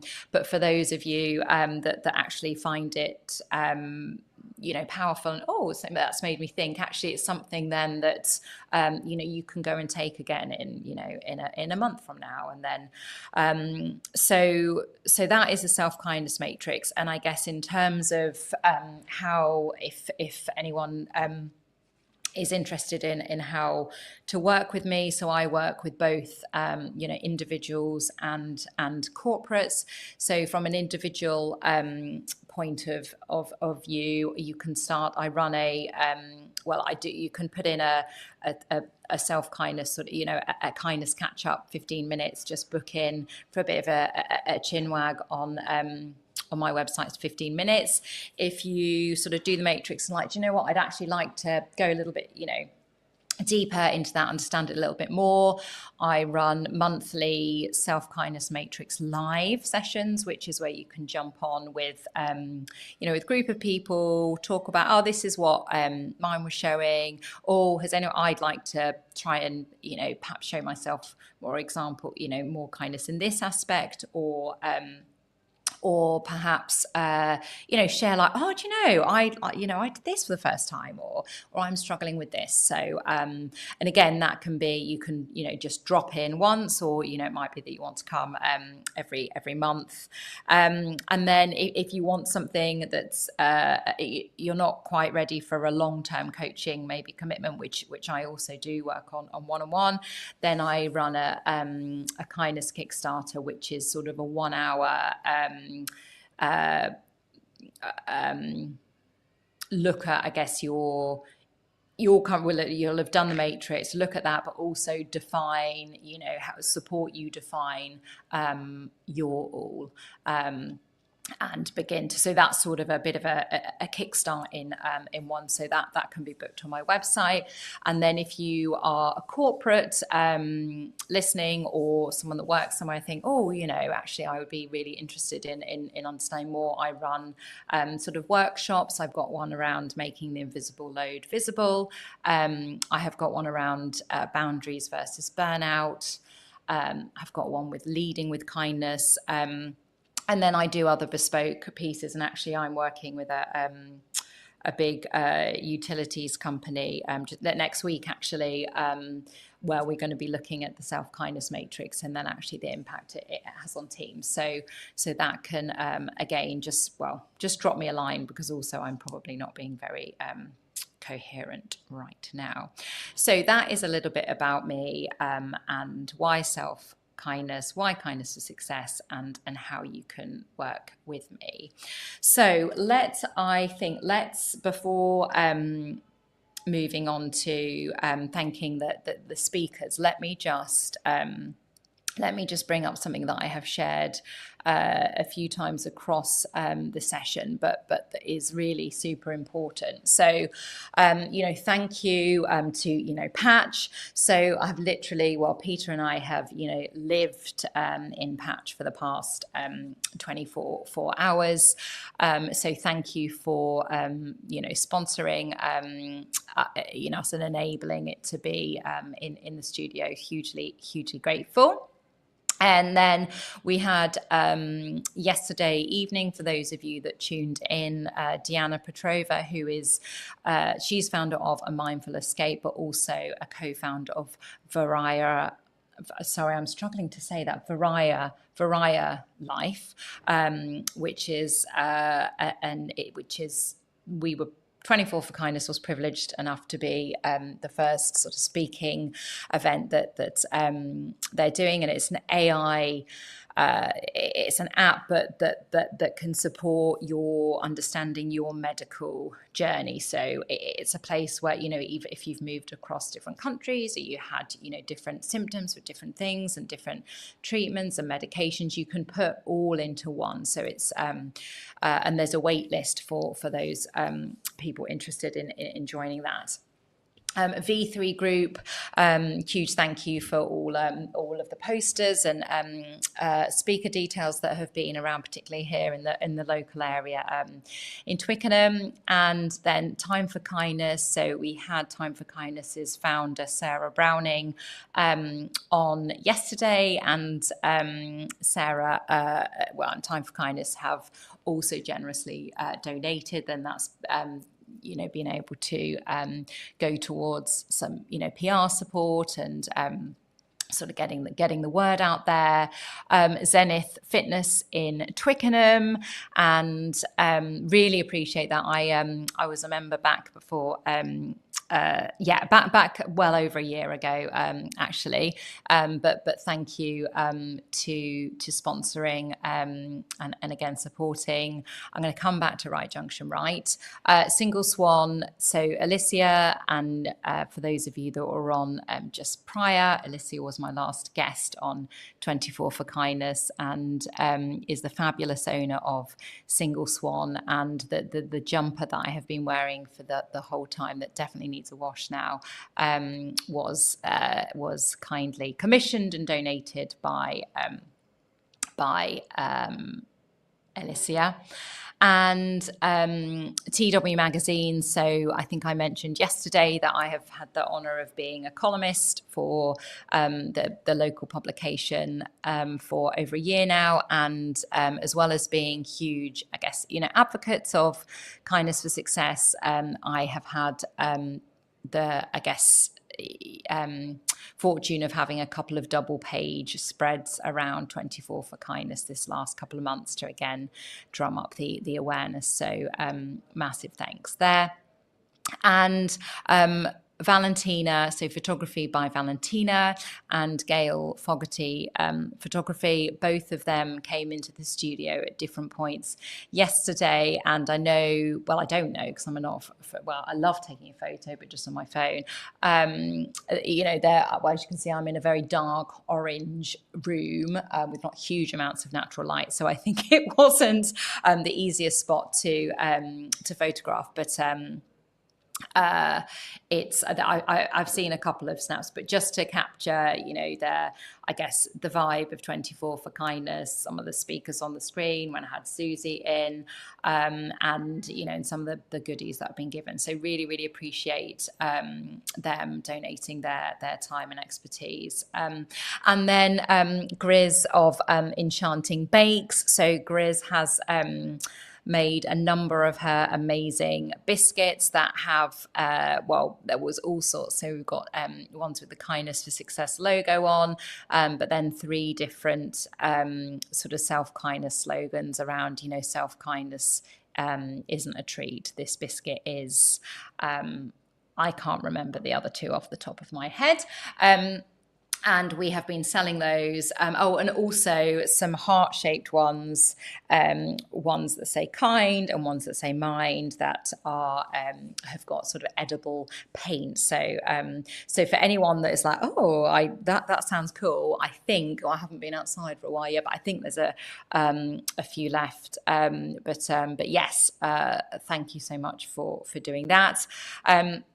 And then I mentioned yesterday a previous a client, and I did check, so don't worry, she is very happy to be named. Sarah Poulton wanted to sponsor, so very appreciative of this. And then Lucy Hughes. So Lucy is a very good friend of mine, always been a supporter of Kindness for Success, and, you know, here from the journey from, you know, the get-go, but also has been, you know, this last month really helping me in the background with 24 for Kindness, liaising with local businesses, getting all the posters printed, running around, putting all the post this up, seeking sponsorship. So, you know, I am really, really hugely appreciative. So, I feel as though, as I said, it is, you know, a bit now of an Oscar speech. And then I'm like, oh, do I need to thank, you know, obviously my husband, my gorgeous children, Snickers, my cat Snickers. But no, don't worry, I won't go there, but I sort of did. So I am going to just give us now a recap, I guess, of the fabulous speakers that we have had on throughout the event. In my head, I was like, oh, I'll do recap and some of the key points, and I've got some of my notes, but I don't think I can do that. So let's see. I'm sure I'll remember some bits of it. And thank you to those of you that are still listening. In this the last, well, we're pretty much into the last half an hour now, aren't we? So kicked off the day, well, a bit of rambling, let's just say, from me and going through the speakers. And then I had Tracy Butcher, who is the founder of Founder Mums Club, in the studio with me. I was going to say with me now. She was in the studio with me, and that feels about 2 weeks ago. Tracy is awesome, and if you're not following her, well, do you know, I'm going to say that about all the speakers. So if you're not following them, go and follow them on your social media platform of choice. If you're not on social media, then that's cool. Maybe just drop them a note and tell them how awesome they are.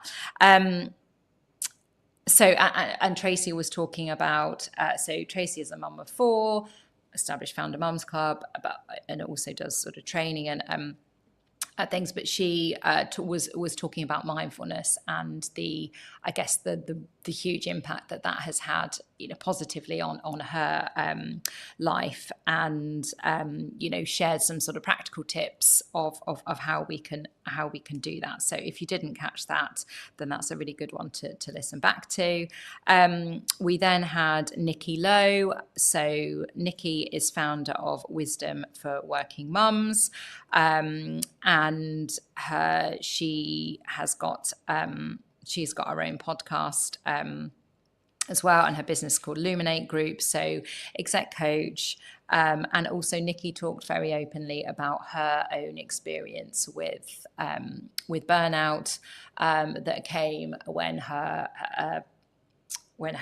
child was 1, and I guess trying to do all the, you know, trying to have it all. And we had a really fascinating conversation about well, and also the fact that there's 8 stages of burnout, but actually it sort of tends to be sort of the last 3 that maybe that we're more aware of. So actually we talked a little bit about how can we begin to spot signs, you know, earlier, either in ourselves or you know, or others. I then welcomed Tiana Noel, founder of the Rare Mare photo booth. And Tiana, I loved our chat. And like I said, I only met her earlier this year. And basically she's got this, she bought on eBay at a whim a pink horse box, because she just had to have it. And then she's turned it into sort of this mobile sort of photo booth that caters at events, and will be present at her upcoming wedding in September. Tiana also talked openly about I guess loss that she has experienced, and specifically with her dad, around which was due to a mental ill health. So thank you for sharing vulnerably there. I then had a brilliant and fun. I saw a couple of photos of me, with a, laughing away with some incredible fellow coaches. So Susie of Hi Ho Coaching, who I mentioned, and it is the same Susie that made me this, and who's in the studio. Hannah Porteous Butler, the People Practice, and Kelly Nedelku. I think I may have said that right for the first time ever. So founder of the Working Parents Hub, and sort of career and parenthood, is the website.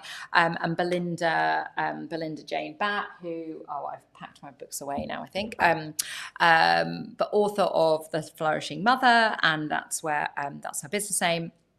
Website, and she has got her book is Challenge Your Guilt, and she has a podcast of the same name, so go and check that out. But we basically talked for an hour about the, I guess, parenting, careerhood, leadership, and I guess what we and what organizations can do to, I guess, create a more supportive and sustainable place, and not just because it's the right thing to do, but also because it makes sense for for so many reasons, and the economy, society. Anyway, don't get me started.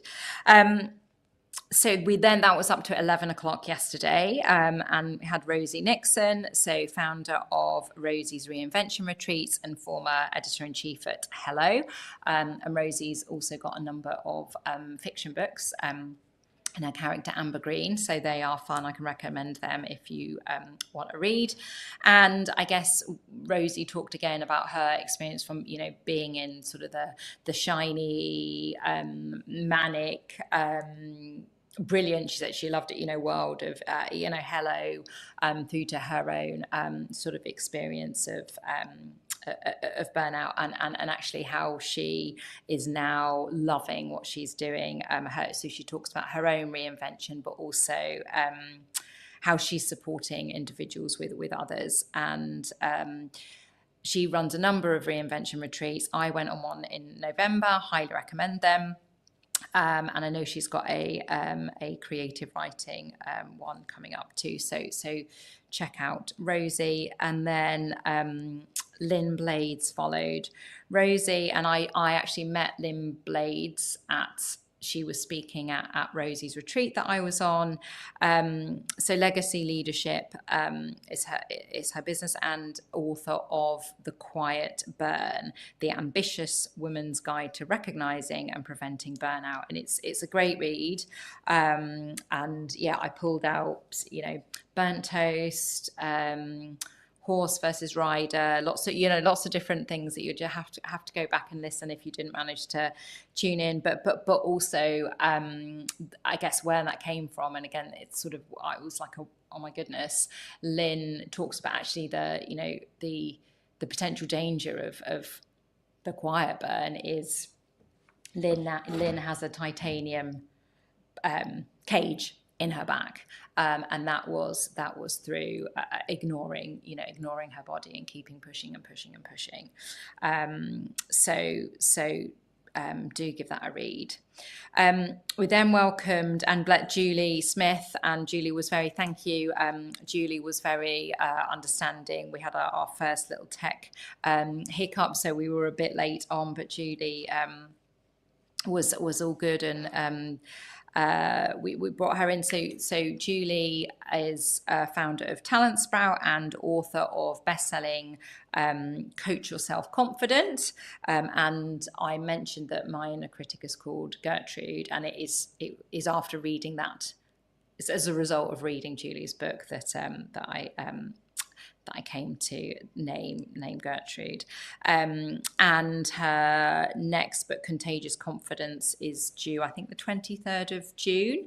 And that's more around how we can, how confidence can be contagious. And so specifically thinking about leadership and within organizations.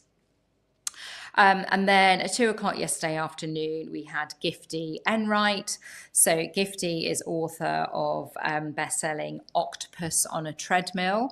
And I know I say it every time, I just love that because it just brings such a visual, doesn't it, of this, like, you know, 8 legs trying to run on a treadmill. And I think it's got as well, you're trying to do something on the computer and maybe stir a pot and all of those sorts of things. So Gifty, yeah, brilliant conversation, and you know, some really practical ways as well as how to first become aware of the, you know, making some of the invisible labor visible to yourself. And I know she talked about, I think it was, you know, encourage people to, and it was specifically talking to women, you know, keep a list, like one day, list down everything you do, but also cognitively what I need to put at the cricket match, I haven't got that present, or I need to wash those white socks for football tomorrow, or whatever it is.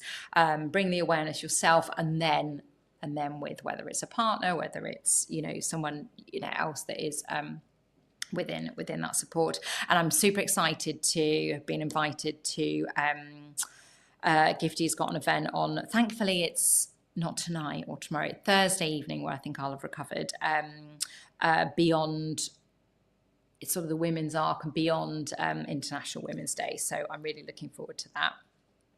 And then Georgie Willems, founder of Mum Love, joined us and talked all about the maternal transformation, and the shift in identity that is so commonplace, but actually can come as a surprise to so many women.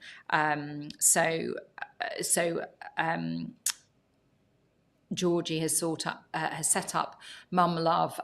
You know, it's a website you can go on. There's you know, there's personal stories, there's resources, there's also places to go if you're feeling, actually, no, it's a bit more than sort of feeling loss of identity. You know, so it's not, this isn't talking about sort of, you know, postpartum depression and those sorts of things, but there are signposts for anyone that is needing that. And then 4 o'clock saw Graham Alcott, so founder of Think Productive, and book Kind, The Quiet Power of Kindness in the Workplace. And Graham talks about 8 principles within the book, and the first is, you know, it starts with you. So obviously that's the one I zoned in on.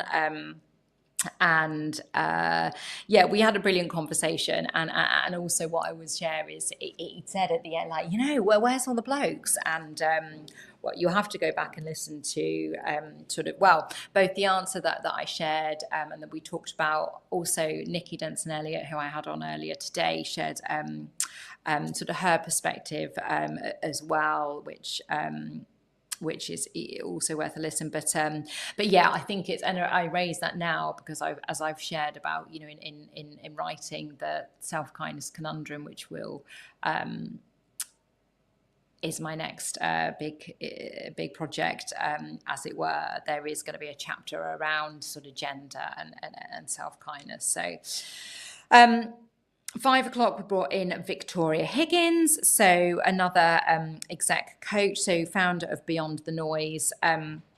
And Victoria talked about her background in being, like, always loving sort of art and creativity and science, and doing both. And now she works mainly with sort of senior leaders within sort of pharma, and operates a lot using Nancy Klein's principles of time to think and the thinking environment, and how if we really pay attention to our thinking partner, then we can really, my brain is starting to go now.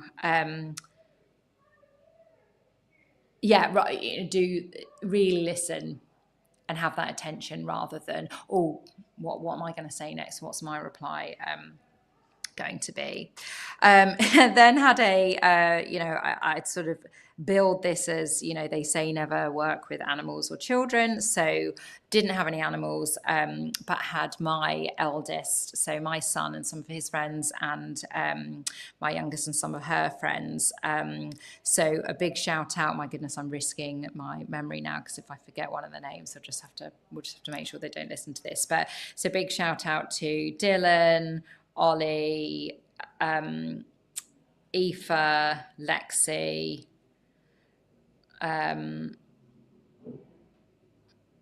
Did we have, so Dylan, Ollie, I'm just trying to think who I was sat next to.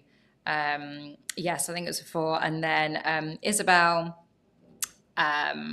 Seb, Orla, Albie. And yes, so they gave their take on kindness and what what they think about kindness, how they showed themselves how they showed kindness to their friends and family, but also what sort of self-kindness means to them. And I think it's we had some talk around in one of the conversations about that, inner child, and actually sometimes we would do well to listen to that ourselves a bit more. Sarah Browning then came on, and I mentioned Sarah earlier, so Time for Kindness is one of the sponsors, and so Sarah is very much around noticing kindness, and actually when we notice kindness we feel we feel better, we do more kind things. There's that sort of ripple effect, and you can become a kindness ambassador, so you can visit Time for Kindness. Anita Clear then came on. So Anita is award-winning parenting speaker. She's got a number of books, and I guess we were talking specifically about the how to get your teenager out of the bedroom. And not going to lie, I knew, because we'd had some chat before, that it was going to be slightly scary, and that, oh my goodness, given that we have a 10-and-a-half-year-old that is sometimes verging on that teen, but actually there was some really, really thought-provoking and memorable things that I would definitely, if you've got kids that are in teen or approaching that, then definitely give that a listen, because there was, I think it's best to know what we're stepping into sometimes, isn't it? So thank you to Anita. Deanna Petrova then joined, so as I said, so she was talking about both Varia Life and her business, A Mindful Escape. And again, we were talking about kindness within sort of the workplace and leadership setting. So again, this notion that it isn't soft, and also there were some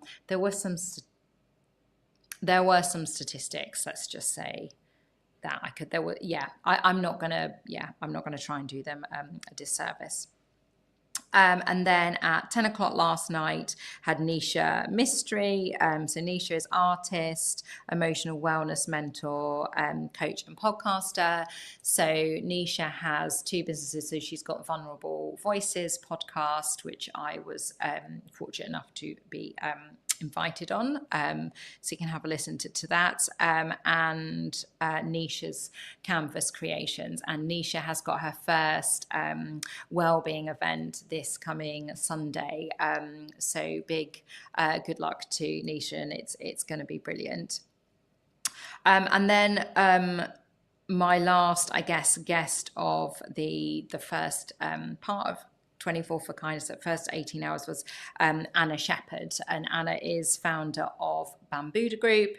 Anna was dialing in from Sydney, so that was fun. And we were talking kindness, but also about the work that they've been doing at Bambuda Group, and they have got an impact index that's got 5 pillars, I think, and one of them is around responsible leadership. And essentially the components in there are, it's kind leadership, but it's over the years since Bamboo Group Anna sort of set it up, for the naysayers and the potential critics out there, if it helps get it to the table, calling it that, then let's go with that. And then so thank you for your energy yesterday as I was beginning to flag Anna, and then we sort of had a half hour where I was, goodness knows what I was doing, playing some clips from the day, thanks to the ledge that is Peter, who'd been editing those in the background. And then a planned mental health should we say break. So 24 for Kindness was always 18 plus 6.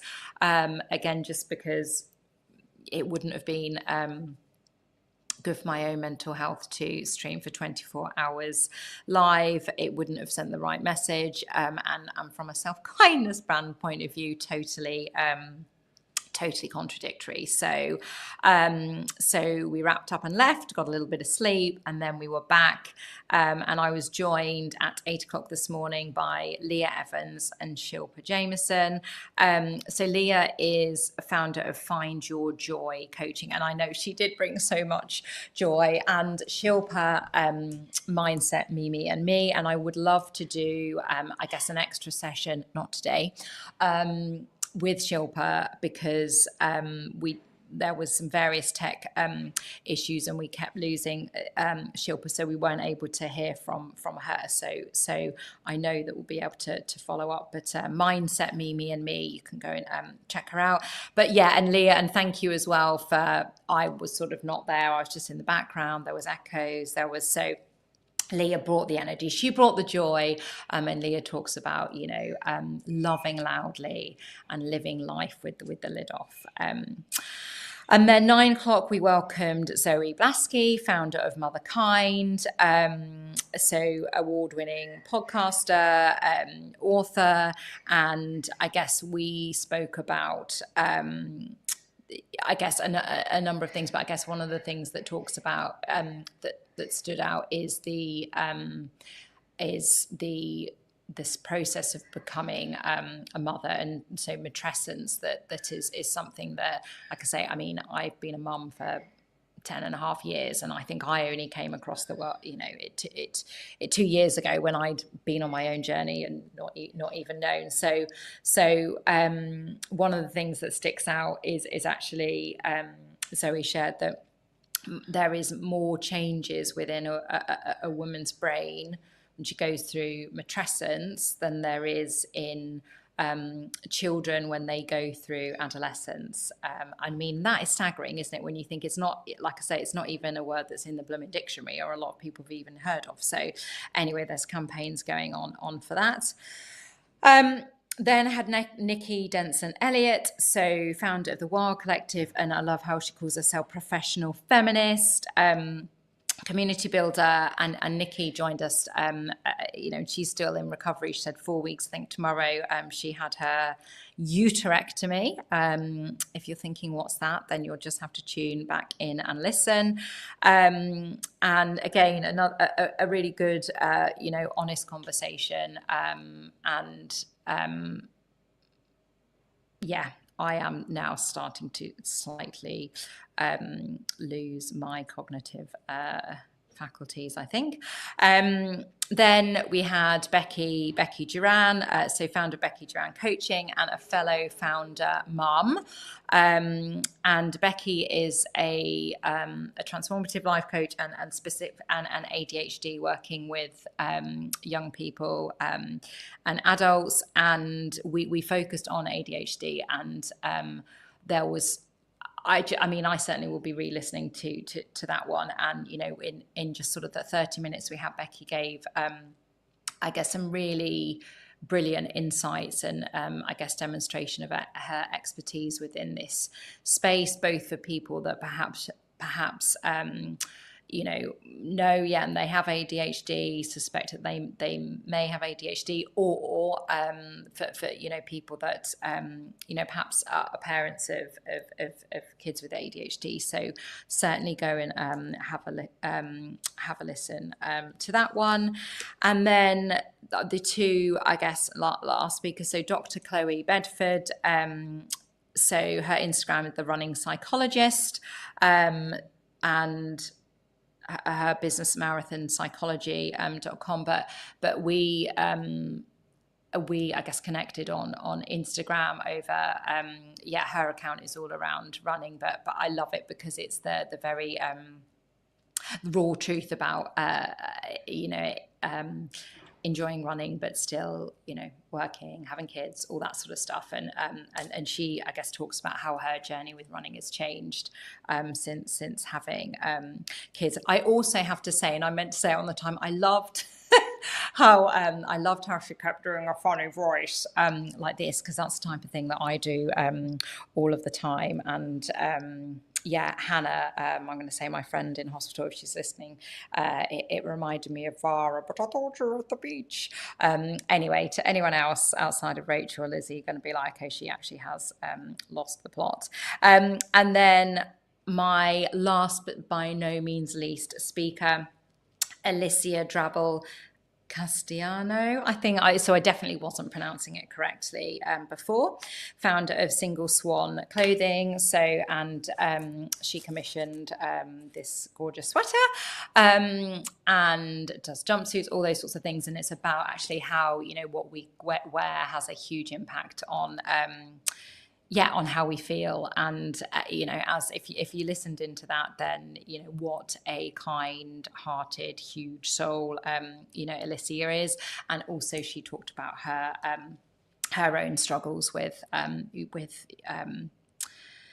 both physical and mental ill health, her recovery. And also we did quite a lot of fangirling on Claudia Winkleman and Sinead, her stylist, and the Traitors. So watch this space or go and get your order in for a Traitors jumper. And then I guess this last hour has been me. But I said on the sponsor page that there was someone that I wanted to come back to, and that is Kerry Dick of Right Junction Right. So also founder mum, also extremely dear friend. And Kerry has outside, so I had Susie support, I know, for sort of 3 hours yesterday afternoon, I think 1 or 2 in the morning yesterday. Outside of that, Kerry has sat on StreamYard in the green room, welcoming people in,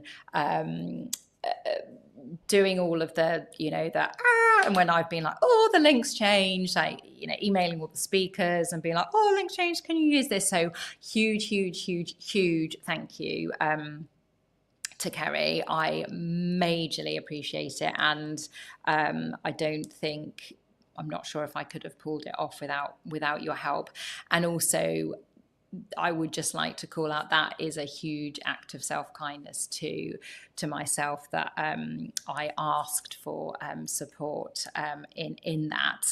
So thank you so much to Kerry. And then I know he's sat in the background looking at his phone thinking don't, but huge shout out to Peter, the legend that is I said, Peter, maybe you need to come on, and we have it, and it was no. So anyway, we love you, Peter, you're a legend. We need to have like Peter is a legend t-shirts or something. Oh, Alicia, maybe that can be your next one. So we are at 8 minutes to the hour now. So I sort of feel like, in a maybe weird masochistic not kind way, that we have to stay. I have to stay on until 2 o'clock. So 8 more minutes. So let's do you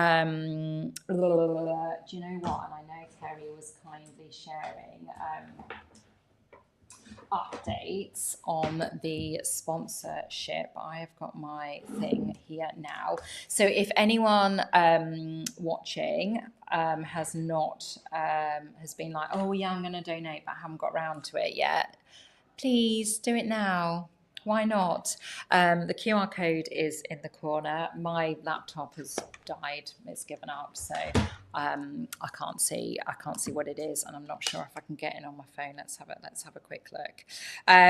But thank you to everybody that has donated, and to those of you that are going to donate. I know from when I did 15 for kindness, actually a lot of the donations came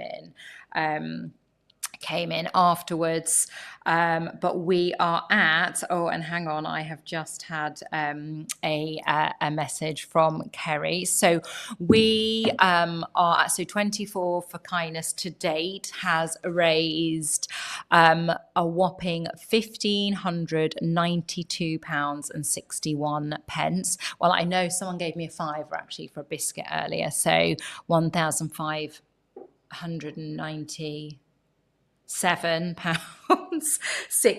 61. So amazing.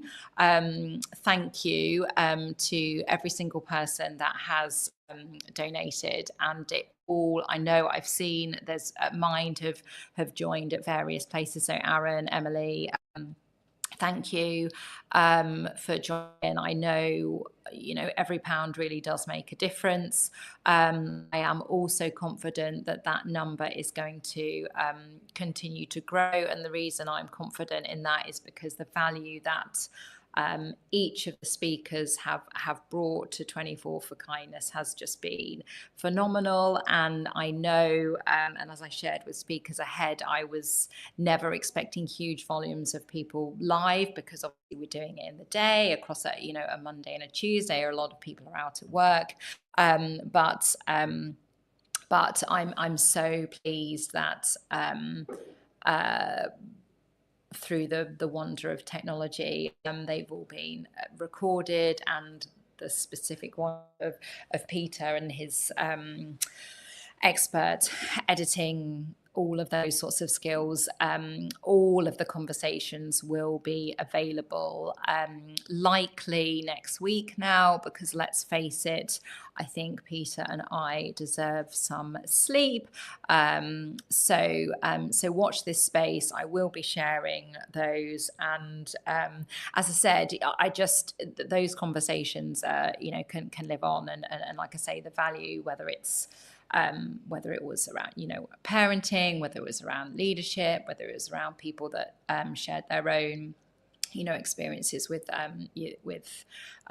mental ill health, and I guess everything else in between has been hugely valuable. So before I do close, I feel like I want to put on that little, well, not little, it's a big thank you, for donating from me, from Mind, and I know, actually, let me just see if I can find it. And this was earlier, actually, and we've raised more since, but Emily said, thank you to everyone who has tuned in and donated. It costs us around £11 to answer a call to our helplines. What's been raised so far could help us answer around 134 calls. So that's amazing. And it's actually, it has increased. And as I said, I am confident that it is going to, it was only going to increase further. Thank you, Julie. It's nice. I've got a few people that said, popping in to see. Yes, I'm still here. I said it's now that it's 57. So I'm now I'm going to probably just do this cringe 3-minute, but I feel like I can't end before the final minute. So I'm just gonna quickly check. I am just gonna quickly check one sing.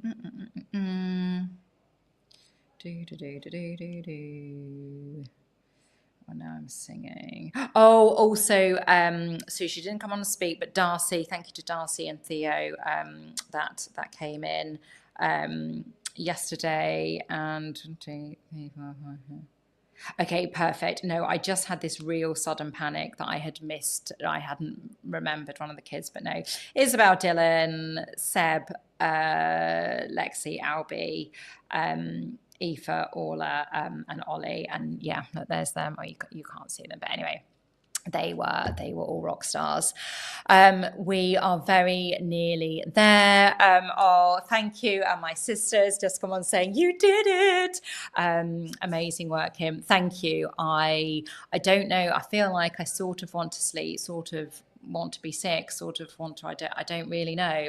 But I'm sure it will probably, I'll maybe go and go to lie down and then be like, la, la, la, la, adrenaline. But yes, in a big act of self-kindness, I have got nothing on the rest of today or tomorrow, or Thursday. Actually, I think I am going on a school trip for a couple of hours. But anyway, that's by Thursday. I'm going to Gifty's event Thursday evening, and then Friday I'm off, and my husband and I are off for a kid-free weekend. I'm not sure actually the kids know yet, but anyway, yeah, you're going to Granny and Papa's for the weekend and you'll have a great time. Oh, and thank you. My husband's saying, great job, both of you in the room. See, Peter, you're the legend.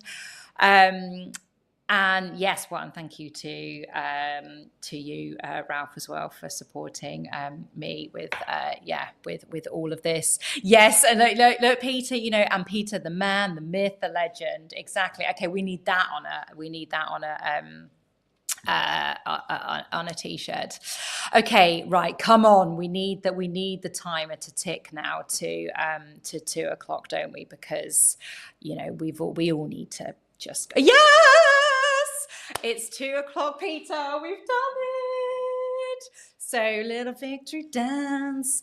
Thank you to everyone that is still here, to everyone that's been a part of it, and all that, Oscar, love, blah, blah, blah, self-kindness, all of that. And yes, huge thank you, Peter. Right, I'm going to go and get some success. No, I'm going to go and get some sleep. Right, mwah. Bye. Right, end stream or end recording? End stream. Oh.